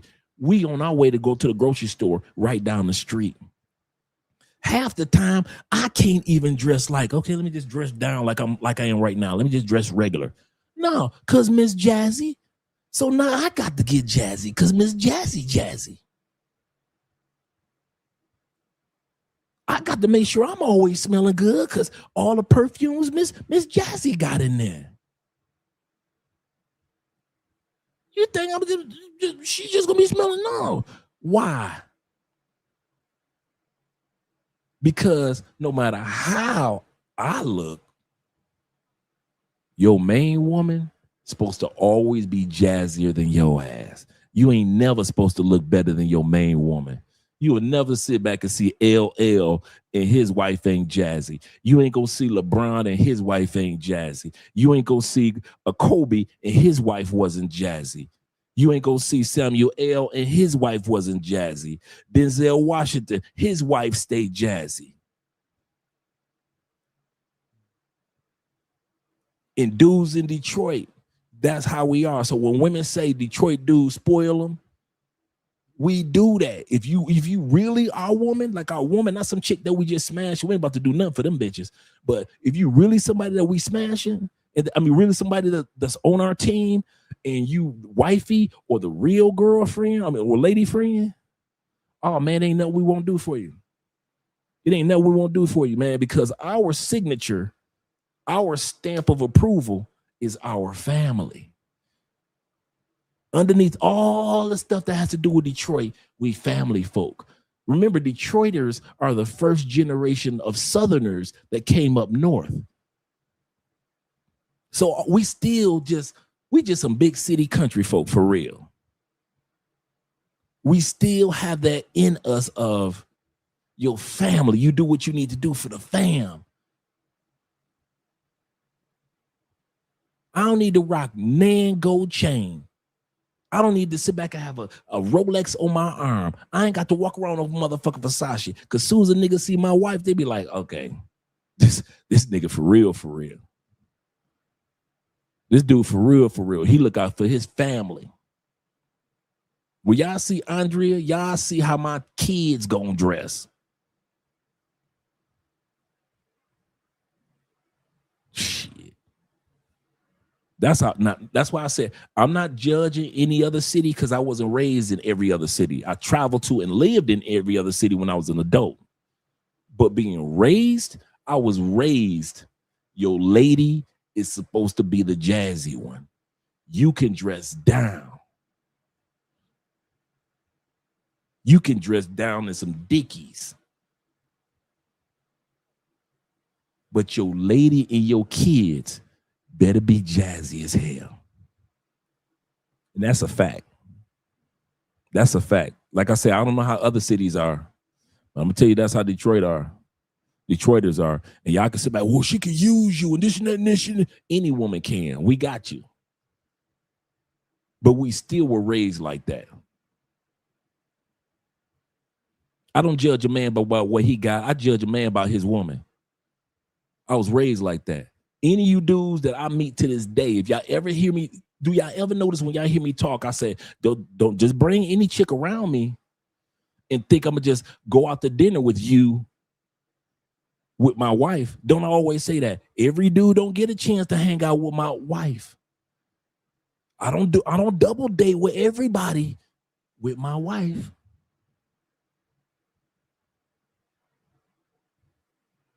My wife is a lady.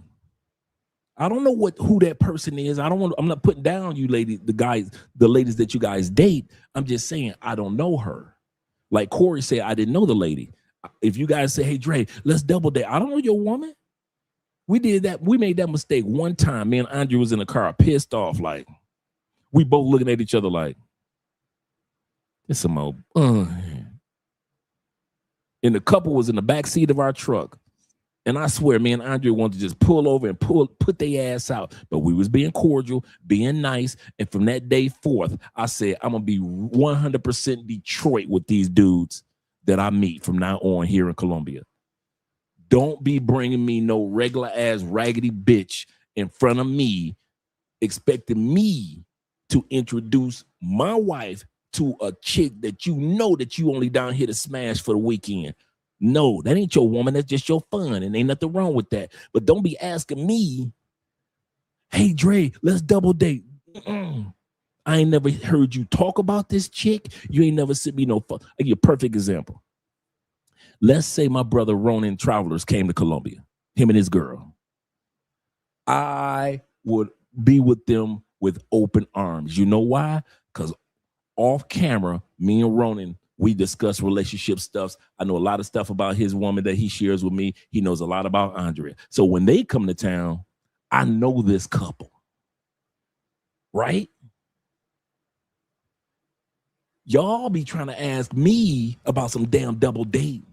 Y'all, dudes will even hit me up and say, hey, Dre, I got this chick that I met. I want to double date with you and Andrea, so to get Andrea's opinion of her.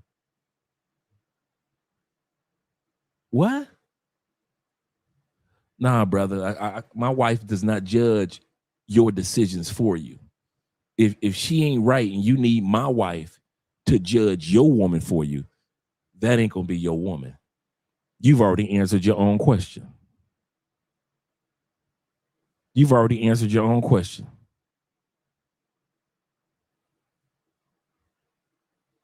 Why am I like that? Detroit. Your family is everything. Your family gonna be with you if it's done right and it works out. Your family gonna be with you during the good times and the bad times. When you got it and you ain't got it like that. Your family gonna be with you while you young and spry, and your family gonna be with you when you old and you sitting on the front porch and you barbecuing every weekend and you firing up the grill every weekend. That's your family. Of course, they supposed to be the jazzy ones. He said, yep. He said, I'm like that. I'm from a small town in Harlem, Georgia. And that's where we get it from. The South. Our parents were the first ones to go up to Detroit. Our parents and our grandparents. We're the first. I don't know about you guys. I'm the first generation Northerner. I'm the first one that was born up north. Some of y'all like me, the first generation Northerner. So a lot of my manners I picked up from my dad, Tennessee, my mama, Alabama.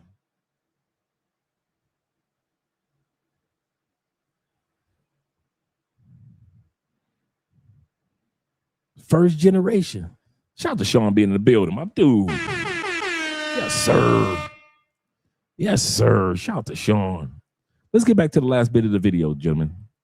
Like I said, I'm just going to be talking about we'll showcase some things that introduces you to another side of Corey. AMSM says this. Shout out to you with the $10 love. He says this. He said, I'm from Alabama. He said, I remember my daughter was with me for this weekend. Her mom just threw anything in her suitcase. He said, I bought my daughter an outfit and shoes before she went out for fun. That's right, Dad. That's right. She representing Dad, not just herself. Absolutely correct. He said, Slim says this. He said, imagine having dinner with beautiful gangbangers, such as in Colombia, and having them recognize you out in public forevermore. Neat. Absolutely correct. And a lot of dudes don't know that a lot of women in Colombia are gangbangers. Like real gangs, like female gangs. And you be booed up with them, and I'd be like, dude, do you know who that is? Seriously. They some hustlers, y'all. They gonna figure out a way to make some money. They gonna maybe try to make you some money. They might scam you, maybe not. But no, a Detroit man is a working man. And I mean, they can have any kind of job, but I feel like all the Detroit men that I know, they be getting to that bread. Also, they always like the pow pow. Another thing that I like about Detroit men is kind of cool is they a little too flashy. Just a little bit. Not a little But to bit. me, that translates into they care about their appearance. True. They gonna put that shit on, even if it's not what you like. I'm not a buff kind of girl. I don't like a bunch of jewelry. And I'm not saying they all dress like that, but for the most part, they kind of care about their appearance. True. Again, another generalization is I found with the Detroit men, they don't play about the people they love and they care about. So this could be like their family. This could be friends. It could be like the women in their life. They do not play. That's why we said Corey might not be, I mean, not Corey, but Anton might not be true Detroit.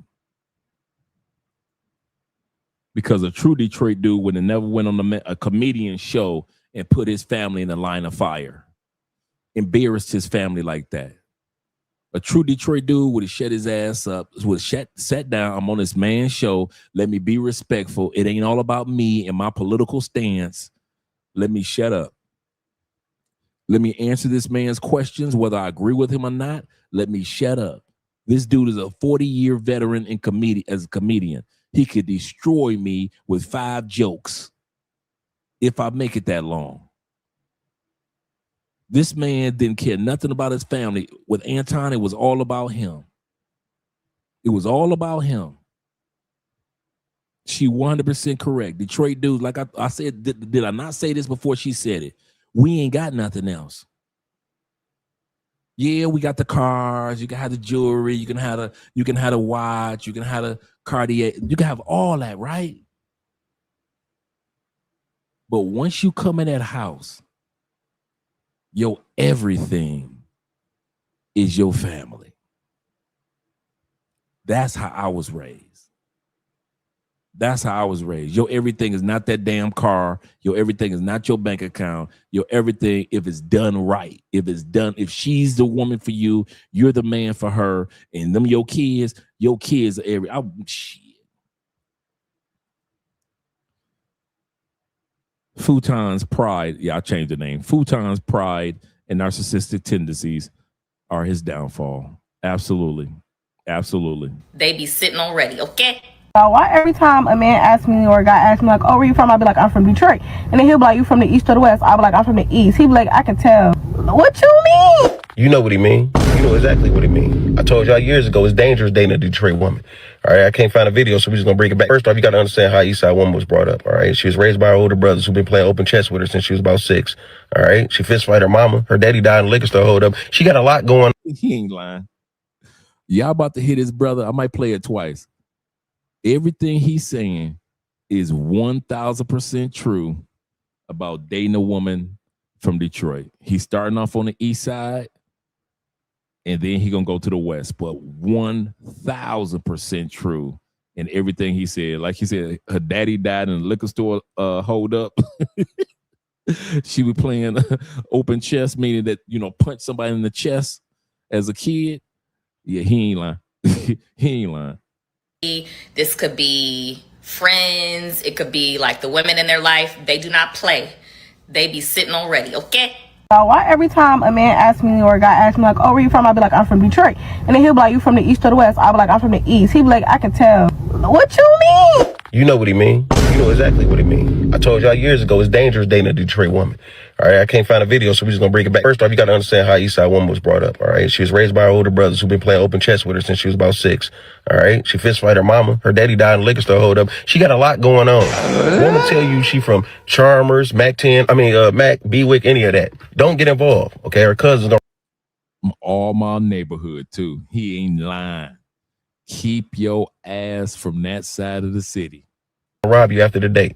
Stop playing. And don't get it twisted like I'm just bashing the east side of Detroit, because you go to the west, they ain't nothing but some thick ass bums. And guess what? You broke after you tell them no. And they asking you for something. That might be women in general right now. But that's neither here nor there. Let's keep going. The number streets. The red bone that broke my heart in 03, I lost her to the number streets. I keep telling y'all. It is 9 a.m. right now. This is how I look over there on the number streets. Stop playing. Meet that lady at a precinct. Okay? Meet her at a precinct. So tell you right now, if you ask me, Drake, what's the hangout spots if I come to Detroit? The airport. Go back home. You don't need to get involved. You could approach a Detroit woman with cash app now, man. Hey, what's your cash?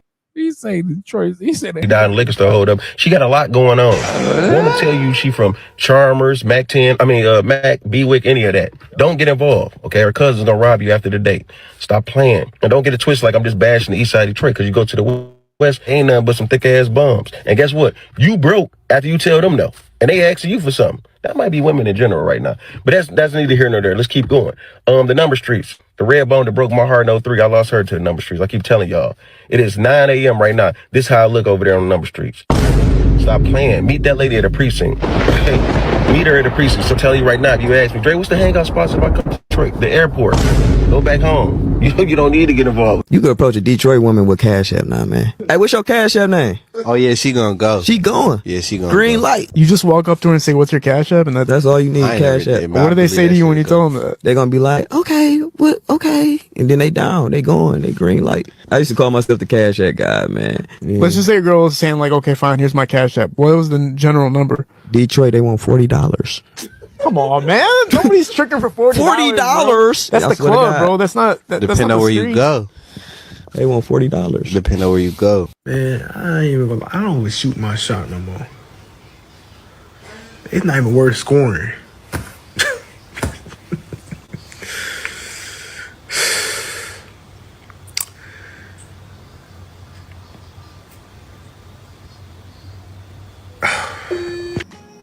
You with a mark ass nigga who's stressing you out. Cause you saw it. I know you saw it, man. When I said to your husband, I'm gonna do it in slow motion a little bit. Say I suck dick again. That nigga let your whole family down. This is when Anton and his family, including his wife, was on Family Feud. True story. Anton Daniels before the beard. This your boy Anton. That's his wife on the end. This your boy Anton. And his family was on Family Feud. And bitched out. Y'all done. You will never live that moment down where he got punked in front of the nation.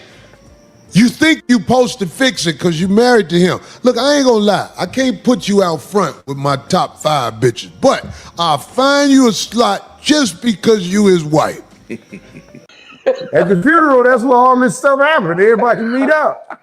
Okay, my funeral, I wish I could just see it. I hope it's in heaven where I can look down and just clash what's gonna happen because them hoes going be there, nigga. My funeral gonna be cold motherfucking shit. Them hoes gonna be there. And y'all better not ask why y'all don't know about each other. Well, whoever like y'all don't know about each other, y'all might not know each other, but all my hoes know I got hoes because I'm a man of God. I don't got no hoes don't know about each other. He say all my hoes know I got hoes because I'm a man of God. There ain't no coward that different. Yeah. Low hoes better know about each other. We too old to be lying, nigga. We both sitting up here with hair now. Our hoes got to know about each other, dog. You dig what I'm saying? I look younger than I really am, but my hoes know about each other. And they all lick gray ball hair. Don't let them tell you they British. Come fuck with a real nigga. You know you can't stay with that nigga. His best years are over. What if you'd have had a boy? God damn, you'd have had a little slouchy little boy. You had a daughter, at least somebody will smash you. This motherfucker, them nights when them other bitches ain't answering the phone, they gonna call your daughter. Damn. Meanwhile, you can be over here with me, goddamn. I got a bitch with some colder wigs than that you had on. Boy, that wig you got on, that's a starter kit wig. I got some bitches who do hair so good, boy, I'll make that bitch an 8. I'll make that bitch an 8, nigga. That bitch, what? Let me tell you something. I can make people think she look good. But yeah, your husband a straight mark ass nigga. I sat in his lap, the nigga wouldn't even swing. I said, say it again, the nigga wouldn't swing. You can't fix that, baby. He can't be hiring people when he get in town, whatever town he go to, having strangers watching his back. That's the best way to get robbed. The man said, I got more money than Corey. Well, you just marked yourself, nigga. And whoever is his security, you know they don't fuck with him for real. Big shout out to dude who was hired to watch his back when he got to town. I sincerely mean this. You was a professional. You didn't come over here and act like you was trying to break up the fight and escalate nothing. To the dude who was here with him, who had to get stuck taking that cake-ass nigga home. Hey, man, I know that money is hard, man. You got to get that paper. But you did a good job, man. You did a good. I'm glad you didn't try to interrupt with it. But back on this nigga and his family. The pain lives on, Ton. Futon. The pain lives on. I'm seeing what you was working with before you had money. It makes sense. Now I'm seeing who you paying to be around you. The bitch really was dissing you in that tape. She didn't stand on nothing with you on that tape. Cause she knows she embarrassed to be with you. What's the bitch name? I mean, Mika, right? Hey, Mika. Go on, hook up with Anton's wife and let me show y'all what Christianity is really about. The work of the Lord is here for you. Hey, Futon, don't nobody want you, man. You a fat, goofy motherfucker who act like you about something. You ain't about nothing. You crashed out all week and everything you said, you motherfucker shot yourself in the foot. And if I said something to shoot myself in the foot since I started doing this show tonight, guess what? You ain't say what you need to say when you was in my face. Remember that. What you needed to say, you folded. But thank you for folding. Now, what else we got to talk about? Goddamn. I think about some of the shit I let go when I was a kid. That's why you grow up not letting them go when you get older. Boy, this ain't that bad, boy. We're tearing motherfucker. Was it like that at high school too? I was like, really know a lot of bullying in high school. I mean, because, you know, I was on the basketball team. I had gotten stronger. A lot of dudes didn't know that Corey was on the basketball team. This is a great interview. We'll probably check this out tomorrow night. A really good interview. Chicago interview in Chicago. Yeah, I wasn't a little kid. High school was cooler. Yeah, I was an athlete. You played what, freshman year? Yeah, Freshman year? I played freshman year. All the way to senior? Varsity when I was a sophomore. Oh, wow. But I heard you can hoop though. I remember back in Chicago. I was real athletic when I was young. I was like, nah, Corey could ball. Like, for real. College, it was bullies. I got stole on in college. You went to college? Yeah. I went to junior college. I went to Triton. You went to Triton? And Truman. But then I went to Triton and I played a little bit because I ain't had no grades. But there was bullies in college. Yeah. And it was different. It was dangerous because when men fight, somebody, you know, we kill each other. Yeah. So it was like, you know, it was wild, crazy dudes. Yeah. Zooted. Yeah. Some of the guys on the team was, woo. Mm-hmm. What position you play?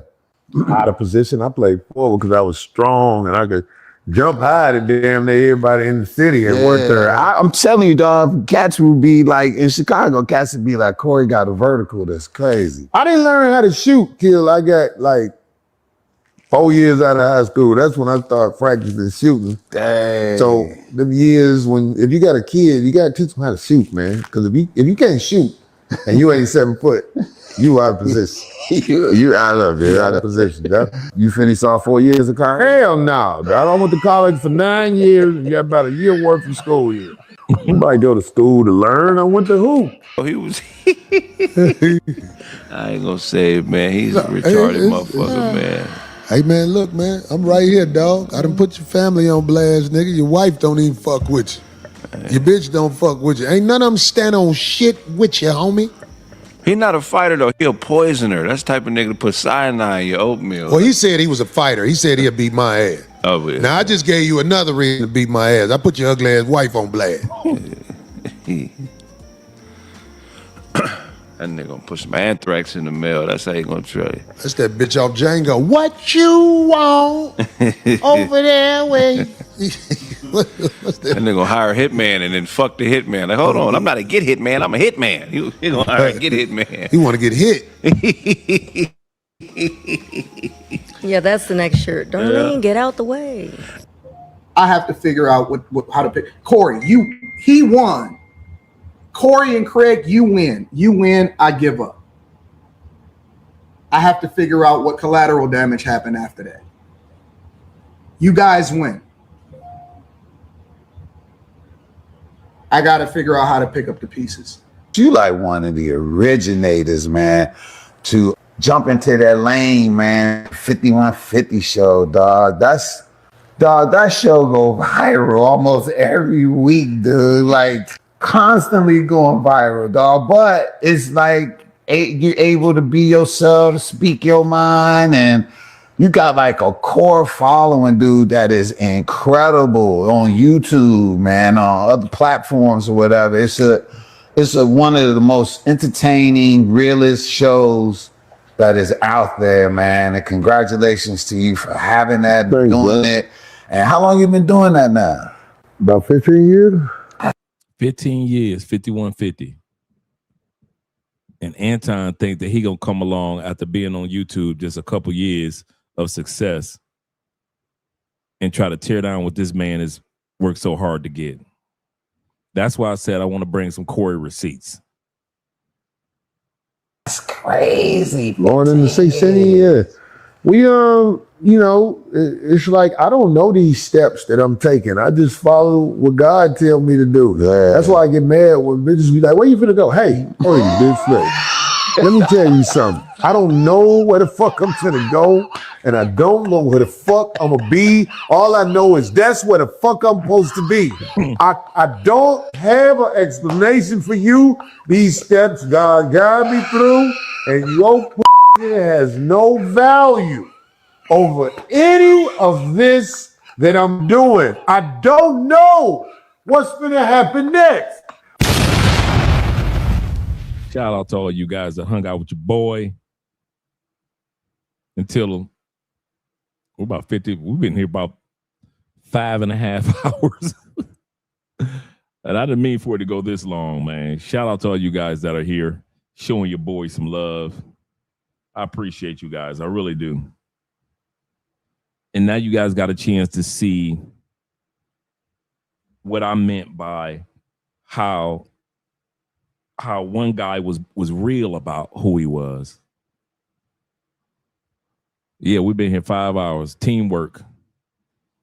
See how real one brother was when it came to this situation, Corey. And I want you guys to see how he talks. You see how many wives he talked about? He didn't care nothing about Beyonce mama. He talked about all these wives or ex-wives. So that's not the first time Corey talked about wives. When it came to talking about kids, it wasn't his first time talking about kids, right? And then for you guys to discover that Corey used to ball and had one of the tallest, highest verticals in the city of Chicago at one point in time. And then for guys to learn that 5150 has been around for 15 years. Some of the things y'all heard about Corey tonight, y'all knew. Some of the things y'all didn't know about. And I just was trying to let us understand and hear the perspective from Corey's side. He said, no, Trey does a part-time job. You ain't never lied. I know you guys are going to sleep good. I'm going to sleep good as well. I'll be seeing you guys tomorrow night. And we might just, tomorrow night, we might just take time out to watch this full interview that just came out this week. This was a really, really good interview. So we might just take time out tomorrow and watch the full interview with Corey. And this is really good. Shout out to you guys that hung out. He said, Dre, he said, Dre, are you now going to reach out to Corey for that interview? You know something? I just might. Go ahead and do that. I kid you not. Everybody else will, so who are we not to? And one of my mottos is nothing beats a failure but a try. So let's try. And like I said, I've been focusing on interviewing Corey HOLCOMB for like over the last year anyway. So might as well go ahead and reach out to the brother. Yes, sir.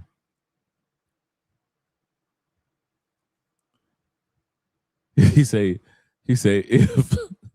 if Dre does, Anton gonna come after both Dre and Corey. Man, this dude came after me first, so man, anybody worry about Anton, man. That little false image of Anton, that's been shattered. That's been shattered. Him trying to walk across, he's walking on broken glass now. That little Iron Man outfit that Anton was trying to walk around in, that Iron Man outfit don't work no more. Nobody's wearing that anymore. For real. Shout out to my man D being in the building. Captain South America. Appreciate you guys. Yeah, I broke his mirror, Dre. Seriously, man. Seriously. So yeah, so we're gonna check out the D-Ray and Corey HOLCOMB interview tomorrow. Yeah, he done. Anybody about to waste their time on him? Shout out to Tevin King in the building as well. He said, Dre, Zeta. He said, wants to know if it's still too late to donate to the Children's Foundation. You can donate, but we've already it's really not too late.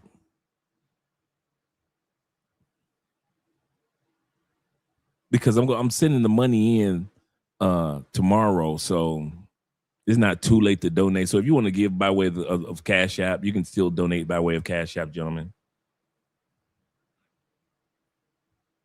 But yeah, shout out to you guys, man, for your love and support, man. I kid you not. Shattered dreams like gold dust. Absolutely correct. Appreciate you guys too, man. Man, this has been fun. I told y'all I was going in tonight. Now I got to go pray and ask God to forgive me. Dre, you know you're wrong. Talking about that woman should have had boys. Talking about that woman should have had boys. He said, great show topic. He said, Anton has to pick up his ego piece by piece. Avoid comedians. Shoot, even I got enough. That's the t-shirt right there. That's the t-shirt right there. Avoid comedians. He should have had that t-shirt on. He should have wrote that in the mirror in his hotel room before he even got on that man's show. Avoid comedians. That's serious. Especially if you ain't got nothing else to talk about is money, money, money. Then when he said, I'm from Detroit, you see what Detroiters said? All the Detroiters like, man, we don't even rock with Anton like that. And I just picked a couple people. I just grabbed a couple of TikTok videos on this, man. It wasn't like I had to look all through. If I had went through, I could have easily grabbed 20, 25 videos of just people in Detroit saying, we do not fuck with Anton like that. But let me let you guys go. Let's get some outros going. A couple of outro videos. Let's go with this one first.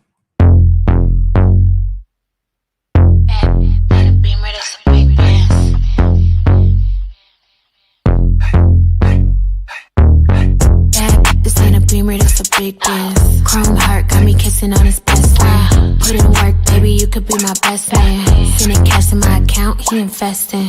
Dark shades on when I'm off the Migos. He tryna cuff me like a in a Rico. Moving through this like GTA with a cheat code. He claimed that he love me, but before not a freak. I just wanna dance all night. Can't nobody do it just like I. Boy, you got just what I like. Come on, baby, let's kiss, don't fight. What you wanna do? Tell me what you like. What you wanna do? Tell me what you like. What you wanna do? Tell me what you like. Just say the word, baby, I'ma get you right. What you wanna do? Tell me what you like. What you wanna do? Tell me what you like. What you wanna do? Tell me what you like. Ain't gotta say it, I know I'm the one you like. Ooh, damn, tell the DJ turn the beat up. Got a white boy who be singing like a Beatle. Claim she getting bread, but I heard she doing keto. I don't do drugs, I'ma smoke a little weed up. I can't chase a man for no paper. I just think it's sweet, I'ma show him now or later. I be getting money on the wake up. He a broke boy, tell that bitch get his cake up. Only with dope boys, they the ones who spinning paper, get your weight up. Told him send an Addy and stay up. She's out here mad, told him assalamu alaikum. Who that 5'5", she don't even need no makeup. What you wanna do? Tell me what you like. What you wanna do? Tell me what you like. What you wanna do? Tell me what you like. Just say the word, baby, I'ma get you right. What you wanna do? Tell me what you like. What you wanna do? Tell me what you like. What you wanna do? Tell me what you like. Ain't gotta say it, I know I'm the one you like.